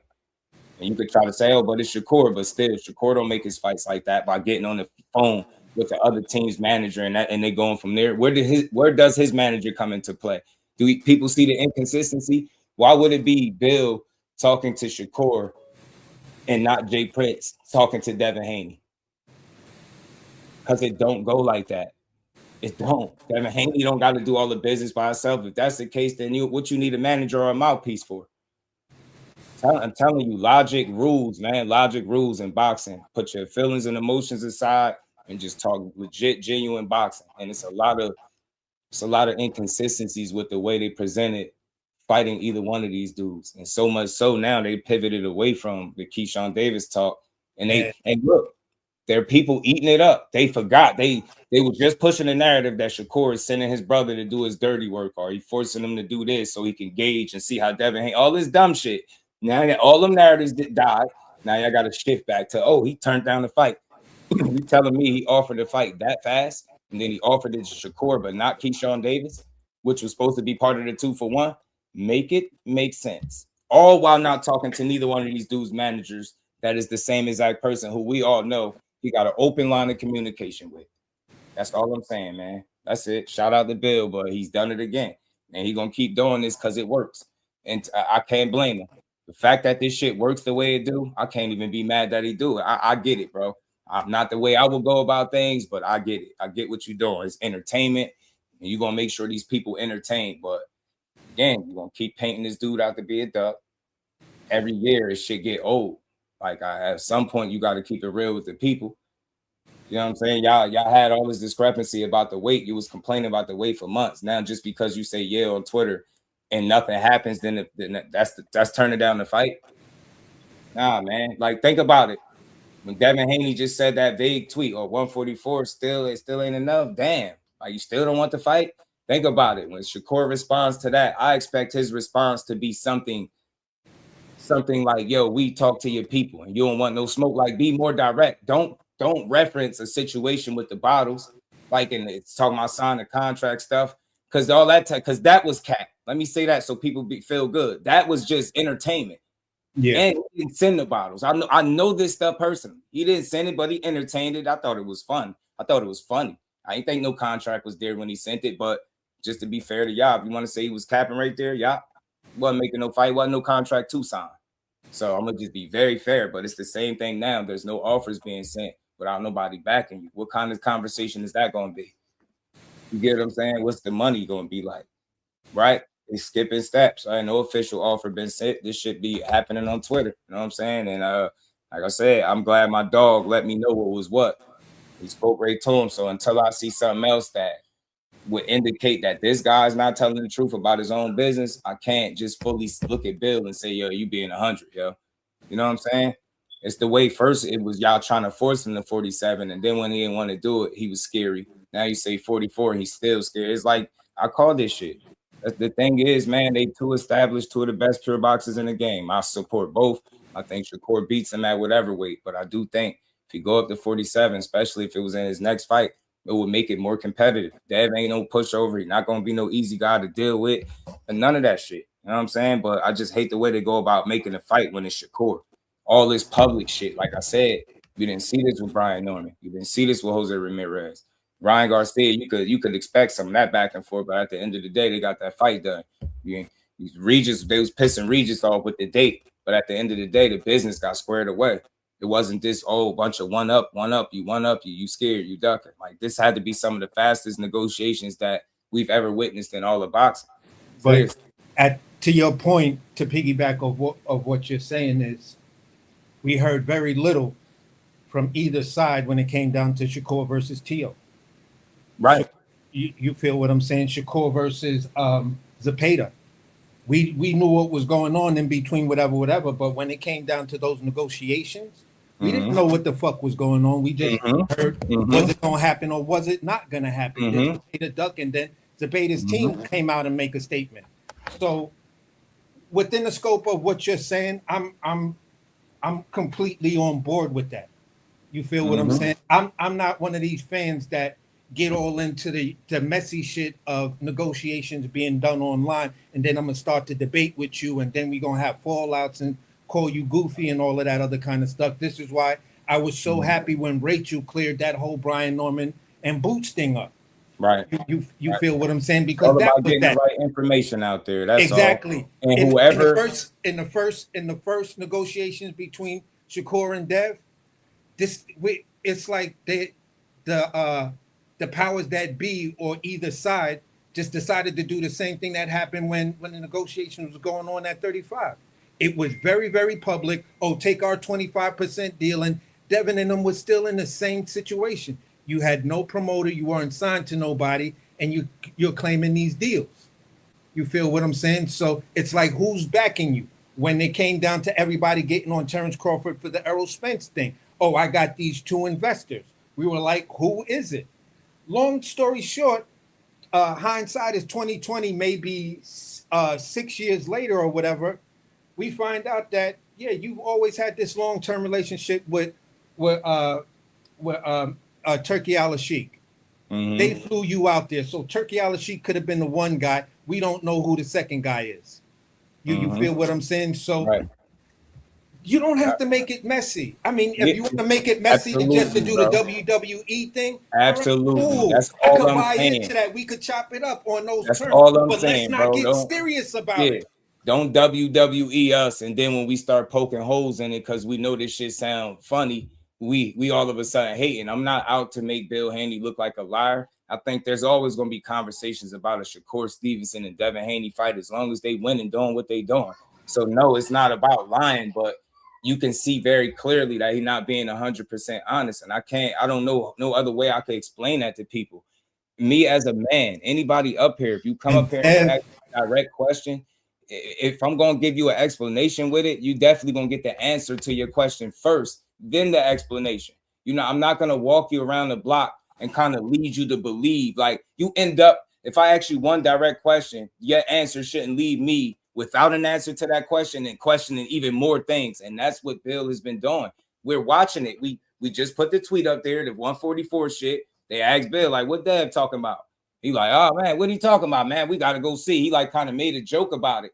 Ain't nobody joking, because while y'all doing this, Y'all slandering the man name. It's the same weird ass shit. And I don't want to see slander, but you doing the same shit. You kicking the dirt on his name. Oh, he's scared to come up here and fight you. Yo ass should have waited for him to get to 147. The best tweet Devin Haney made out of all of this was, all right, you know what? When you ready to come to my weight class, let's do it. But until then, I'm gonna fight your brother Keyshawn. That was the most. Think about he just fucking said that. All of a sudden, yeah, I'll do 4. So if I do 44, we got to fight. Like we got to really break it down and say, did he say for sure I'm going to 44 to kick your ass after arguing about it since the Brian Norman fight, how they a welterweight? That's what I'm saying. Like fighters say a lot of shit, but right now it's public appeal again that they're trying to win. And shout out to Bill because he knows how to do this shit. Yeah, he knows how to play. He knows how to play the media. But I got to say this. I co-host Bodywork Joint, and he said somebody timed him out. That's real goofy. Whoever did it, and if it's the Willie guy, I just been on the other panels with him. It's just like let's not do that. You know, big dog Willie. It's just boxing. Slandering fighters is at an all-time high. Tank, Cord, Devin, Bug, Canelo, Charlo, Spence, Key, etc. It's ridiculous. Calling fighters bum.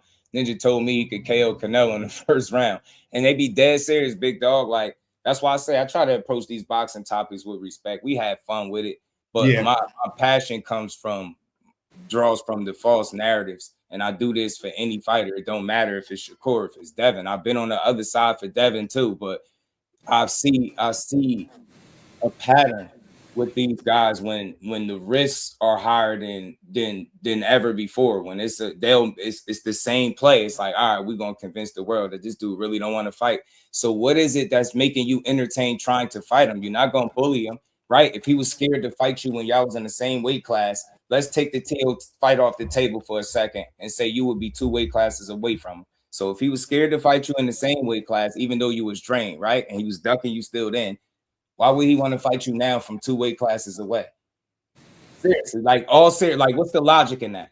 Because I'm going off of what they put out there. He's scared of you at 35, right? That's why he didn't take the money and bet on himself. All that. Let's entertain that. That's cool. Now, with one fight at 40, he's truly about 2 weight classes away from you, and now you want to run the same play about him ducking you again, and y'all not even in the same weight class this time. Just like the last time you was offering something and you didn't shop the fight to anybody. That's going backwards because your offer is made in vain because he don't know what that offer would consist of in terms of money. You can't get a man to sign on to 25% of nothing, then wait till you shop the fight to the promoters and the networks and be like, this is no, it don't go like that. And that's just very simple shit. It's like, where y'all be at? Like, but we got examples. That shit doesn't work that way. It don't go like that now. Today, it's like, oh, he turned down the fight. You got to think about what that means. For him to turn down the fight, that means the official offer was made to him and he rejected it. Or y'all just saying verbally on Twitter. That's what I'm saying. And my man leaving the gym with him telling you, man, I ain't negotiating with Bill. And he's still trying to tell him on Twitter, I've been negotiating with you for 2 months. You've been bullshitting for 2 months. How do we know? Because within 2 months, it wasn't 2 months ago that you got on the phone with Jay Prince. Did anybody that remember that conversation walk away from that conversation feel like those two were negotiating a fight with each other? They mutually agreed that Cord's at 35 and 40 and Dev is at 47 and he ain't going down. How are they negotiating? What is there to negotiate if they both just said that? Where do you go from there? About your fucking business. But instead of doing that from that point and just leaving it, because y'all already started the media machine. You start this shit back up, you ramp it back up, and it's conveniently around the time that Keyshawn Davis is put right in your way. Now it's like, oh shit, Shakur. Now I said 44 to you. See you ducking. It still ain't enough. Keyshawn Davis been told y'all, why you keep talking about a 40-pounder? I'm right here now. I'm ready to do it. You better get him now. Tell him. Or basically what y'all saying, y'all accepting getting stripped because y'all want to fight Shakur so bad. And they telling you already, y'all know what they saying. If you don't fight Keyshawn, you getting stripped. Tell me why all the focus is not on that, since they care about being the champions and that fucking belt. And now it's all about, let me see if I can finesse something with Shakur. Man, y'all argue me down about this dude being so big and strong and welterweight. He can't lose no more weight. He gonna be drained. Why would he agree to being drained? Sound like I was right all along when I told y'all it was only he 2 fights removed from that. He had 1 fight at 47 and 1 at 44. He's not a legit welterweight just yet. To me, just one official fight there? No. You could do it if he wanted to, and what he said on Twitter in many ways prove it, but he still got to actually do it. And that's all I've been saying, bro. Shakur has been saying time and time again, I'm not negotiating with him. He talked to Mike Coppinger. He went on interviews saying the same thing, and they keep saying it. That shit is crazy. Why would he be doing that? And why is it that y'all care about what the public think that bad to the point where you're willing to force something that's not there? That shit is crazy. I ain't never seen nothing like this before, bro. No other fight get made like this where it's a discrepancy whether or not the fight is even being negotiated. That's sad, yo. That's really sad. And what incentive, y'all, would Shakur have to lie about negotiating a fight? How would that help him? Just lying about it. Again, I just want to understand why would he lie? What is there to lie about? Right? Like, oh, because he don't want the fight. Perception is reality. So that's the way I see it with a lot of things, because I can look at other situations between just looking at Shakur alone, of videos that he dropped, talking to this guy, Andy, whatever, from the UK and stuff like that. He was pretty much, talking about the negotiations between him and Tank. There's at least four videos with Bob Arum talking about those negotiations and trying to explain to people who he had. There's 2 videos of him telling people, look, I have 3 guys that I've been trying to make fights with Tank Davis.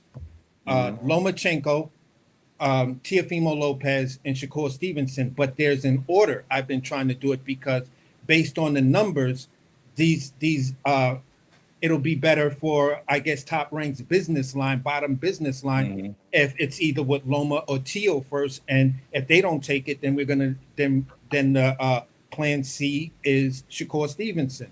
From the way Bob was saying it, it was like Shakur wasn't happy with being the number 3 guy. He wanted to be the number 1 guy.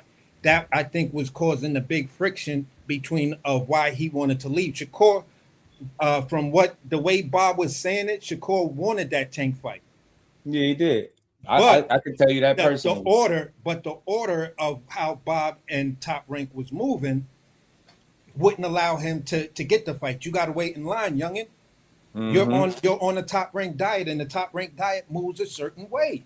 Right. Shout out to Everything Boxing. That's nasty work if he reposted a fake tweet talking about they've been negotiating with him for 2 months. They're gonna keep pushing that. And I keep saying, look at the words that he's using. He's negotiating with the fighter, not the team of the fighter. Show me a fight where Shakur made without his team. Show me. I really know this shit. I'm just logical. I'm not trying to side with nobody, and I'm trying my best to not say nothing crazy about the other side neither. You can't expect everybody to believe that this is what's going on when it's so much, right? It's so much inconsistency with it. Exactly. And when somebody is asking you questions about your current business, man, those shits is yeses and nos, and then you could go into your explanations, your long-winded shit, because at the very least, you gave us an answer. But when somebody walks you around the block, they're not being genuine. They're not being honest with you. That's what my experience as a man has taught me with people, right? It's very simple to answer direct questions, and I'm like, bro, you too smart for that, but people allow it. That's why he still do it. You know what I mean? Exactly. You know what I mean? You see people put up a pushback, and he's not able to do that shit, and the conversation get a little different. So shout out to him, man. But he'd be the first one to negotiate a multi-million-dollar deal on Twitter. Notice all of the announcements and talk is within interviews and on Twitter, but there's no official announcement being made. It's just a bunch of talk. That's what's going on right now. Okay, so I wanted to spotlight this for Big Dog Willie, because he thinks I'm after Shakur for some reason. Here's a fact of a guy who's been on panels being the only one who's supporting Devin Haney. I was arguing people down that Devin was not trying to duck fucking Shakur at 135. I didn't like him to fight Shakur Stevenson at 135 because Shakur is a smaller guy coming up. Dev is the bigger guy shrinking down. We saw how he looked against Kambosos in Australia. He looked like Skeletor. So I was like, that's not healthy for him, because if Shakur pushes the pace on him, Shakur is going to take the championship rounds and just sweep him. Other than that, I have to say this.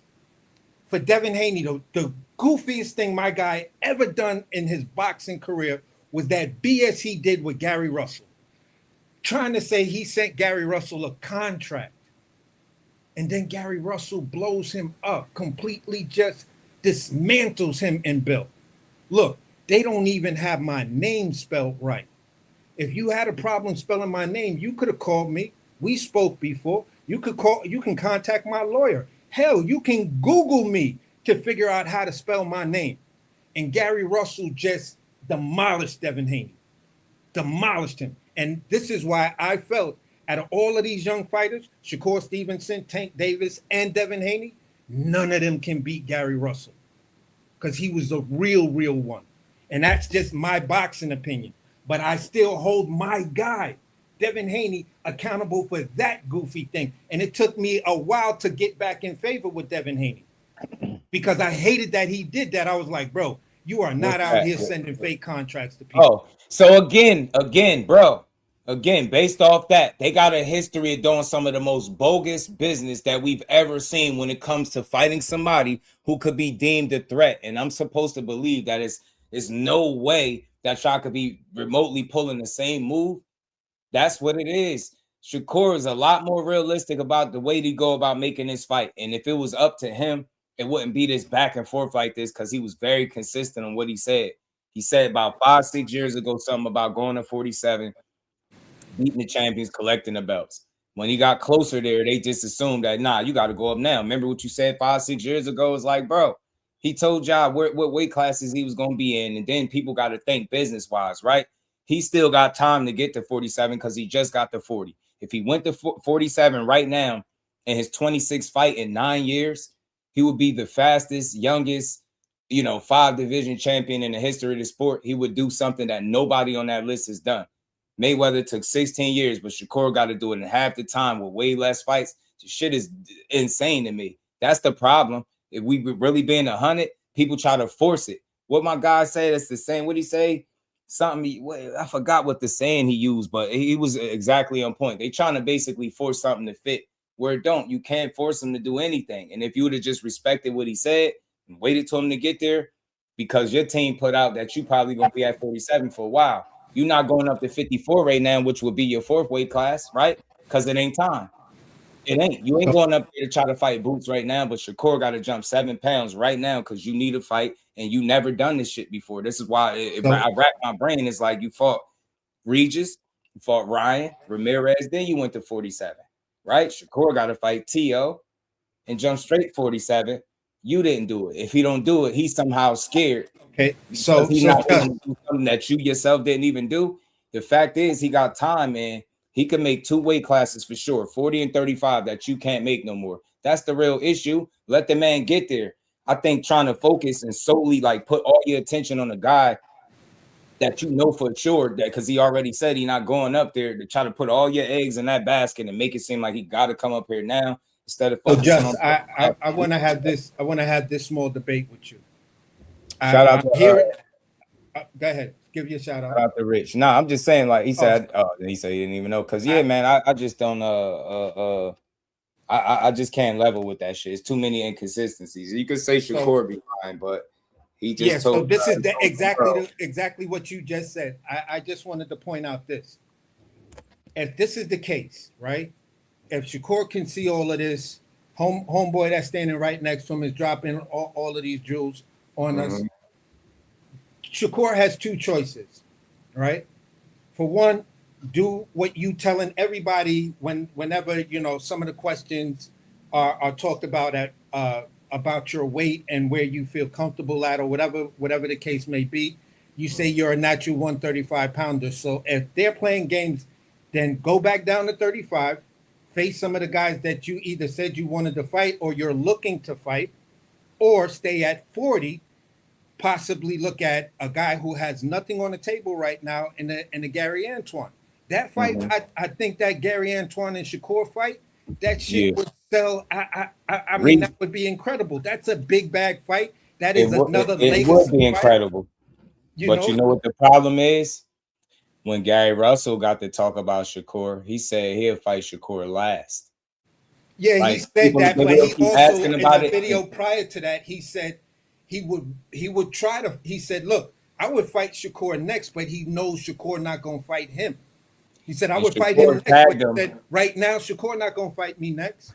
He tagged him and said, "Why not?" See, it's easy to say that Shakur not gonna fight you next because the business of boxing is not dictating that y'all two fight. You over there on PBC, you telling me PBC is trying to put a fight on between you and Shakur, or that's even remotely on their top list of priorities to do when they literally got you scheduled to fight Pitbull, whether it be September or August. You're not fighting no. No, I think this was before those negotiations. Yeah, no, I get it. This was right after this. I think this was right after the Hirioka fight or fight Hirioka.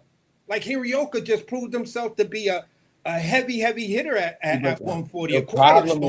The problem is gonna be like we're hardcore, so those fights that you suggesting, shit, you ain't saying nothing crazy. Shit, but I want to see Gary Russell, Antoine Russell, and Core. Hell yeah, I posted their little sparring clip. That shit got like over 25K.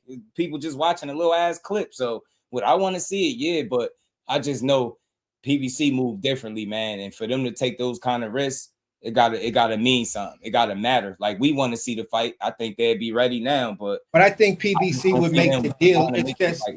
It's just you're shopping him out, Gary Russell out as an independent contractor. That's why they get their money the way they get. That's why they get it on the back end. When you sign a PBC, you're supposed to already have that it quality. They will build you, but you have to have that it quality of maybe not the biggest talkers outside the ring, but the biggest doers inside the ring.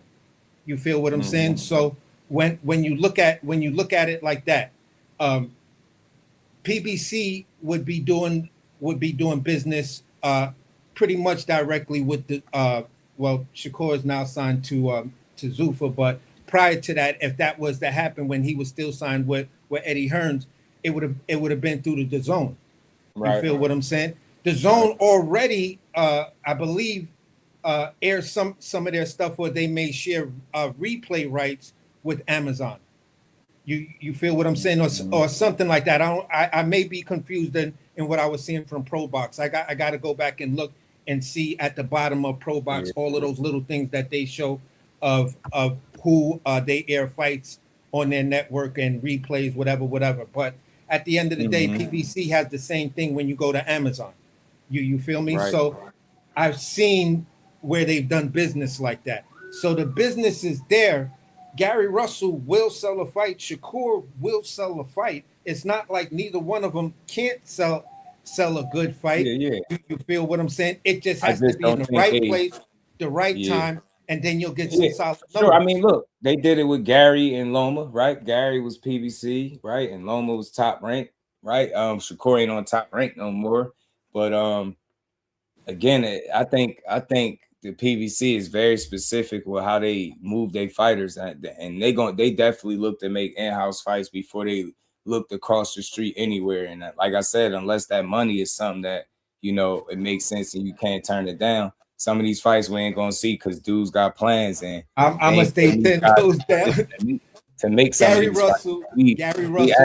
People ask about Gary Russell a lot. But the last thing he said after saying that shit about Shakur won't fight him, Shakur retweeted that shit and said, "Why not?" The little clip where he said that, why wouldn't he fight you? And then he said, "Yeah, I'd probably say Shakur for last because then they can't say nothing." And then he gave an explanation for it. Yeah, because he's going after all the other belts. He's doing the Errol Spence. Yeah, but that's like wishful thinking, bro. You better hope that the PBC allow you to chase all the belts like that. Because think about it, you're being scheduled and slated to possibly fight Pitbull Cruz. In my mind, seeing that, and that's a guy that openly turned Core down twice to my count, right? They put you in there with him. I think that's just entertainment, them trying to sell a fight. I don't think their goal is to try to line you with Shakur Stevenson, at least not right now. But I'm with all of these fights. I want to see him whenever they want to make them. Because that's what's gonna make boxing what it is. Seeing guys like he at 40, could you imagine that fight? I don't care who people think gonna win, just the fight alone. Yeah, and that's what I'm saying. Let's just I'm a bigger with the fight on this level. Not Peter, so I'm with the fight on this level. Gary Russell already knows he's the B side. You're fighting Shakur for the WBO and the ring belt. Right. It makes sense right there, and it's a unification. Yeah. I think it come down to risk too, though. When these guys be having these fighters, do they be wanting to take the risk with their guy? And I know Shakur is risky business. Not saying they don't feel like Gary could win, but for me, just watching and observing how the PBC work, that's what they'll do. They'll make these in-house fights because they don't gotta break the bank. And that's part of the reason too that I think that heavily influences who they put their guys. I say this. That fight only happens. If Amazon exec backs Russell 100% because he feels that Gary Antoine Russell might be the money guy to make the investments in to build up Amazon Boxing as a platform, or the Turk steps in and he says, listen, I just want to see that fight. I want to make great fight. And he says, listen, Gary Antoine Russell versus Shakur Stevenson on the next big ring card as a co-main event. Fight is done. Right. Fight's done. Right. Nah, them fights is there. I know. That's the fight junk. They just don't think like we do. They just don't think like we do. We know what the good fights are, and they do too, but they be trying to make money with their guys. Bro, Shout out to Big Dog Willie again, man. He said, this is what I'm talking about. Ninjas telling ninjas how to conduct their career and media output. These fighters don't need to massage your feelings. Shout out to Big Dog. I appreciate the love. It's always that's why I'm a student. I'm always trying to learn and understand more. And you know, with that mentality, I've been able to do exactly that. It's a lot more for me to learn about this boxing, but feel good to just not be a dumbass. When it comes to, we can have a logical, good conversation, good dialogue. It's not about right or wrong all the time, but making sense out of this shit that they trying to pull on us. And one thing I know, shout out to Fighter of the Year. One thing I know for sure, bro, they play on the ignorance of fans. Exactly.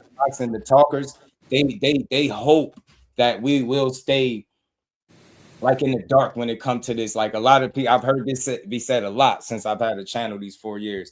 I don't like talking about the business of boxing, man. Just make the fights. You can't do that as a content creator because you will be leaving so much out of the conversation. In boxing, it's just not, oh, man, them too good. Make the fight. It'd be a good matchup. It don't go like that. It's a lot of shit to consider, and especially when you're talking about a 4-division champion fighting another guy that could possibly go on to be one of the better guys on their roster. You think they're in a rush to make that fight right now and risk it? Right, especially if dude ain't shown to be no crazy ass ticket seller. Like, is it worth the risk? So I think it's a lot to consider. Everything you're saying in terms of these matchups, you spot on. They are right there. And I say it like this: in boxing, when the fighters get there and you hear the promoters talk when these fights are actually made, and they say these are big fights, they say this one quote, and I want Willie to be aware of this. This is the fight the fans been asking for. This is the fight the fans been wanting to see online. This is the fight all the fans and social media is talking about. So we do have some pull and some say in what can possibly be made. We don't control boxing, and those of us hardcore fans know this. We don't make fights, but we can influence. We don't make no decisions. Facts. We can influence the decision to whether, if our voices are loud enough, then the promoters who actually look at this and have other people look at this, and then they look at the information and the data points and say, you know what? I believe that to be true. This fight getting so much traction. Right. I believe that to be true. Right. I believe that to be true. I think you're right. So, shout out to Commander Niff. What's good, fam? Shakur Stevenson versus Devin the Dream Haney. Who you got? Look, Devin is going to be when he lose officially. If he lose, I always like to put it that way. Right? Anybody could lose. Same thing with Shakur. I'll say the same thing about both of them. It's going to take a badass fighter to beat one of them in a great performance. You know what I'm saying? Devin outlasted the hate, a lot of the hate. Now I get it. Some people gonna say, "Oh, it comes from Bill." I don't think you should hate nobody based on how he promoting. But I hate the narratives. I hate that, but I don't hate him. You know what I'm saying? But he's not gonna be an easy guy to beat. Right? If he was easy, let me say it just plainly. If he was easy, it wouldn't even be all this discrepancy about Core going to 47, right? It'd probably be something he'd just jump up and do. But he knows he respect game, and he said it out of his mouth multiple times in his most recent interview. Devin's a hell of a fighter. You know what I'm saying? And I know he know that. So again, approaching the fight with that dude 7 pounds up, you're gonna take your time doing that because You ain't about to play. Hey, Devin ain't somebody to just run in there and play with. Let me be very clear. That's not somebody to just not be prepared and underrate or overlook and think it's just going to be. Nah, it's not. So that's what it is. Obviously, Shakur is aware of that jump and the challenge that would exist with a guy that's, got some size over you that's already been there, right? And you jumping up more weight. Got to think he approached from 140 from an intelligence space. He had a pre-camp, and then he did his regular camp. And if you listen to him, he'll tell you that was the longest training camp he ever had. And that's to put on 5 pounds. So what do you think he's going to do putting on 7? I've always said this about him and his team, and I've been right at every corner. Like, they have a smart team. They lock in step. They all on the same page from the outside looking in, and from what I know personally too, from sources and my guy, right? They well-oiled machine, right? They all want the same thing for this dude, to put him in the best position possible. And when they make moves, you heard what Jay Prince was saying, talking to Bill. Hey man, we got to put on some more muscle, get stronger.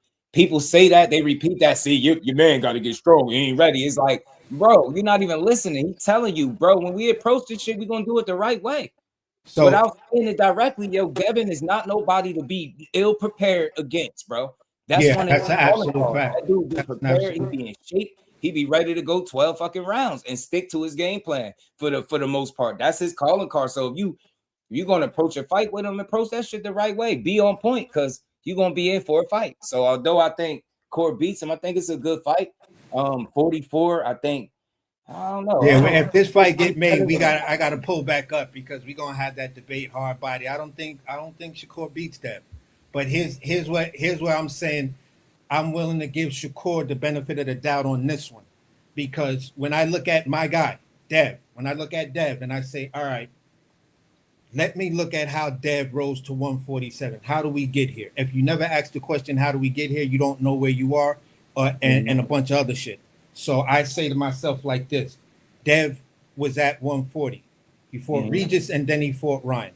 Then he took a year off because he said that he wanted to wait for Ryan to come back, and he didn't want anything else. Dev put on a lot of weight. Then he said, you know what? I'm going to come back. When my comeback happens, I'm coming back at a catch weight. He fought old boy in Times Square in my state at 144, 145 pounds. You feel what I'm saying? Then he's shopping for a fight at 47, talking to the other champs.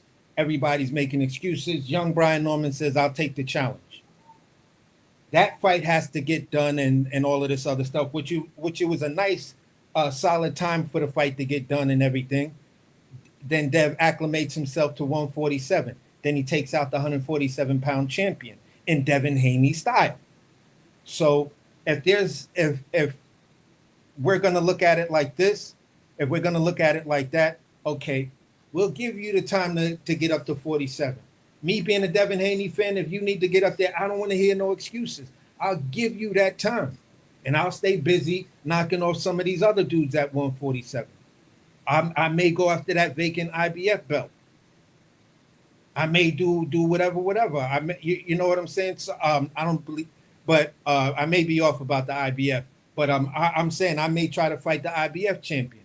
So there's things Dev could have done to stay busy and let Shakur acclimate himself the same way Bud acclimated himself and took a year and some change off to get to 168. He went from 54 to 68. And that took almost 13, 14 months. When the way he did it, knowing that he was going to fight Canelo, he came in. He weighed in day of the fight.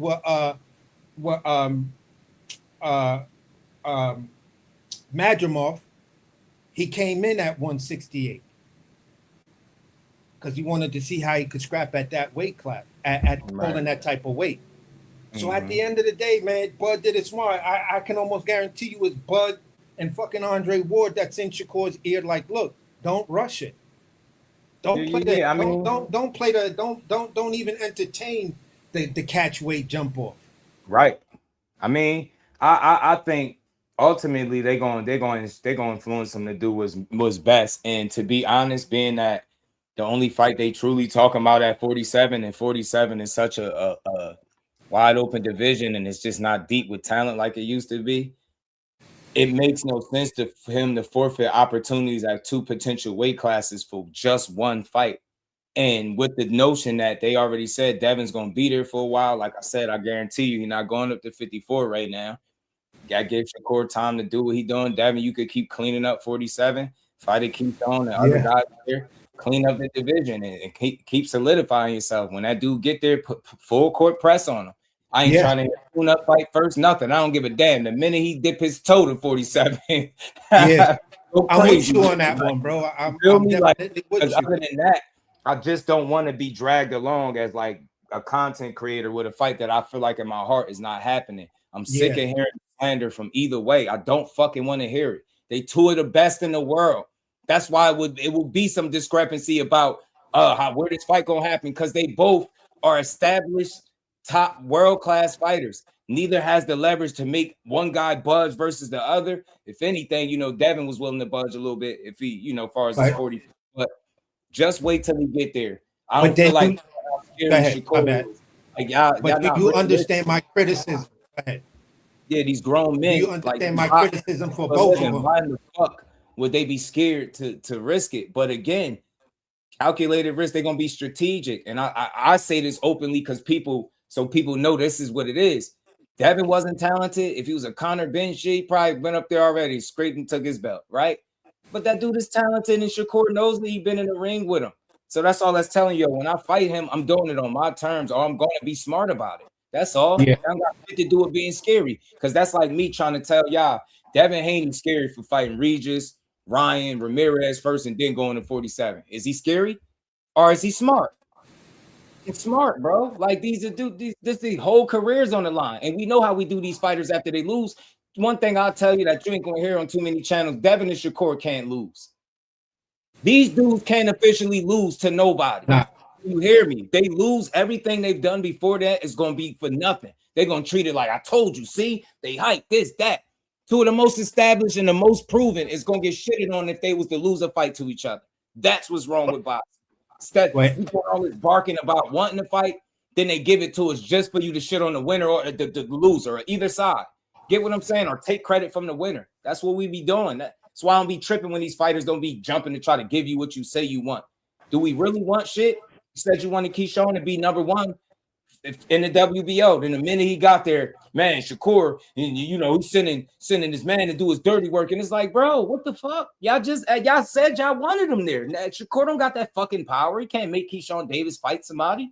So it's like, bro, that's what pisses me off. I don't want to hear two of the best fighters in boxing. Yes, I said it, two of the best boxers, if you want to be specific, in boxing, get dragged because negotiations are going public and they're not really doing it behind the scenes on either side.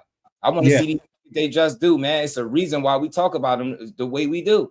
And honestly, that's why I'm heavy on the criticism on both of them, because I'm seeing the game and it's like, don't do us like that. You two guys are way too talented. Your following has been whatever. I was a heavy Shakur fan at 26 when he was at 30. At 35, I was wondering what was going on with him and stuff like that. Some of the moves he was doing, I just wasn't rocking with. And then I started to lean more towards Devin Haney. Like, okay, for the type of fan I am, I like the way you're doing things. People are talking their crap about you, but if they're really, really looking at you, you're doing something different. You're carving your own lane. You're not following nobody program. So I got to give you more credit than I give a lot of guys. And that was the deciding factor of putting them both on the scale.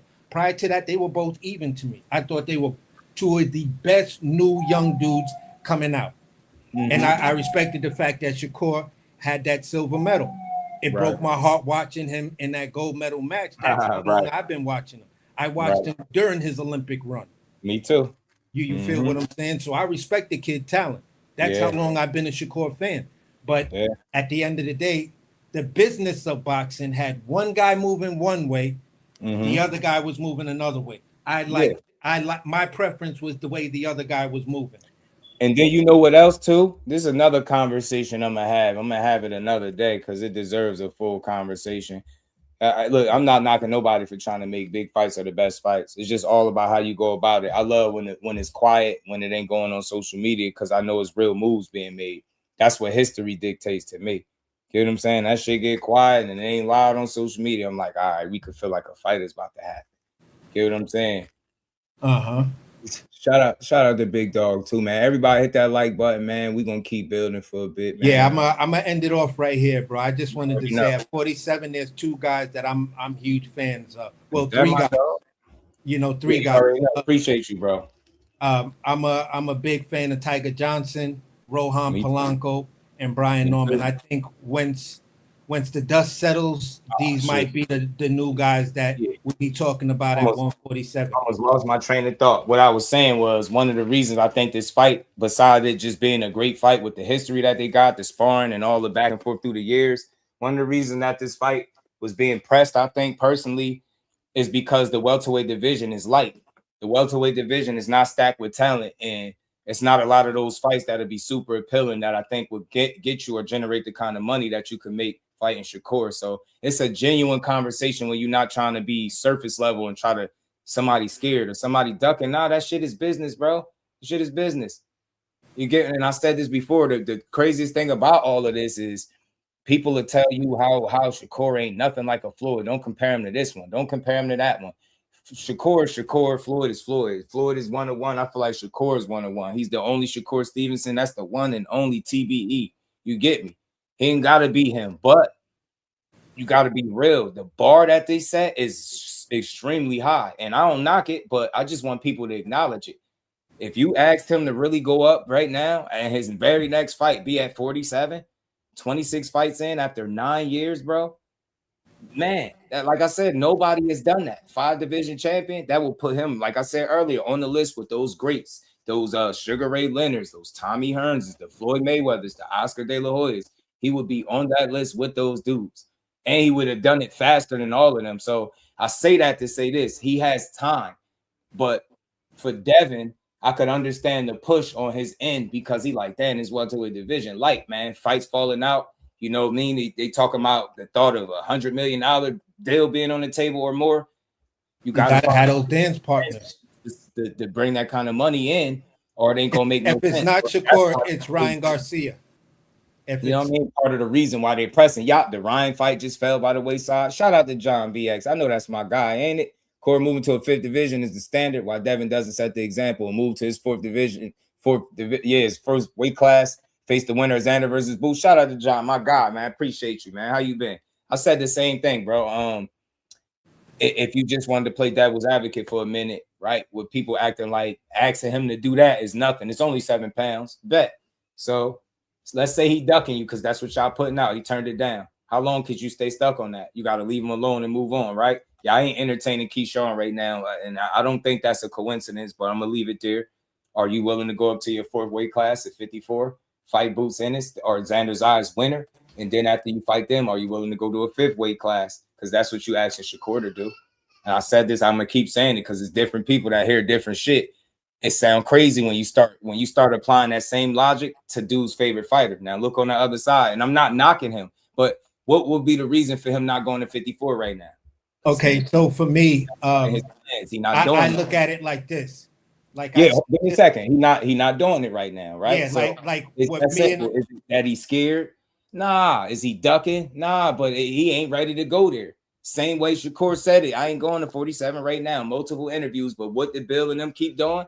Keeping the conversation alive, saying they negotiating with him while he keeps saying we not. And then we heard for the last time, I don't need to hear it no more that they not negotiating. Just show me after this point. I ain't saying nobody lying or telling the truth, but there's too many inconsistencies there. And the biggest one is you not being able to straightforward admit, I got on the phone with Jay and we trying to make a fight. Get me? Shout out to John BX. Appreciate you. ETB, what's good, Brody? What's good, man? What's good, man? I've been listening to the cook, and I've been hearing, dude, man, you saying a lot, you know, and salute to you and everything, but man, you said that Shakur was moving some ways at 135 that you didn't like. I recall him trying to fight everybody at 135, and didn't nobody want to fight him. So, what ways was he moving that was for you to say, well, I don't rock with him no more. I don't like it. Okay. The question I got. Because all right, I'll answer your question, but I think there was somebody in the comment that wanted me to answer this thing first. Devin said he wanted to be undisputed at 47. That's what he said. That's what he was saying when he was going up to 47. He wanted to be undisputed and conquer his second weight division. For me, that just says it all. Like me and the other guy said, had the debate earlier, I have to be able to hear what you say, hear your intentions, and then see what you do. You know, that's my Maya Angelou way of thinking. I hear what you say, then I watch what you do. And that's what lets me know how you are. And that's the same thing I say with Shakur. That's my just standard with every fighter. This is why I can be a heavy fan of a fighter, but at the same time, when they do something, I'm going to criticize them. What I'm saying is this. When he first came up to 35, right? He had no real leverage, but he had the opportunity to skip everybody. You feel what I'm saying? He had the opportunity to skip everybody. And for me, one of the biggest things was when he came up there and we were all talking about that Devin versus Shakur fight. I said, listen, just call Devin's bluff. Gary Russell did it. So if you're going to be that guy, just call his bluff. That's it. What do you mean Gary Russell did it? When Gary Russell pointed out when Devin Haney was claiming they were trying to make a fight with him and said they sent a contract or whatever, and then Gary Russell exposed what happened, and then Gary Russell was on the video sitting in his car showing and going off on Devin Haney because he said they couldn't even spell my name right. He said he could have contacted his lawyer, could have Googled him. So let me stop you right there. But So when hold on. Let me stop you right there because you putting out misinformation. First of all, it wasn't Gary. Oh yeah, you are, because it wasn't Gary Russell's name that was spelled wrong. Bill Haney spelled his own name wrong on the contract. So you already putting out misinformation because Gary Russell's name wasn't spelled wrong. It was Bill Haney. Man, look, dude, I was real close with Gary Russell. I was real close with Gary Russell's brother. So you're wrong. And I'm not going to. I'm just with you. It's not a debate. I'm just telling you that you're wrong. So you gotta. Hold on. Okay, go ahead, and then I'm gonna talk. Feel the way I feel, and you're telling me I'm wrong for feeling the way I feel, and I'm not about. I didn't say. I know. No, I said that you're wrong with the. I said that you're putting out misinformation. Hold on, dog.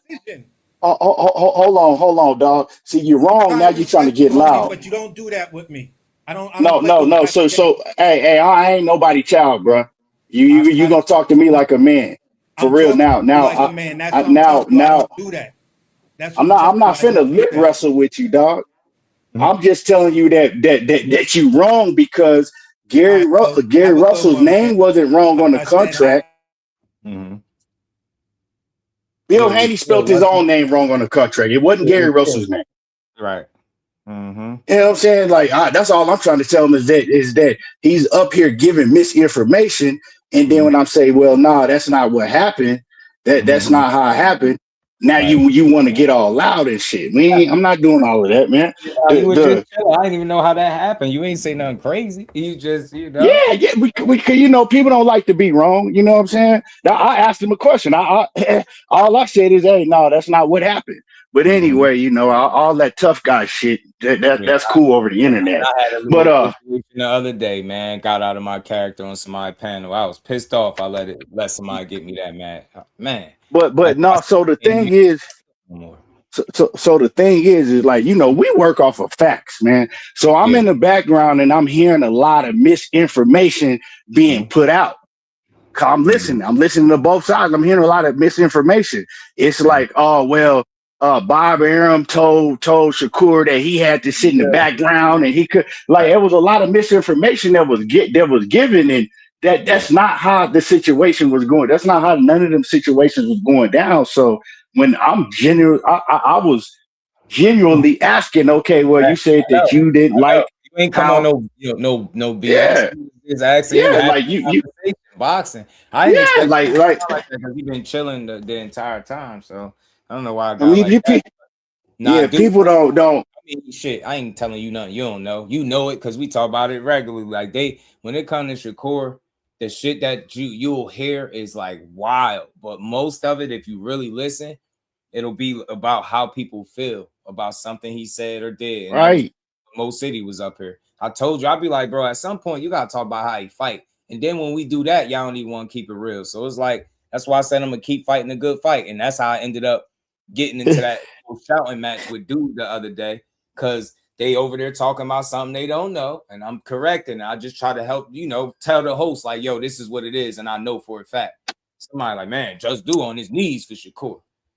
Bro. Yeah, it's like, bro, like you're not, if you're going to put information. I'm on my knees. I'm like, come on, man, we talking real boxing. If you don't like what the information I put up, just ignore it. Don't read my comment, but I know what I'm talking about. And that's what makes y'all online and push it's propaganda.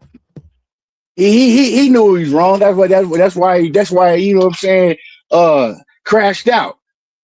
That's why he crashed out. But like all I'm saying is if I was just letting it go. I was like, I'm just letting you got to like if you can't give no explanation, and then when somebody give an explanation on why they hating or why they saying this, you can't give like what is Gary Russell's situation got to do with anything that Devin and Bill had going on with Shakur? Like it didn't even make sense. You know what I'm saying? Like and my whole thing is like people want to point out, oh, well, I don't like Shakur because he did this and he said this, and it's like we didn't see Devin and Bill say a million shit that we can nitpick at and be like, oh well, we don't like them because of that, but we don't do that. You know what I'm saying? We've seen them say, you can't even count the shit that we've seen them do and say that didn't. Like, come on, man. Like, think about it. They spelling your name on a contract. That's doing bad business, and you want me to fast forward to 2026, and you want me to believe that's not a chance that you're doing the same silly ass shit. Every time it's a threat, it's about the public. Gary Russell was deemed a threat. It was about the public perception. Let's sway everybody into thinking, look, we try and fight them, and then we gonna misspell our name and watch our fans argue about how bad we want to fight everybody. That's the shit that be blowing us and pissing us off. You get what I'm saying? So yeah, he corrected that BS at the door. For me, y'all know I be more laid back. I just be trying to let people get their piece in and skim right by it. You know what I mean? Before it drive me crazy. You know what I'm saying? So, I already know. That's why I already know. I'm like, that's because you must don't get out and go to fights, fam. That's all. If he look 170 to you, it's because you don't go out. Probably ain't never seen him in person. I'm gonna go with my guy saying he in the 150s, just like I thought anyway. Just like I already knew. I ain't think. Just like I already knew. You know what I'm saying? It's a difference when you're not allowing yourself to blow up, and that's pretty much what he be on. But I mean, then when you look at what's going on right now, right? Just like it's crazy because people only want to believe what they want to believe for if they like a fighter or just, you know what I'm saying, so much. So when you see what's going on right now, right? Bill came on my show and promised me that he was gonna fight Keyshawn and Shakur, right? Now, fast forward, right? All of a sudden, what was it yesterday? Was it yesterday when Devin came out and was like, and he asked the question, right? He asked the question. Thanks, Dean. If it's 144, do we got to fight, right? Now, he didn't say, I'll fight you at 144.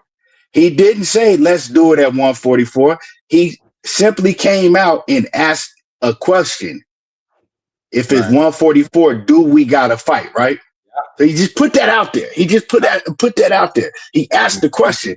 Everybody jumped off, gave him credit. Oh, man, right? Gave him credit. Oh, yeah, look, Devin is this and Devin is that and Devin is this and Devin is that.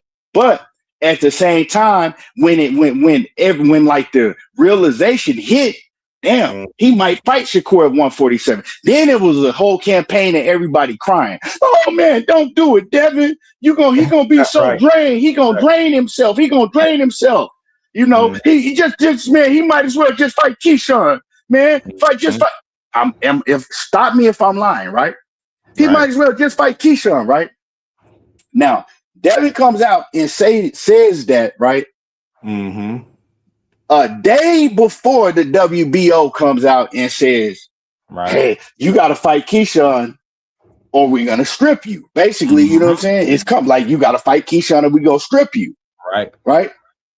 A day before that, Devin all of a sudden comes out and act like he's going to budge. And, okay, well, now all of a sudden, I'm willing to talk about going to 144. Before that, he wouldn't even say that word. It was a 147 to nothing. Right. All of a sudden, the day before, the WBO comes out and say, look, man, hey, he on the clock. It's either fight Keyshawn or get stripped. It's coming. Right. Now, today,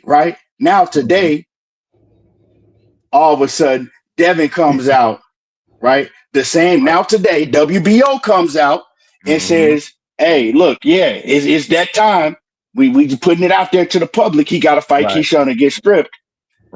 Devin comes out right before that news comes out and says, oh, 140, you won't even fight, something to that degree. Like you're not even willing to fight at 144. Then WBO comes out and lets everybody know what it is.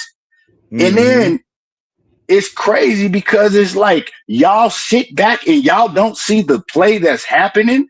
Right? Y'all don't see the play that's happening. It's all for public perception. But how that all of a sudden the day before, right? The day before yesterday, he wasn't willing to budge at 47. But then a day before they dropped the news with the WBO, all of a sudden, okay, yeah, we could, he asked a question about 44, right? Well, maybe I'm willing to, let's negotiate, maybe, 44. Then all of a sudden, bam, Shakur don't want to fight me. You don't want to fight me at 44 neither? Come on, man. The thing is that public perception is everything, and these dudes, they only want to see what they want to see. They're not looking at the whole picture. We sitting back and we scoping the whole picture. Okay, let's see what happened now. Let's see what's gonna happen next. Let's sit back and just wait and see, and it's all panning out. It's all panning out. Your back is up, his back is up against the wall. He really don't want to fight Keyshawn. Right? That's what it looked like. This is my opinion. He really don't want to fight Keyshawn, right? He really don't want to budge on the 147 with Shakur, but it's like, okay, damn, what am I gonna do? Right? The next step, the next step, right? If the WBO stick to what they saying, watch what's gonna happen. Watch what's gonna happen next, right? If they stick to what they said, he gonna let that strap go, and then it's gonna be some old other shit. Why he didn't fight Keyshawn? They're gonna blame it gonna on be Zeus. some whole other shit, bro. But then these guys, yeah, bro. And the thing is like it's always one common denominator with Devin Haney. Is always a big mess.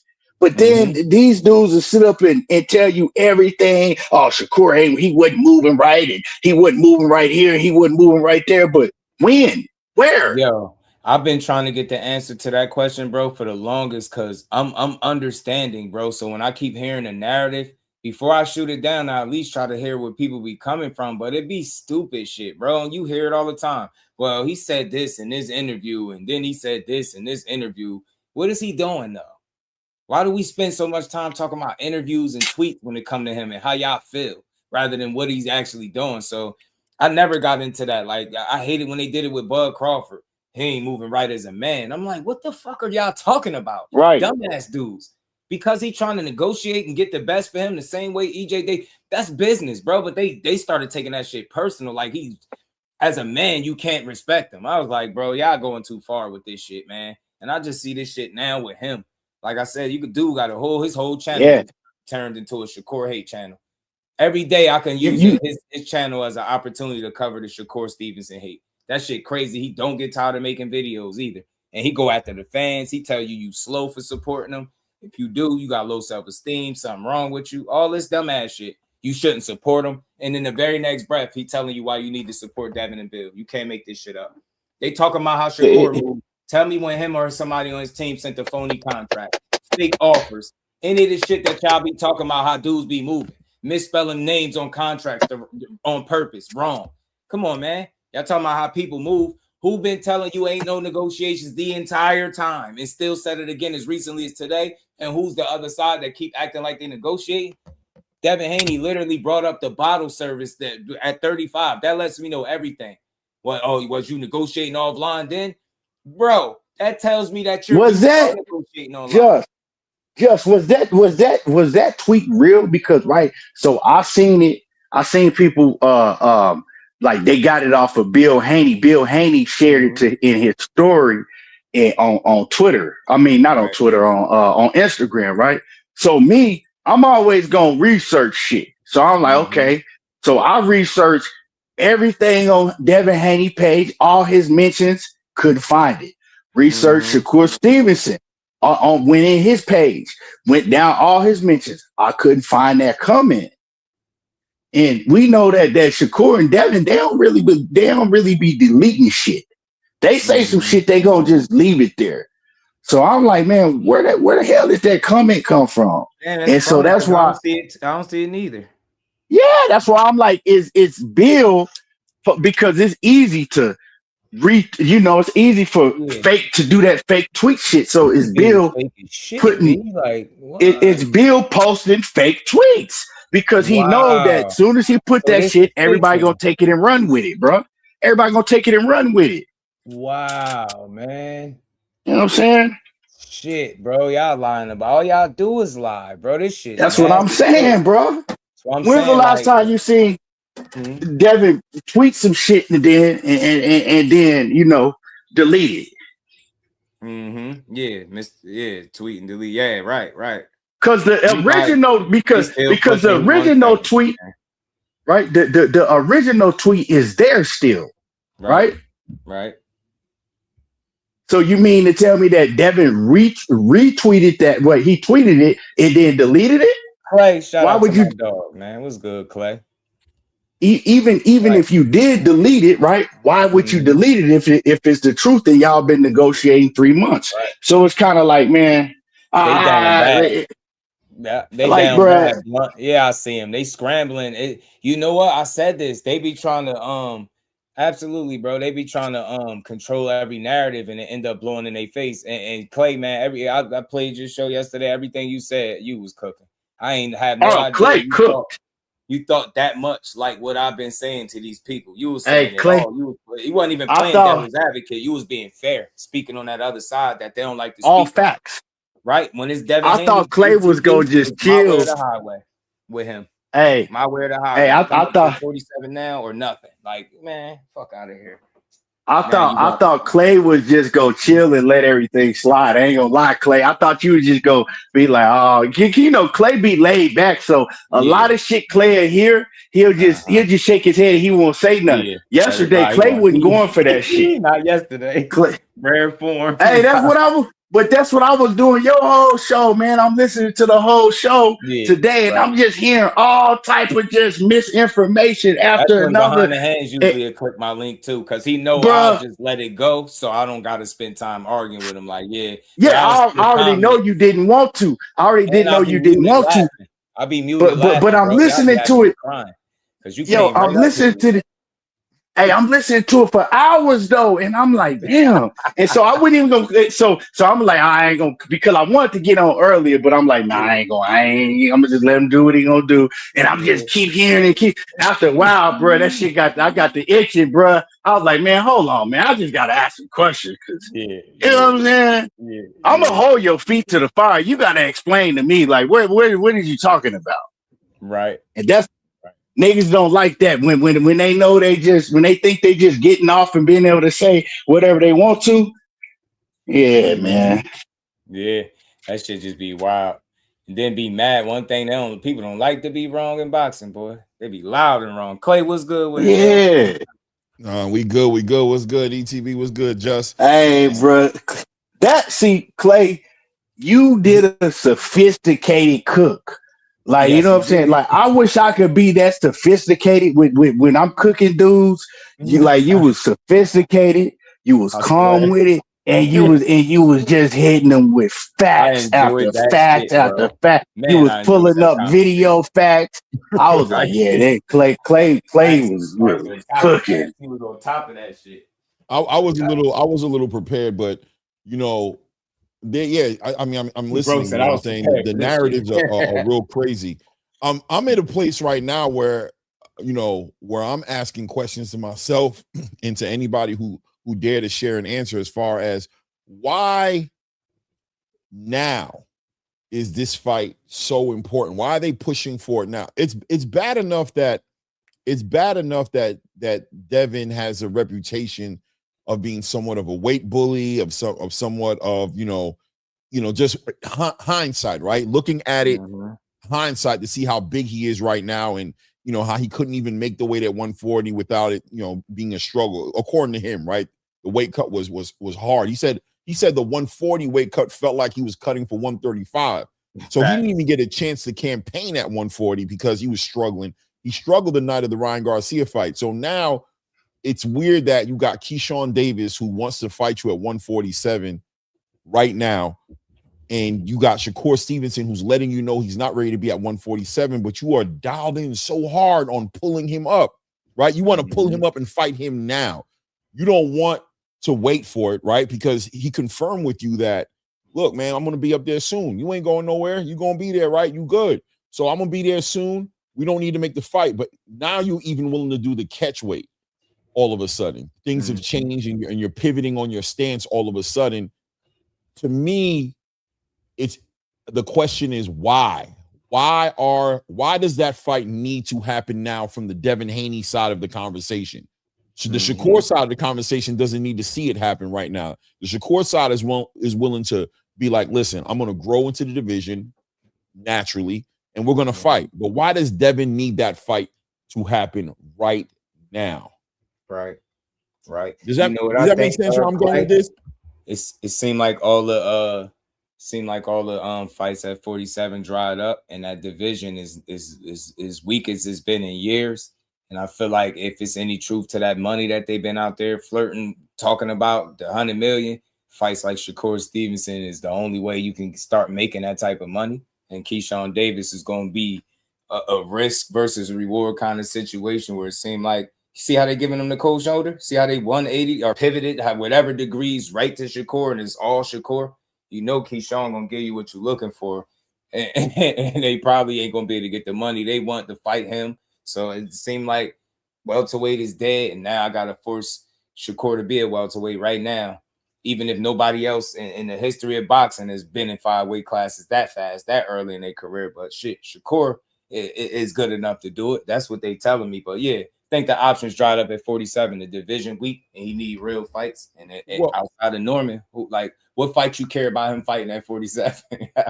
I mean, why can't you just fight Keyshawn? I mean, right now at this moment, right? Why can't you just fight Keyshawn? Why does the fight with Shakur need to happen now to the point to where you're going against your team, right? Your team is looking at you weird, a little bit low key. They're not going to say that. They're gonna stand. They're gonna back your play. But without a doubt, Bill for the past 2 weeks and change has been campaigning for this 147 fight with you.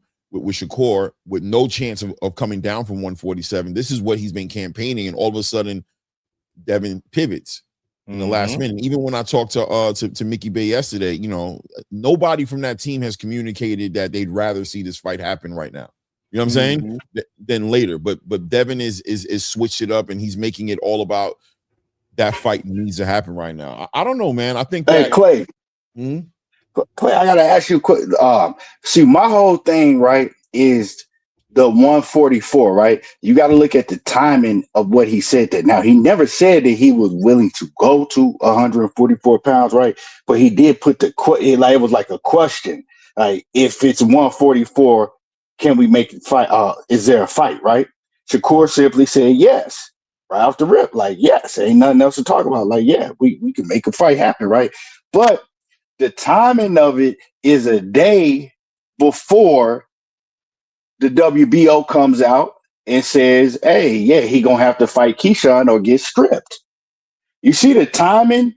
That's my whole thing. Is what I'm saying is like, did he even really? Was he even really willing to fight Shakur at 144 pounds? Like, you know what I'm saying? Because Shakur said yes. To me, it looked like it was all a play to look good in the media, right? Like, I'm not really going to fight him at 144, but I'm going to put it out there. I know everybody's going to jump on it, right? Because I already know what the WBO is telling me about this Keyshawn fight, right? But I can at least make it look like I'm willing to fight Shakur at 144 because everybody's going to run with that news. If it's Shakur's name involved, right? And it's going to make him look if it's going to make him look like he's in a negative light in any type of way, everybody's going to run with that. We all know that. Everybody going to run with that. I could come out with a story tomorrow and say that Shakur got beat up by a guy in my gym, right? And I witnessed, and everybody's going to run with it. They don't care if it's true or not. Everybody going to run with it. He just in that type of Floyd Mayweather, light when that's the same thing that people used to do with Floyd. But back then, social media wasn't as big as it is now, So my question is, do you really believe or really think that he was really willing to fight at 144? Because the timing just seemed, it was sketchy to me when you look at the whole picture. It seems like I got mixed feelings about it because I agree with you, right? Like in the beginning, there was a reason why they didn't want to come down to 144. There was a reason there, right? I'm not doing that. I'm not going to 144. But then it seems like, just on the surface level, just reading it for what it is, I'm not in the back behind the curtains. I don't know what's really going on, but once Keyshawn got involved with the conversation, it became better to do the catch weight with Shakur than to fight Keyshawn. You know what I'm saying? It was like a way out. And I know a Devin Haney fan immediately will go towards Keyshawn. What are you trying to say? Keyshawn can't do nothing with Devin. I hear you, right? But I think that as far as danger is concerned, as far as a menacing style, a style that's menacing. In other words, Keyshawn is built to hurt people. That's what he's about doing. He's about pressing the action, cutting the ring off, touching that body, and hitting you with something nasty. You know what I'm saying? Hitting you with something nasty to stop you. He's a menacing fighter. Shakur is a boxing match for 12 rounds where you could argue the worst case scenario is you get a world-class, master-class boxing lesson, right? You get some hands put on you, but maybe you don't fall. Maybe you don't get hurt. Maybe you feel like that punch resistance is a little bit different with Shakur to where it might be a little embarrassing, but what's more embarrassing? The guy who's 15-0, stopping you, hurting you, exposing something out of you, which could change the whole entire perception, or even compound interest on an image, on an image about you based off of times you've been hurt with Linares, times you've been hurt with Ryan Garcia, times, what people think about you. Would Keyshawn make that worse on a performance with Keyshawn? But it seemed like there was a choice to be made here from Devin's side. Fight your mandatory, hold on to your belt, fight Keyshawn Davis, a fight where Keyshawn is already on record speaking directly to Bill, and Bill said, do your job. So that fight was already in the mix. People are trying to paint this picture like Keyshawn got thrown in the way. No, Keyshawn was looking for Devin for a while on camera. Shakur is a guy who's been kind of like, yeah, me and him, I don't know. That's going to be at 147. If it were to happen, here it is. Catch weight or rehydration clause at 147. You guys weren't entertaining it at first. You said that's just not going to happen. As soon as Keyshawn Davis got involved in this conversation, the pivot happened. Spooky. The pivot happened. All of a sudden, 144 was all of a sudden Devin is a dog, and Devin just want to fight the best. That's why he's willing to cut the weight to go to 144 to pull up Shakur. All of a sudden, that's what that is. And him fighting Keyshawn, that's not important. I don't know, man. I'm just that's saying. what it looked like. Shout out to John, man. He said, yeah, that make a lot of sense. It's the figures for the key fight. He will become the first boxer in history to drop a strap in 3 divisions when faced with a Mando. Damn. I be trying to get up out of the Mandos. Somebody, shout out to Cal Cooler, because he did bring up the Sandor Martin situation. And the way they treating him, they almost treating him like it's that. Shout out to Pooh. What's good, homie? They almost treating it like he ain't there. Like, yeah, man, Keyshawn ain't there. Somebody just argued, said, nah, he's number 1. He's not the mandatory. Man, shut up. Your man is got to fight or get stripped. Somebody said it, man. They said Jay Prince, smart as hell. They got Keyshawn in number 1. You either fight Key or go fight Corey 44 and drop your belt. Either way, you got to fight somebody. Yeah. I think Keyshawn has every right to sit there and make that video and say, y'all ducking me. He has every right to say that, bro. Like, I think in real time, he really does. Bonans was good, man. You done circled the block on. Yeah, man. Spun the block on him. Hey, shout out to you, Clay, man. You a dog on these conversations with these people, man. I just got to throw that at you, man. Good salute to you, bro. You be doing your thing, bro. Appreciate you, family. Thank you. Yeah, man. Look, man. I'm gonna say this, bro. Mm-hmm. If if they fight each other at a funny weight, which causes Devin to lose belts, I'm gonna say that they both fighting under Zuffa if that happens. Right. All right. It's not happening no other way. Yeah. I don't think it's no other way for it neither. That's the way it's gonna happen. If all these damn premature announcements, trying to negotiate for other people and talking to the fighters, and he said you're just gonna cut Jay out the whole conversation. You're gonna cut him out the conversation and make him fight on Twitter. Okay, cool. That's the only way I can see it. It's the only way it's gonna happen. What's funny about that? What happens with your belt situation and what happens? Oh, no. That excuses why I dropped him. You know what I'm saying? It excuses it. You know what I'm saying? Although these cats gonna be fighting on a ring card if they did fight on Zuffa, and that same ring card where Ryan is defending his WBC belt against Zuffa's Conor Ben. So either way you go, you don't got to drop that belt. That's all I'm gonna say. You ain't got to drop nothing.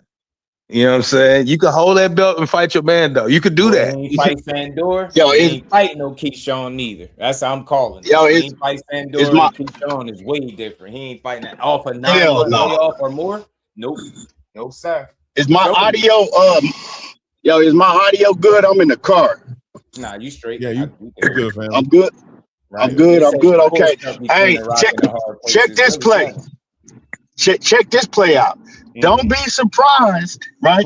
Don't be surprised because Ryan and Conor Ben, that fight ain't going down because Oscar is not letting that go down, right? Ryan can say whatever he wants, but Oscar like, nah. He put a cease and desist on all that shit, right? So if the Ryan and Conor Ben fight don't go down, I wouldn't be surprised if they do make Haney and Conor Ben on Zuffa. Because if Devin is really signing to Zuffa, he need a big name opponent. And he don't want to fight Keyshawn. He don't want to fight Keyshawn. And I knew in the beginning that they didn't want to fight Keyshawn when Bill was running around talking about Keyshawn was what he say, he was garbage, right? Then Bill said Keyshawn was what did he say, a stay busy fight. That's the same shit as a tune-up, right?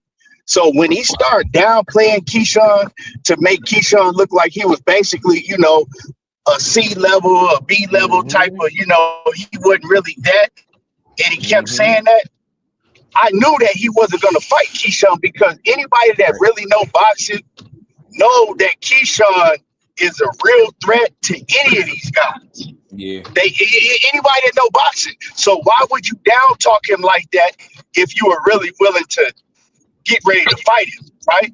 Because if you lose to him, which Bill knows boxing, he knows that's a possibility, right? To lose to a guy with the skill on the skill level of Keyshawn. If you lose to him, now what's that gonna make you?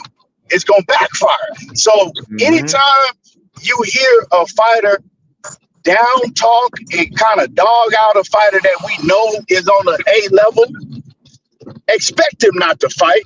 Expect them not to fight each other. I said the same thing. So with that being said, Devin, right? He don't have many options at all. Like especially if he's talking about getting $100 million contract or whatever it may be, right? The options are very thin. They're not sending Devin Haney over there because see, Devin, he asking for a much bigger bag, right? He demands a much bigger bag than a Richardson Hitchens or Edgar Berlanga, right? He demands a much bigger bag. So if they're signing him, right, to a big contract, they want a big name. They want a big name, right? And in order to, who else is it? You know, if it ain't Keyshawn, if it ain't Shakur, who else is it? Connor Ben is another big name. You know, if Connor Ben people willing to do it, I think they might try to make a play and try to go after Connor Ben instead of fighting Keyshawn. Like he probably gonna have to drop that belt either way, cause I don't see him fighting Keyshawn, man. It's just too dangerous. Yeah, well, without a doubt, man. Keyshawn is a dangerous fight, man, and I think it's just crazy. To me, I think that's the elephant in the room, man. I think that they're focusing the energy on Shakur, and they're steering this narrative out here on the media space. With the wrong energy. With the media space, but it's Keyshawn, man. Keyshawn is I'm trying my best to stay away from that word duck. I really am trying, but that's what's staring me in the face. What's staring me in the face is Keyshawn Davis, bro. What are we doing? You already, because if you already said you weren't gonna come down from 147, bro. You said you weren't going to do it. You had a conversation with Jay Prince, and that's why I asked Mickey Bay. I said, but I mean, I think, you know, fair play to him. He's not going to speak for Devin, right? And he just can't do that. But I definitely had to ask that question: what flipped the script? What was the pivot about? Why is 144 good now? What happened? Why is it good now? And then I'm looking at the team, and even Bay said, I ain't gonna lie to you, I think that fight should wait. I think Keyshawn, we should fight Keyshawn. So it's like, okay, so I gotta believe the team is speaking that way. Even Bill said, yo, Devin's the boss. That's what Devin decided to do. He decided to cut the weight and go down to 144 when he said he was never going to do it again. And obviously on the other side of that is mandatory with Keyshawn Davis. It just looks like you don't want to fight Keyshawn. Clay, you had that man on skates, bro. I just got to give you a card, bro. You had him on skates, bro. You had him on skates, bro. I was like, oh my God. You made in mid interview, you made that boy say, oh, I ain't even really know that. I said, uh-oh. Yeah. I said, that boy stapling in every way, shape, or form, bro. Hey, man, you had him on skates, and I'm not. It's no knock to him. It's just a credit to how great of an interview that was, and how you was working. Salute to your work. I appreciate you, man. I appreciate it. Thank you. Yeah. It's an interesting situation to watch it play out. So you guys don't believe Shakur's fighting Devin at 144, right? You don't believe that? You think is a wrap, or you still think that that's a possibility? I think that if Devin and them really want it, like, you know what I'm saying? It's just, man, I'm not gonna lie, man. I think Devin is a hell of a fighter, and I think Bill is a great businessman. Like, you know what I'm saying? Bill is funny, man. He charismatic and everything. I just had Bill on the show. You was over there, Clay. Bill is a funny dude, man, but I think that it's just hard for me to believe anything that comes out from that side, man. I'm sorry. It's just hard for me to believe. So it's hard for me to believe that they really willing to fight Shakur at 144. You know what I'm saying? Like, it's just hard for me to believe any of that, dog. Hey, bro, I'm going to say this. Man, exit stage left. Don't make no announcements, man. Here, I'll do you one better. I'll call you an Uber, a permanent Uber. There you go. I don't know why men, y'all, I gotta say this. I know this is the end of the show, but y'all really be some pussies, man. And I'm gonna just say it just like that. Y'all really not men. Your social media breeding a lot of bitch-made individuals, bro. Like, y'all don't know how to have a conversation outside of hearing what you want to hear. Y'all don't know how to support people if you're not hearing all the shit you want to hear. Shut up, man. This how grown men supposed to talk. All that weird ass shit. You can't fight two people at the same time, bro. Stop that lying ass shit. Then my guy just tell y'all he was left the gym with the man, and y'all gonna still keep talking about negotiations, you dumbasses. Hey, look, okay, no since network, no promoter, no financial backing, nothing. But since you said that, bro, I'm gonna say this before I get up out of here, man. I just know you had Clay up here. I want to give him his props, man. But I'll say this to you, and what I say about this, you could take it to the bank. Right. You're gonna hear about Shakur's signing somewhere before you hear about Shakur and Devin fighting. That's what I'm gonna tell you right there, straight like that. Right. I believe it. Right. And as a caveat to that, then when you hear what Devin is doing, you'll understand why he did whatever he's doing to do it. Exactly. Exactly. But whatever Shakur is getting ready to do, it's not completely in stone. Right. It's big kinks are being worked out of wherever he's about to go. And when I say wherever, I mean I'm not telling you, motherfucker. Shout out to you, Dean. It's all good, but nah, sometimes that's man shit. I gotta stop thinking about me just being a content creator. I really don't care about subscribers and all that dumb ass shit. But I love for men to come through here and act like men, bro. Not be disrespectful. Every now and then, I don't mind checking somebody, putting them in their place. And every now and then, you know, you'll get a man's response. Somebody to kind of feel where they at and kind of, you know, all right, they over here talking real boxing. Let me chill, be part of the conversation. That's why I do that. I ain't gonna be perfect, but I'm very composed. I just don't like soft ass shit. You know what I mean? Come have a conversation, man. Stop thinking everybody's supposed to push the same narratives, man. Y'all really pumped up with y'all chests out. He about to try to fight both of them. How about I tell you, I'm willing to bet his next fight don't be neither one of them. And I don't mind being wrong. This is something I would love to be wrong about so I could cook my own damn self about how wrong I was. But y'all giving him credit for, again, y'all already said he sent the offer to Shakur and he turned it down. I see the videos. That shit is nasty work. And then the man goes on the Boxing Voice and they ask him, have you been negotiating with Jay Prince for any of these fights? And he danced around it. He never answered the question. So I have a tough time believing anything he's saying. The dude is literally referencing other people that create content, other sources about his business instead of stating what his business is. Show me anybody that does that shit. Show me anybody out of 33 fights Devin Haney made where Bill Haney gets right on the phone with his opponent and that's how the fight is made. Go ahead and fucking lie. And then go tell me how many times Jay Prince got on the phone with the opponent and Shakur about to fight to make they fight. Tell me that's how they fights be getting made. And I won't say shit else about nothing Bill got going. Y'all foolish, man. He playing in y'all face. He got the same recycled plays and playbook from 135, and y'all don't get it. Out here offering fights, and I'm gonna keep saying I don't care how redundant it is. If he's able to offer a fight, why is he not able to counter offer with Rolly? Why is it just the negotiations fell right out as soon as he couldn't get the money he was looking for? Because getting paid was a one-way street.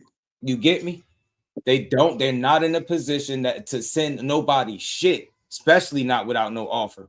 What is those negotiations going to consist of? What is the offer going to consist of if you don't even know where you fighting at? If nothing is signed and etched in stone, like what the fuck?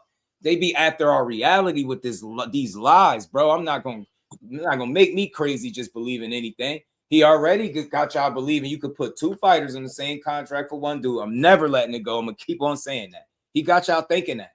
Got y'all thinking that he gonna fight both of them back to back. Even if he fought one of them next, guarantee you ain't fighting them both back to back. But y'all gonna keep believing that shit.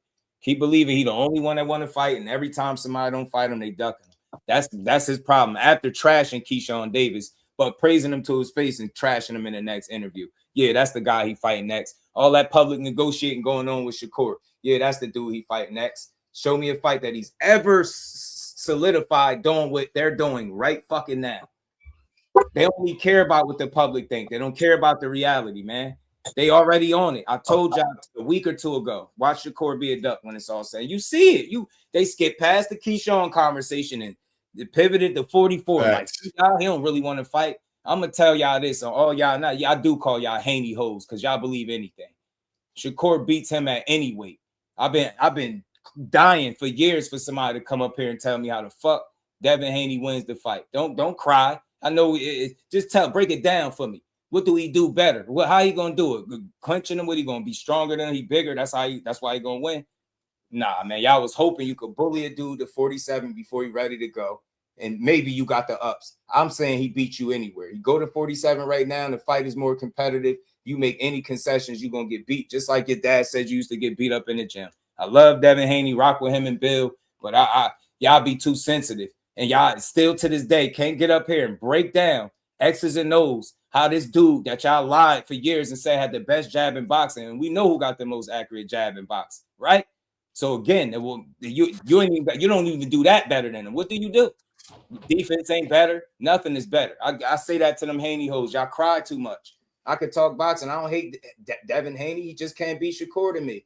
Why the fuck you think all this noise about wait this, wait that? Let's see if we can force him up. Get out of here, man. Y'all wanted that, man. You just wait till you get to your weight class. Focus on 47. You big ass dude. You know what I'm saying? When your dad said you could be fighting at 54 right now, you think we ever gonna forget that? You want to run around, be damn near a light heavyweight, fighting at welterweight in the ring, 168, whatever you be, and think nobody is supposed to call you out on that shit? What kind of Debo are you when you get to the welterweight division? You fight one guy, and all your focus goes to the smaller dudes. Y'all the softest this fan base in boxing. Y'all shitted on Tank for years for this very same shit that this dude is doing, and he did one Tank one better. 2 fucking weight classes. That one fight at 40 don't make Shakur a 40-pounder. He was campaigning at 35. And again, shout out to Wiley Moses, because I got the clip. I'm about to put it back in my brand section where he said he ain't going to say who said they was going to stay 2 weight classes away. Y'all know who he talking about, getting all loud because you feel like you got the size over him. You don't got the skill over him. And that's the only thing I've maintained the entire time I talked about this fight. I just want somebody from the Haney fan base, the Haney clan, to come up here and break down how he beat him instead of trying to beat him with fucking narratives and lies. That's the only way y'all been beating Shakur. That's the only way you ever going to beat him. You're going to try to one-up him on social media because you literally got a whole media circuit of channels pushing all the same shit. Damn, he ducked him at 35. Now he ducking him from 2 weight classes away, man. I don't know, man. Something seeming real fishy. Real fishy, bro. Why Bill ain't say he negotiating with nobody, but he keep getting online saying this shit? I'm serious, man. That shit is really bothering me. Like, what the fuck? The fight has been on the table for 2 months. Man, shut up. On the table. Then you talk to the manager, and it's like, it sounded like that was the first time y'all were talking about this shit in a long time. And nobody was sounding like they was negotiating no fight. Then you get off of that, and now all of a sudden, fight is offered to him. Show me if I'm missing something, bro. How y'all making any offers to anybody? Where's these offers coming from? What the fuck do it consist of? What kind of money is on the table for this fight? Instead of talking about these Zuffa rumors. To me, it seemed like they banking on a conversation that's in the air. I do think it's conversations about people wanting to fight, them two to fight. I think that's going to always be the case. But I think they jumped the gun. I think they hoping that that's what happens next. And they going about it the wrong way. You're already painting this dude out to be scary. Already. You don't even got a fucking home yet. And you already taking a fight potentially off the table with some bullshit narratives. Y'all whole fan base, most of them, not all of them. Most of them is some crybaby, confused, gullible ass Haney ho logic, bro. And I rested with this. Y'all the same fan base that told me y'all can send offers with no fucking money attached to it. It's beyond me. And I'm trying to figure out, when have you ever seen that? Who does that shit? Oh, my bad, the Haneys. The same ones that misspell their name on contracts the wrong way, but they want to fight everybody. They do shit that I've never seen any other fighter or team do ever in their history. And we supposed to just soak it all in. And yeah, Bill, he could tell no lies. Man, he wear a lot of hats, and I think he wrapped up in the entertainment side of it. Because every time when faced with a real question, he dance around this shit, and then he try to make a joke out of it. I've been fucking watching him do this shit ever since he started the mixtape circuit a couple weeks back. Shit been all shucking and jiving, no straight answers, referencing other people to confirm what your business is, but I'm supposed to be, yeah, he telling the truth, man. Yeah, look at Bill. He could tell no lie. The dude be slick talker, just like I told him when I talked to him, he was on the phone that day. He ain't like it, but too bad. Gifted gab, whatever you want to fucking call it. You a slick talker. That's what you do. When people don't follow the sport closely enough, you play on these people ignorance, and they don't even catch on. They're not even smart enough to see what you're doing when you playing in their face. 2 fighters on the same contract. I'm never letting that go ever in life.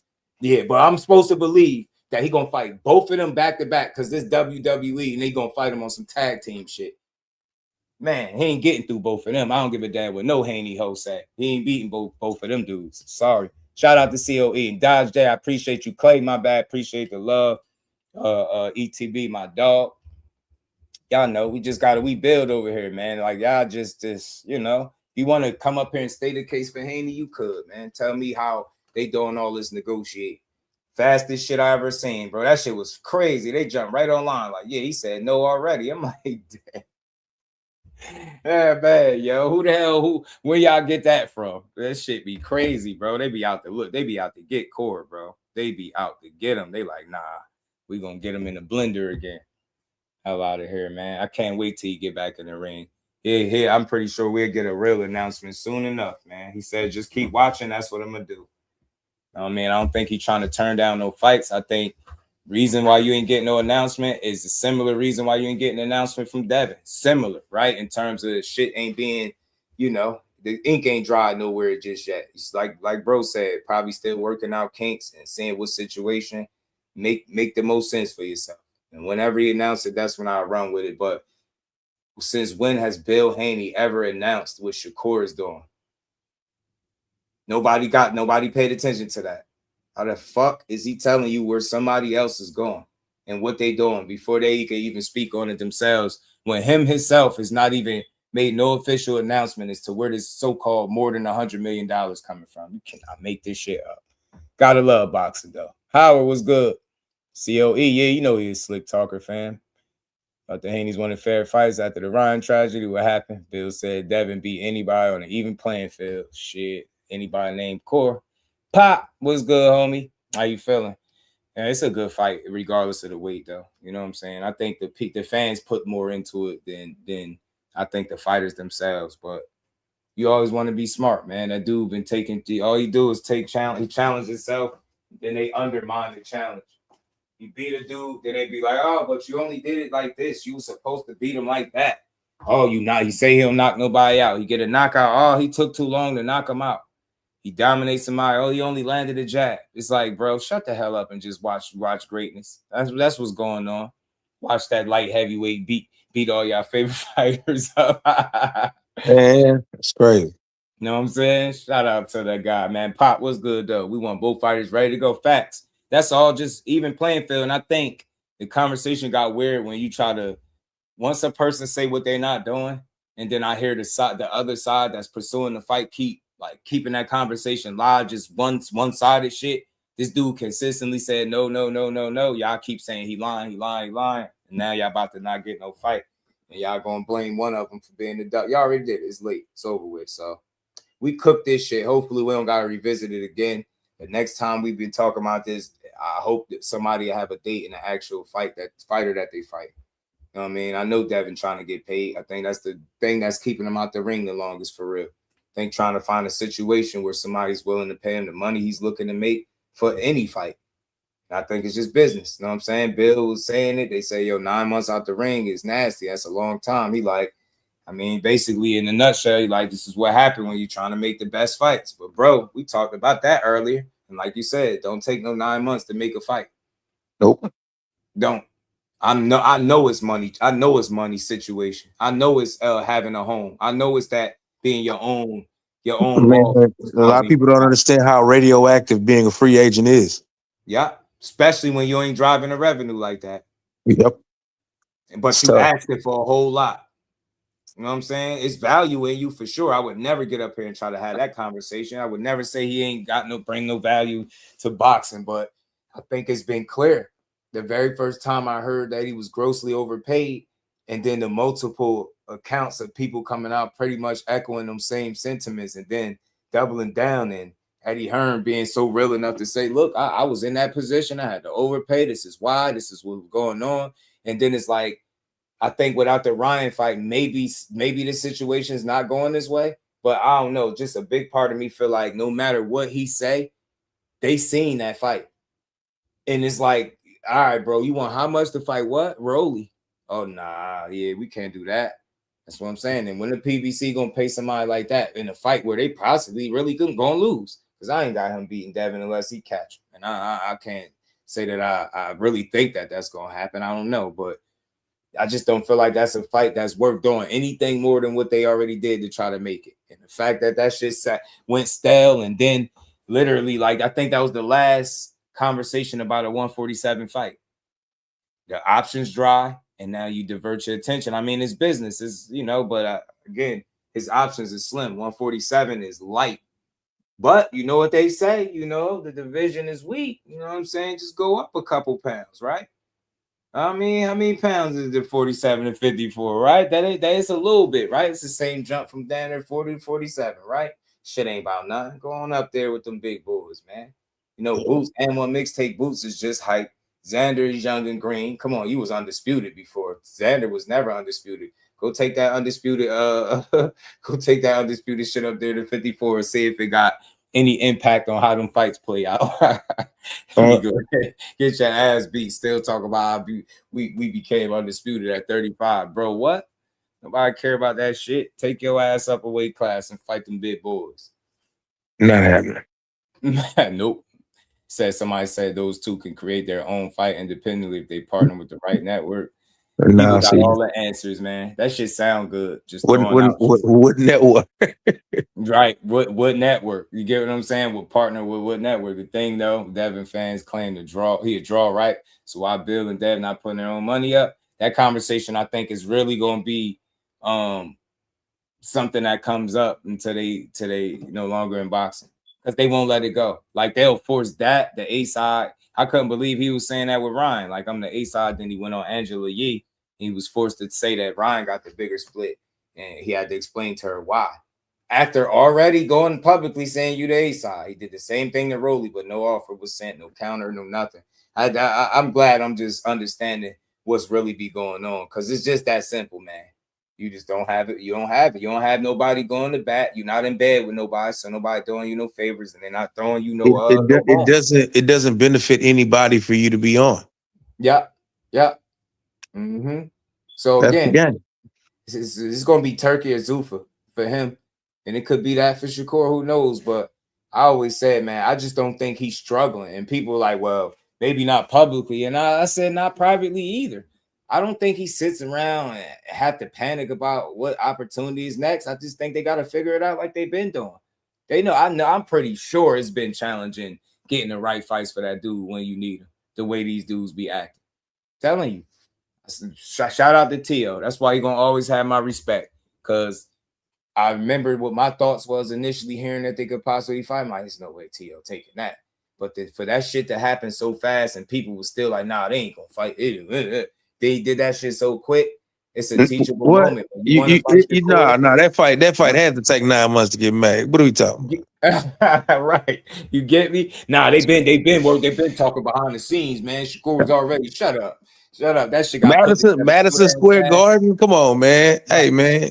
Get the fuck out. Hey, bro. They ain't even get a chance to hate on that shit before it was like official. They ain't even get a chance to fully hate, and that shit was done. I wonder why. That's not a coincidence. That's because when somebody want to fight that man and nobody's from the outside looking in with other plans except that, it happens. That's what I think. And they said it was easy. And then you know how they'll justify it? Well, nah, that's because Shakur knew he was going to beat him. Shut up.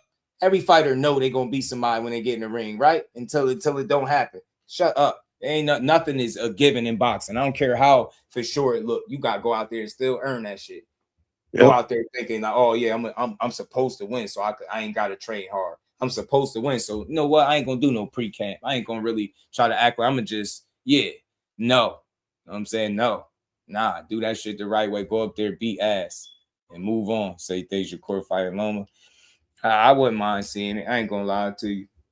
I'm gonna lie. Because after seeing them clips with Loma getting off him dead, that shit was wild. He was Pez dispenser and his shit. He looked so uncomfortable under pressure, too. He was trying to probe, lead the arm out there. Loma was getting right inside that shit with the left. I'm like, damn. Working and pushing him to the ropes. As good as his feet are, he couldn't really escape the onslaught. And I'm not going to lie to you. I'm never going to switch up as to who I thought win. Devin gave 100%. He won that 12th round. He got off to a really good start. But man, oh man. After watching that and seeing it again more recently, I'm 1,000,000% convinced The reason he won that fight was because of the size. Oh man, I'm sorry. I'm sorry. If those dudes was the same size, this shit wouldn't even be close. It wouldn't even be up for debate. I think the size kept Loma honest early too, and he's a big guy. So yeah, Loma's a small dude. On top of that, yeah, I looked at that fight. I was like, bro, that's the first fight where I really felt like if that guy was your size or vice versa, you was his size, he would have cooked you. I'm sorry, he was getting the way he was getting off. I'm like, I've never seen. And again, Shakur ain't never fought no Loma, but damn, you look like you was running out of answers for a second. This is what I'm saying. Defensive, pressing you, like he was clipping you. You had the probe out there trying to keep him at bay. Yo, Loma was getting inside it with the left. Boom, knock his head back. Then he'd bend over. Boom, boom. He was coming over the top. I'm like, yo, Loma ass cooking, bro. But shout out to Dad, man, for figuring that shit out, getting it done, man. Credit to him. But real quick, I wanted to mention this before we close out, and we're gonna be back tomorrow. We're gonna get to all the stuff that I didn't get to today because we were cooking on this topic. Shout out to boxing, shout out to Team Haney. Just do the business offline. I can respect it, but y'all ain't gotta do things on account of me. But I gotta be honest with the audience, man. If I don't feel like you negotiating in good faith, I'm gonna think it's smoke and mirrors. The simple solution would be to negotiate through the manager, so you should get one fight or the other, not social media, not public perception, public appeal. Y'all winning that, y'all gonna keep winning that. I don't think Court give a damn. So you gotta find something better to do. Yeah, smoke and mirrors. Shout out to you, Dean. Smoke and mirrors, man. And hopefully y'all do better. You know what I'm saying? I'm doing no training camp for no 2-3 million for a fight at 130. He wants the bag for sure. And you know why I would agree to that, Jordan? Because of the timing in which he came back right after his contract expired. That tells me, or in my mind, it seems like he might be looking for a fresh situation, or he might be looking to capitalize on his money that they feel like is out there. You know what I'm saying? You said Core gonna fight Vargas. Who? Emiliano? Shout out the Real Famous. Nah, I mean, I don't know. You got Shock calling his name. You got Devin, of course, calling his name. You got a Morataya. He taking a voluntary defense, a hometown fight. You got fights he could make. He got fights he can make. It's just a matter of availability, timing, and the right situation. That's why bro said, like, ain't nothing etched in stone right now, but you got a better chance at hearing the announcement through Zuffa, and then we can start talking about some of these other fights. But up until then, it's going to be tough to see where guys are going. You know what I'm saying? Shout out to everybody that pulled up, man. Y'all make sure y'all hit the like button, man. I don't know why we didn't get 100 likes. If you didn't hit the like button, make sure you do. Still 60 people in the building, man. We just put in over 5.5 hours. But lastly, before we get out of here, something I did want to bring up. Tszyu and Errol Spence got a fight coming up. Tszyu and Errol Spence got a fight coming up. It's been said by Mike Coppinger, and we probably could expand on it a bit more tomorrow as well. Saying it's being reported that, Jermell Charlo could possibly be facing the winner out of Tszyu and Errol Spence. Look, he's been flirting with the idea of fighting Errol for some time. He's made some comments in the past. He's made some tweets. He said some things on camera that make me feel like they really gonna end up fighting each other. The way Errol's responded sound like he obliged him. They not under the same trainer no more. He with Ronnie Shields. Jermell Charlo has something slick to say about that. So look, I'm all for it. I hope Errol Spence return to form. He looking like he in great shape. I trust what Ronnie is doing. I like the way Brian Norman looked for the time that he was in there under Ronnie. Can't wait to see more. But I want to see what Errol Spence look like after 3 years off and a new trainer, a tough test. I hope he stopped Tszyu. I'm not even going to play around. I hope he stop him. And I hope he do get a Charlo fight and beat his ass too, because Charlo switched up out of nowhere. Seemed like once Errol Spence lost, he switched up. But people don't talk about that. You know what I mean? But that's what it looked like. It was easy to support him. You was like his biggest cheerleader and supporter when he was undefeated. He lost that fight. Took a while, but then you started kind of speaking how you seemed like you really felt about this dude. So Errol Spence said you was always jealous and all that, and you probably need a fight right now. So it is what it is. I'm all in for it. First things first, though, Errol Spence got to handle Tszyu. I don't expect that to be easy, especially after 3 years off. Over there in Australia where they're going to be screaming his name. But, Errol Spence won his first world title on enemy soil over there. What, it was Sheffield, England, when he beat up Kell Brook. So hopefully the time off gave this dude the opportunity to prepare his body and get his mind and shit back in order, emotions back in check, like that fire, be hungry again to actually want it. I'm rooting for Errol Spence through and through, win, lose, or draw. I'm rocking with him. But I hope he stopped Tszyu and get the Charlo fight and then shut his mouth up. Only because of the way that he started, speaking about him. I just thought that was left field. You never heard Errol Spence come out and say anything negative about a Charlo. You know what I'm saying? He just respected him. But it's got bumped up to second. Lindolfo going to the IBF route. Shout out to Emiliano, man. I like Emiliano Vargas. I do. Damn good fighter.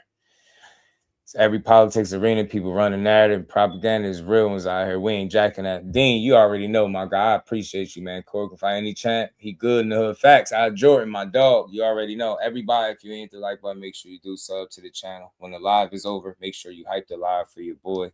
We're gonna be back. We got a lot more we're gonna build on. We got a lot of clips to get to. We're gonna just keep having fun with this shit, man.